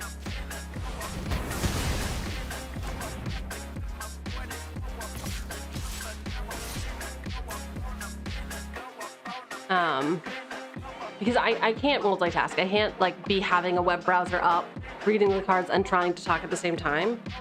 Is number one of like, oh wow, yeah, mistake number one, trying to do other stuff while also being an entertainer. I don't know that that is a recipe for success. Number two, the doing it, but then apologizing. And I know that it's human nature to say like, oh, sorry, because you know that you shouldn't have been doing something, but then also, it's kind of disingenuous, right? It's like, well, I don't know, sorry kind of means that you're not going to do it anymore, or that you acknowledge it's a mistake and you're going to commit to change. And as I was sitting here thinking about that, I recall in my youth, my mother used to say, and I don't know if this is a false memory or not,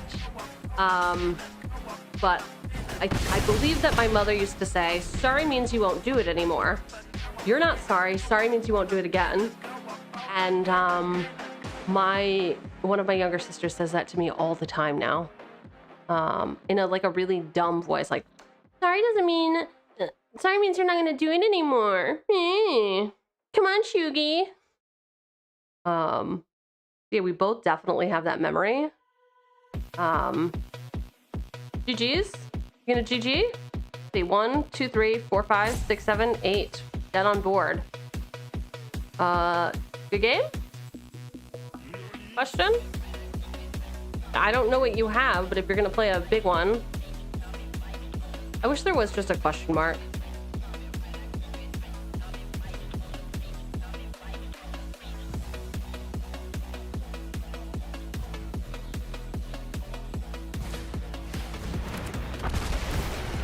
Yeah, you can't block. Bruh. Bruh.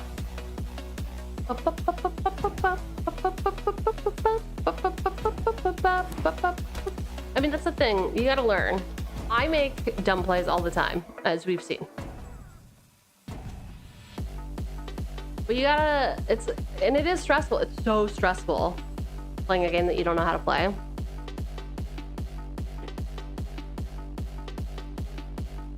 I wonder what dating sim I'm gonna play next. There's one in my Steam cart. I know, I just said I can't multitask and I'm not gonna get distracted, but guess what? Here we are. Here we are, getting distracted. Why? Don't know. All right, so it's called Cave Fiction. And it is described as a, oh, chill. Here we go.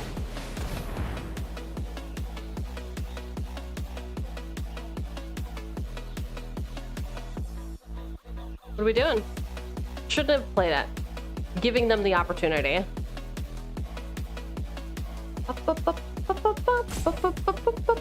Okay. Cave Fiction is a self-development game that is actually... Okay.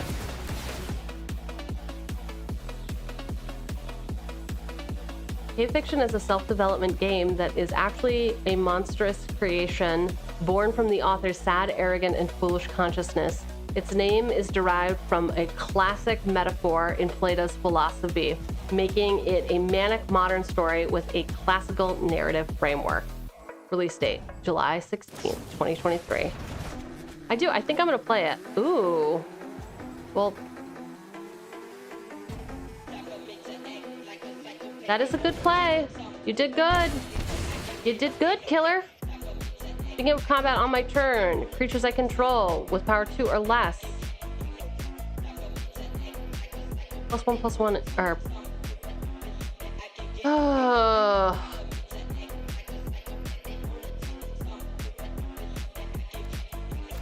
Go here. I'm gonna go there and there. Because I want him to die to draw a card. Maybe it'll be a land. Then I can get you back out on the battlefield ASAP. We'll see. Only time will tell.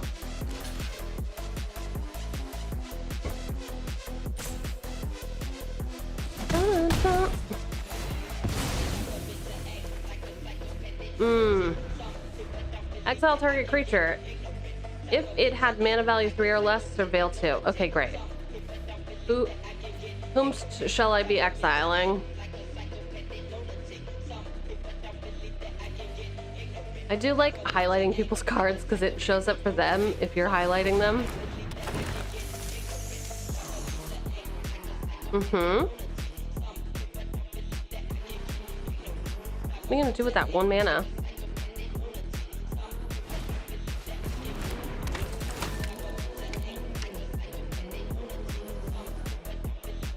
Surveil 2. Okay. Pretty good. Pretty good. Full board state.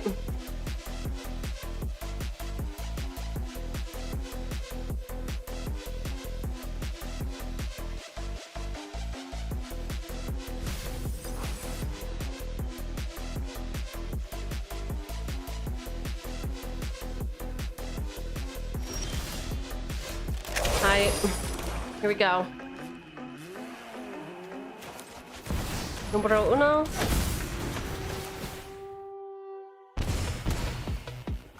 Número 2.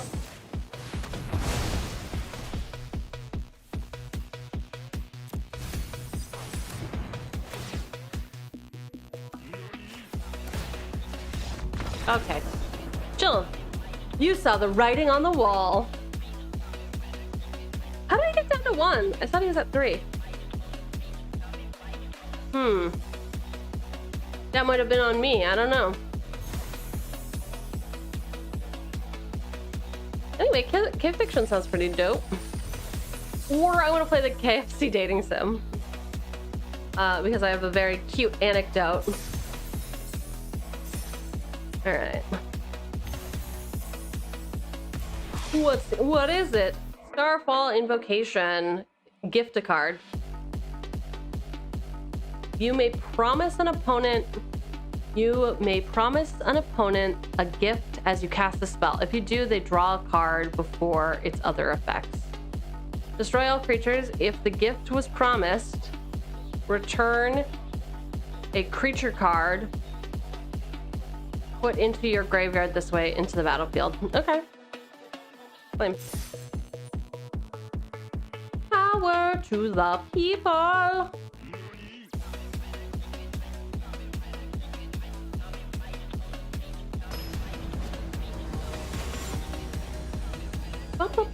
Oh yeah, I keep forgetting to change my avatar.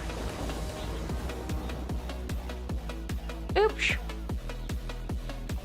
Can I get away with 2 lands? It's always a mistake. That's fine, I can get away with it for a while.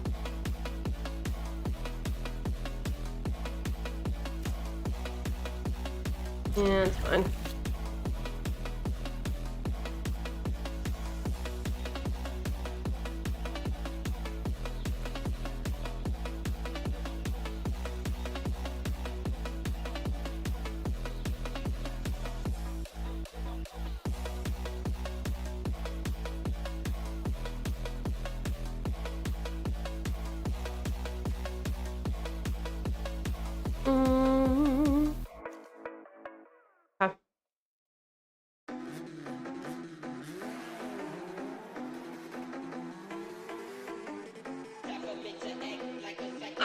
Red Fang, what's up? Hello.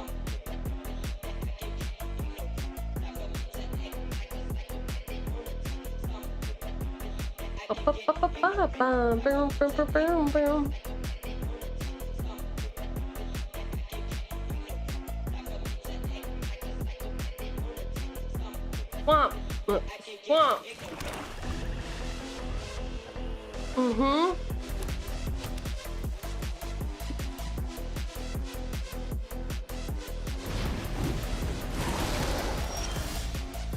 Whenever an opponent casts a spell with mana value 3 or less, Scalding Viper deals 1 damage to that player. Huh. Alright, let's check it out. Not gonna be a great matchup for me because I got a lot of little guys. Okay, let's see. Flip a coin. Deals 1 damage to any target. You create a treasure, draw a card. You may look at the top part of your library at any time. Once each turn, you may cast an instant or sorcery spell. Don't like that. This spell costs 1 less to cast. If you've committed a crime this turn, draw 2 cards. It's been so long. I haven't played the last 2 sets. What the hell is commit a crime? Targeting opponents, anything they control, and or okay. Later.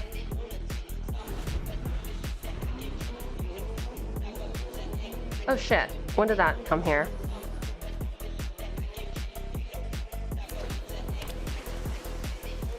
This whole time I thought that was the plains. I should have played that months ago.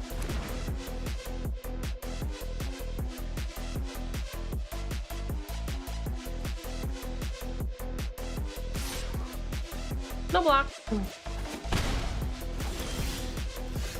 Okay. Flying Vigilance at the beginning of your upkeep. Investigate once for each opponent who has more cards in hand than you.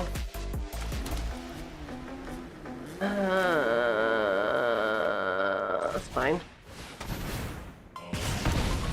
Right. It's gonna bleed me dry, but don't worry. I'm gonna get it back.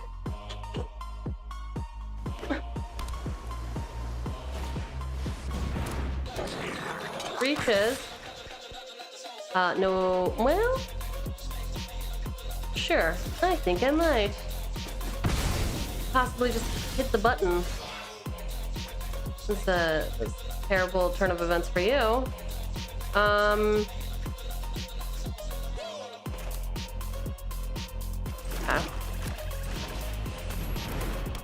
Alright, I cannot play that, but I can play this.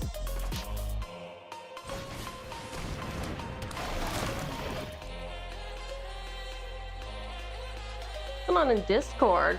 Oh, happy 420, everyone. I don't care where you are in the world, but 420. Oh no! He's got menace. Fine. He looks like he's flying though. Whenever you cast your second spell each turn, you may sacrifice an artifact. If you do, flip a coin. When you win that coin flip, copy that spell. You may choose new targets for the copy. When you lose the flip, breaches deals damage equal to that spell's mana value to any target. All right, well, rude.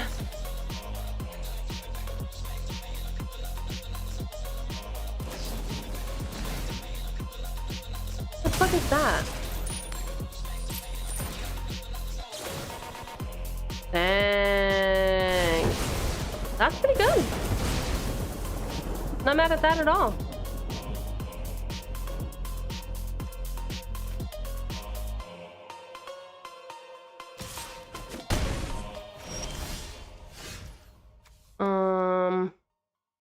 Surveil was this? Okay, so I can play that.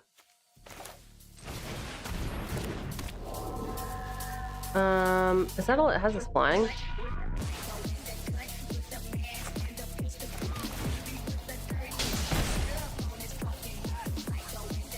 Sure.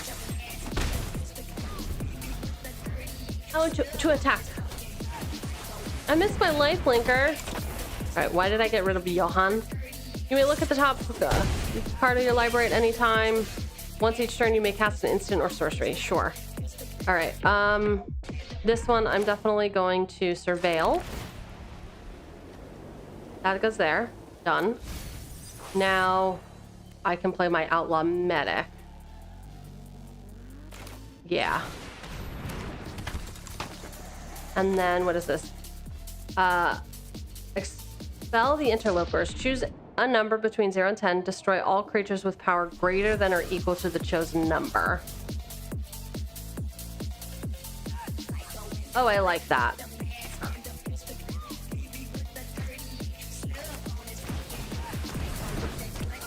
I'm not gonna do that. No attack.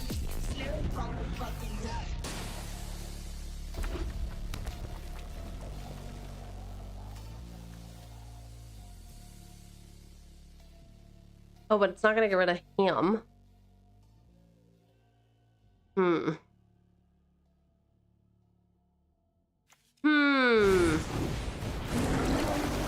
Or him.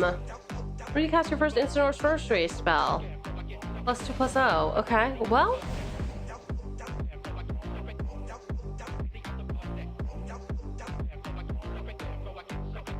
I wish Expel the Interlopers was an instant.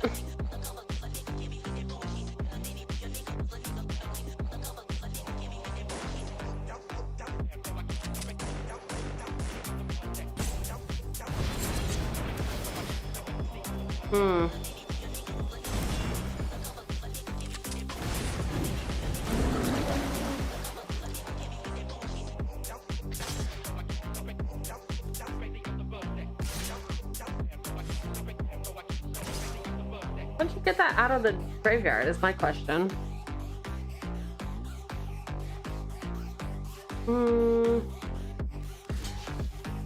Oh, he's got menace. Fine. I'll block there. Is there any benefit to that? Yeah? Ooh, at the beginning of combat on my turn, target creature I control gets... Okay, and Death Touch. Which is good.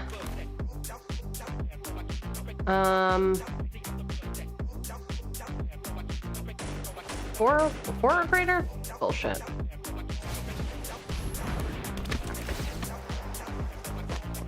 No attack.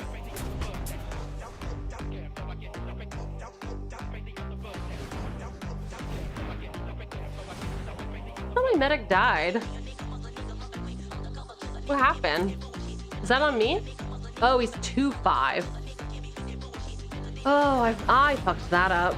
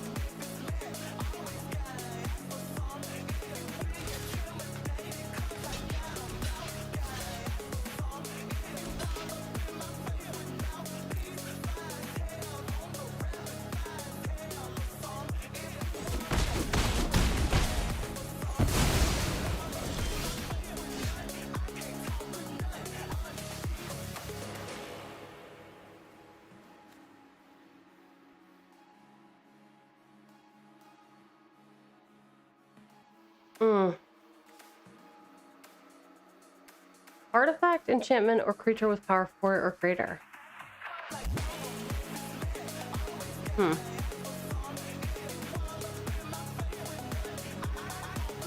2, but no.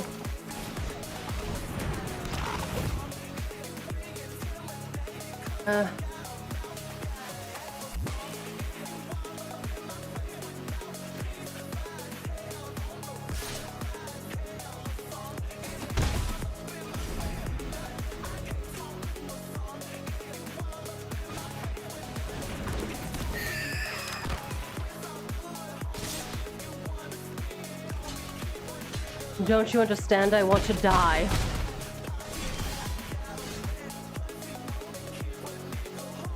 Okay. This one. 2 in the air. I also have 2 in the air. We can get rid of that.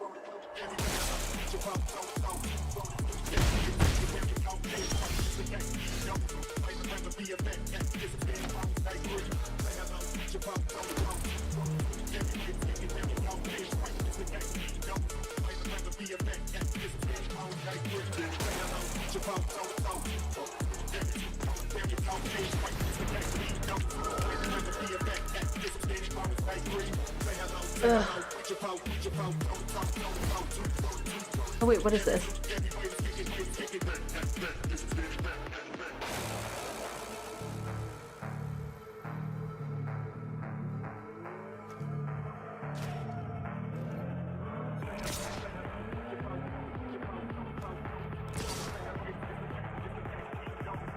Wait, 2, 4, 5, 6, 7.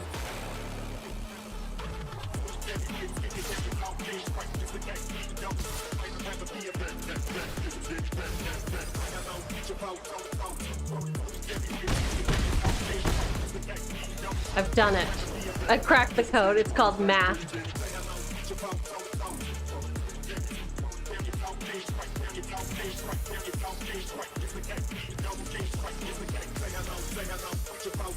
Oh.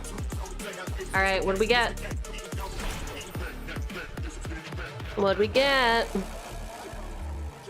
Okay. Some stuff. Some real cool stuff. Flame. 𝕃𝕚𝕟𝕜, the Pyro Hammer. Whenever an instant or sorcery spell you control that targets only a single creature deals damage to that creature, 𝕃𝕚𝕟𝕜 deals that much damage to each opponent. Classy lady. I gotta get that too. What is mystery cosmetic? Ooh.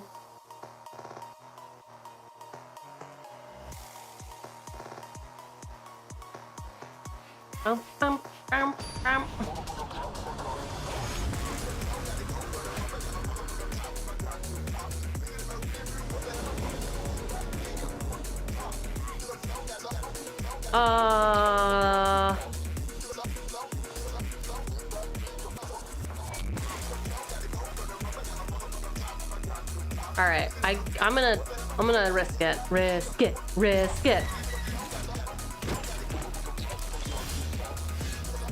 Go.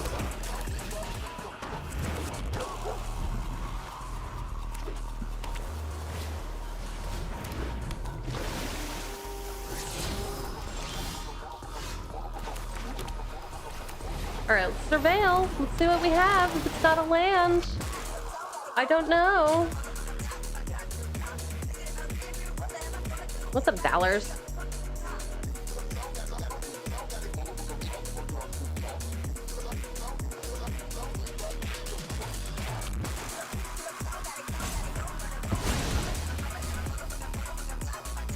Oh, it's the plains. Done.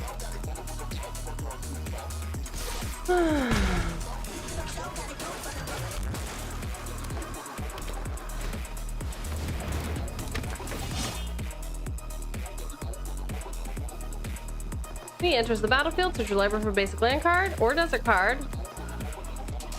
Reveal it and put it into your hand, then shuffle. It's +1/+1 for each desert. All right. This one. This one.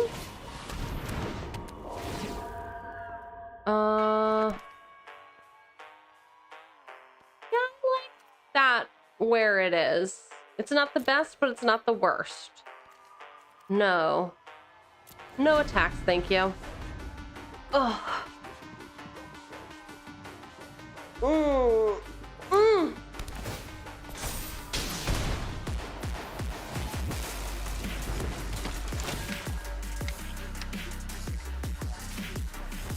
Yo. Have fun surveilling.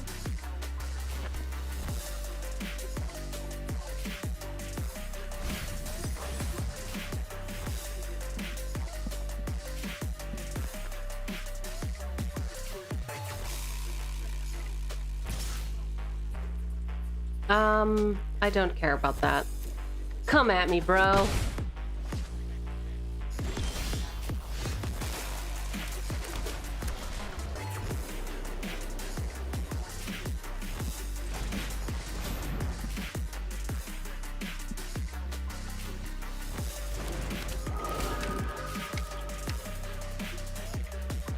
I'm gonna leave that on top. And I can't attack because I don't want to.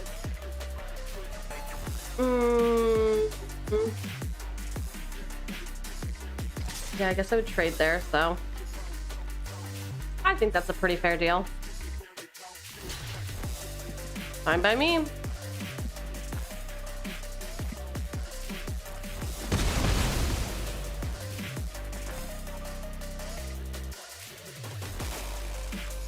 Oh, but I was surveilling every time. So it whoops! I'm getting sleepy, that's why. Lazy. Laziness does not mix well with, what's the other thing? Impatience. I'm both lazy and impatient, which I think is hilarious.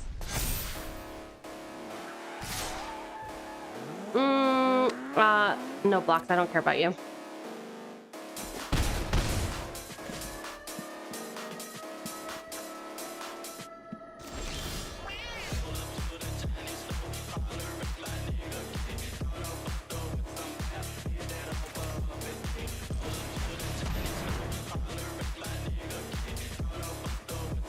You got a Nagat.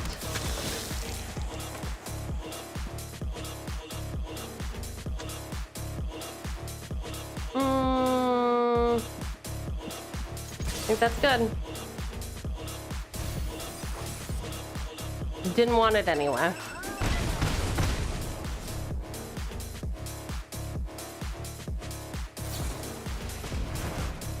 What? But I spent all my mana on that. That wasn't very nice.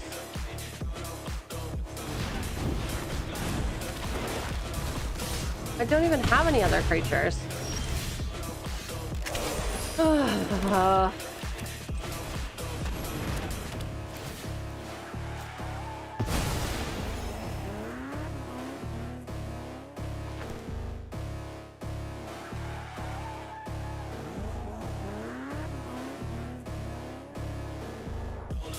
Yeah, I guess. Fine.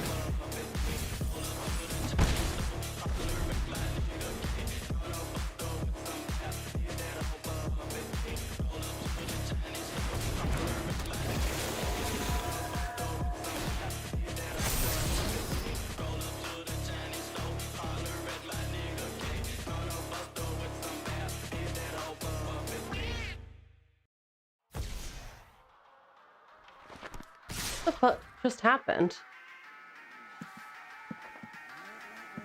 Did that just change? That was weird.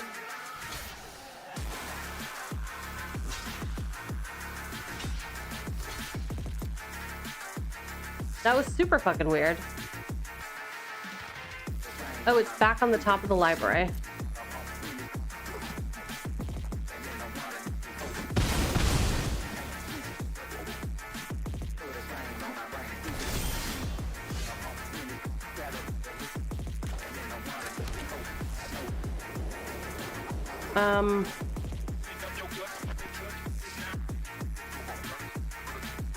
Do I do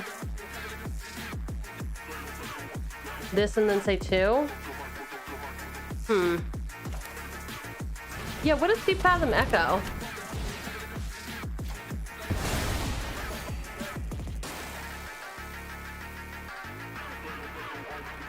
Sure.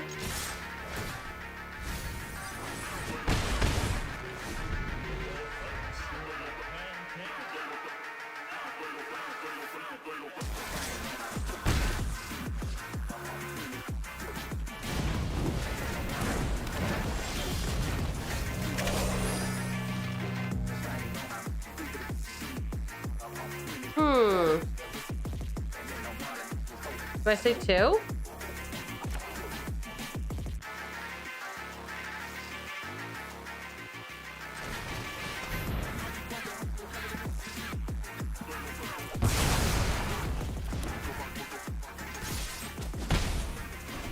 I'm fine to bleed them dry.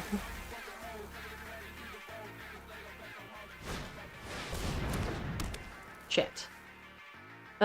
Control 7 or more lands, fine. Solved. You may look at the top library of your card at any time. You may play lands. Oh god. You may play lands and cast creature and enchantment spells from the top of your library. Okay. Oh, I thought I had enough for that.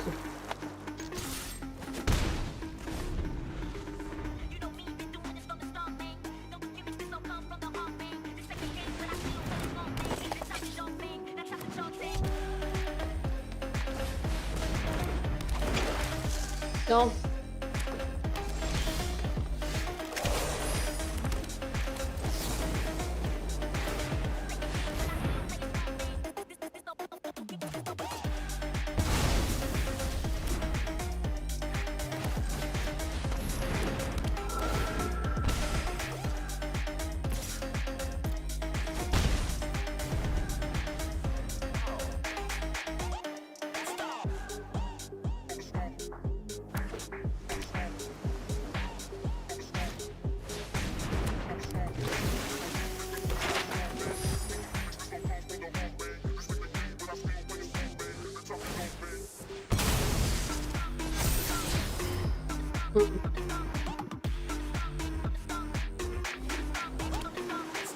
Yep.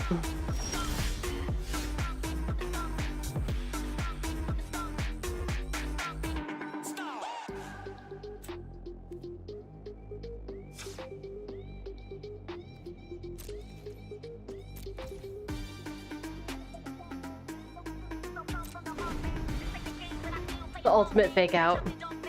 So I can activate her ability on your turn. Great, deal 1 damage to me. I don't care. See how much I care about it. Pass. You gonna attack with anybody? Ugh. Alright, what is this? Whenever another creature you control with power 2 or less enters, target creature you control gets +1/+1 until end of turn.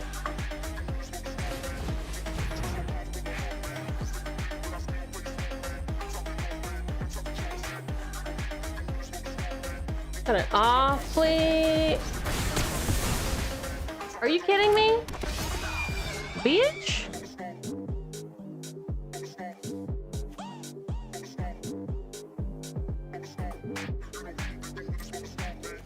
No attacks. End turn. Rude. Valors or Vires? Fuck.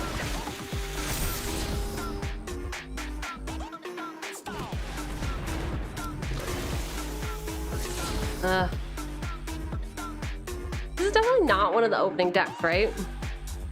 That seems too good. But I don't know. Ugh. Target creature gets +2/+2 until end of turn. Investigate. So, what does investigate do? Draw a card.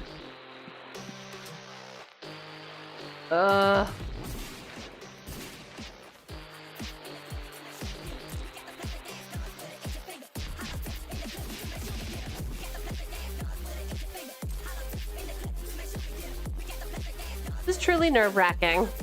I don't like your stupid wizard face. What the fuck is this? Return target non-land permanent to its owner's hand.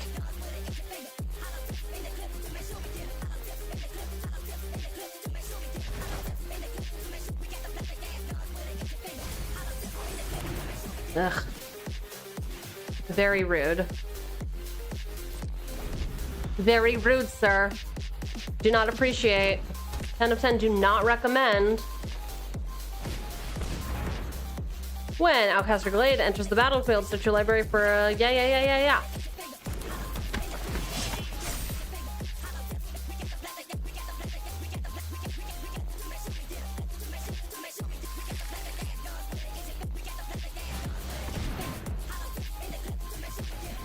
Ugh. So grindy. This is my 2 of... this is supposed to be the last one. How do you have so much land? Whenever land enters, put a +1/+1 counter on target creature.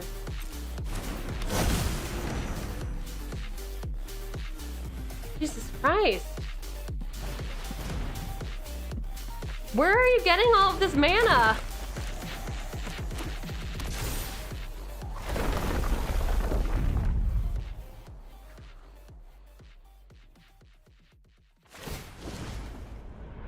Resolve, sir.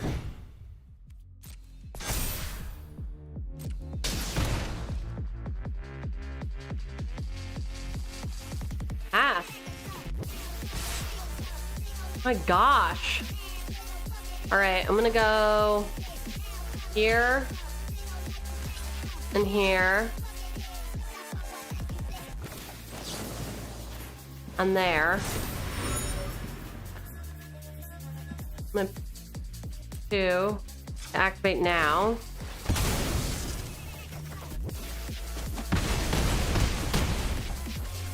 Motherfucker.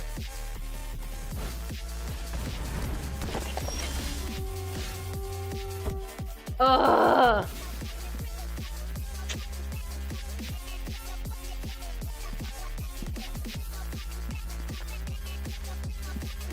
Ugh.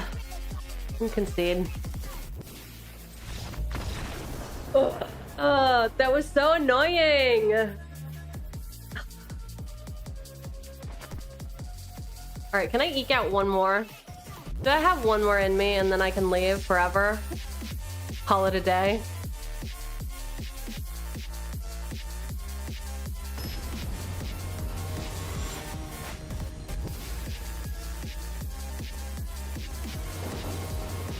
All right, Pyro.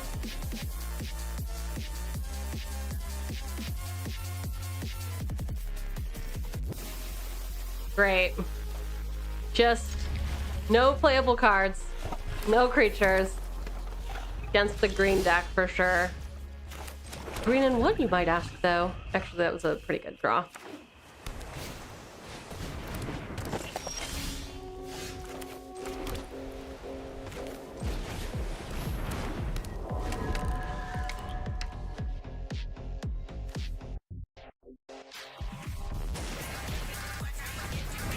Boo.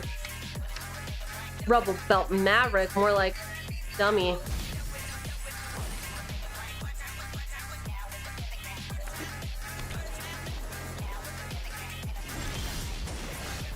All right, this one.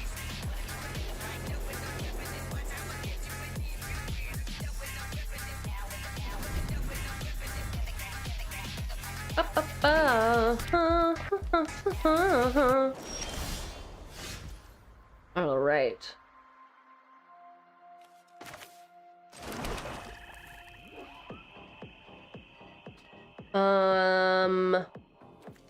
Here you go. And then, great, all attack. We've done it. Okay. First blood.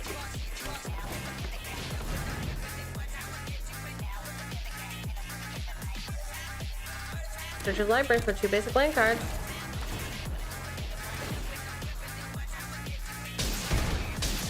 Oh, right to my face. Do you think that makes you cool? What does this do? +2/+2 until end of turn.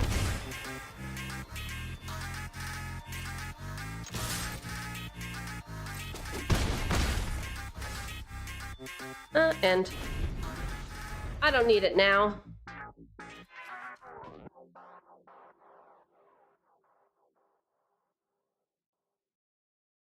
Who's it gonna be? X equals 7. Ugh, I've got unfortunate news for you.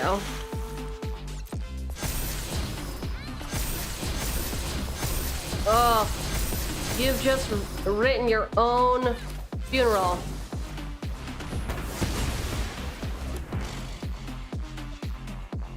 Sorry?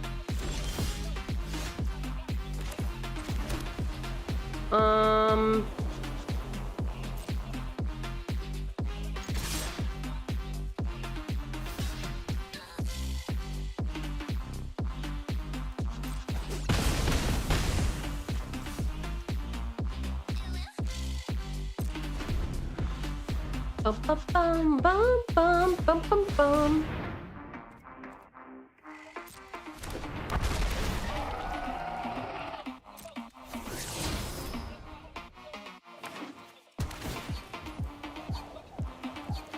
I don't care.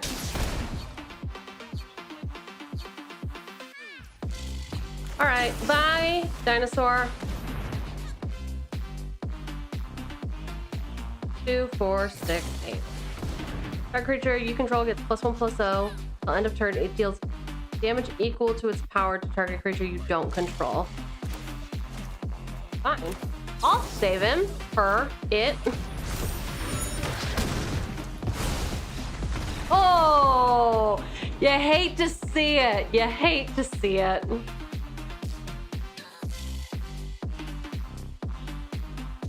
Oh. Claim my bounty. No. All right. It's that time. Da-da-da-da-da-da. This is Ben. Me? Hanging with you? Hanging with me? It's been such a good time, right? No one was angry about the 5th Amendment. We were only happy about how I beat Shaq. Anyway, thanks for hanging. It was an extra long stream today. Yeah, for fun. Fucking happy Friday, everyone. Until next time, this has been Director Chugi, and I am clocking out. Bye.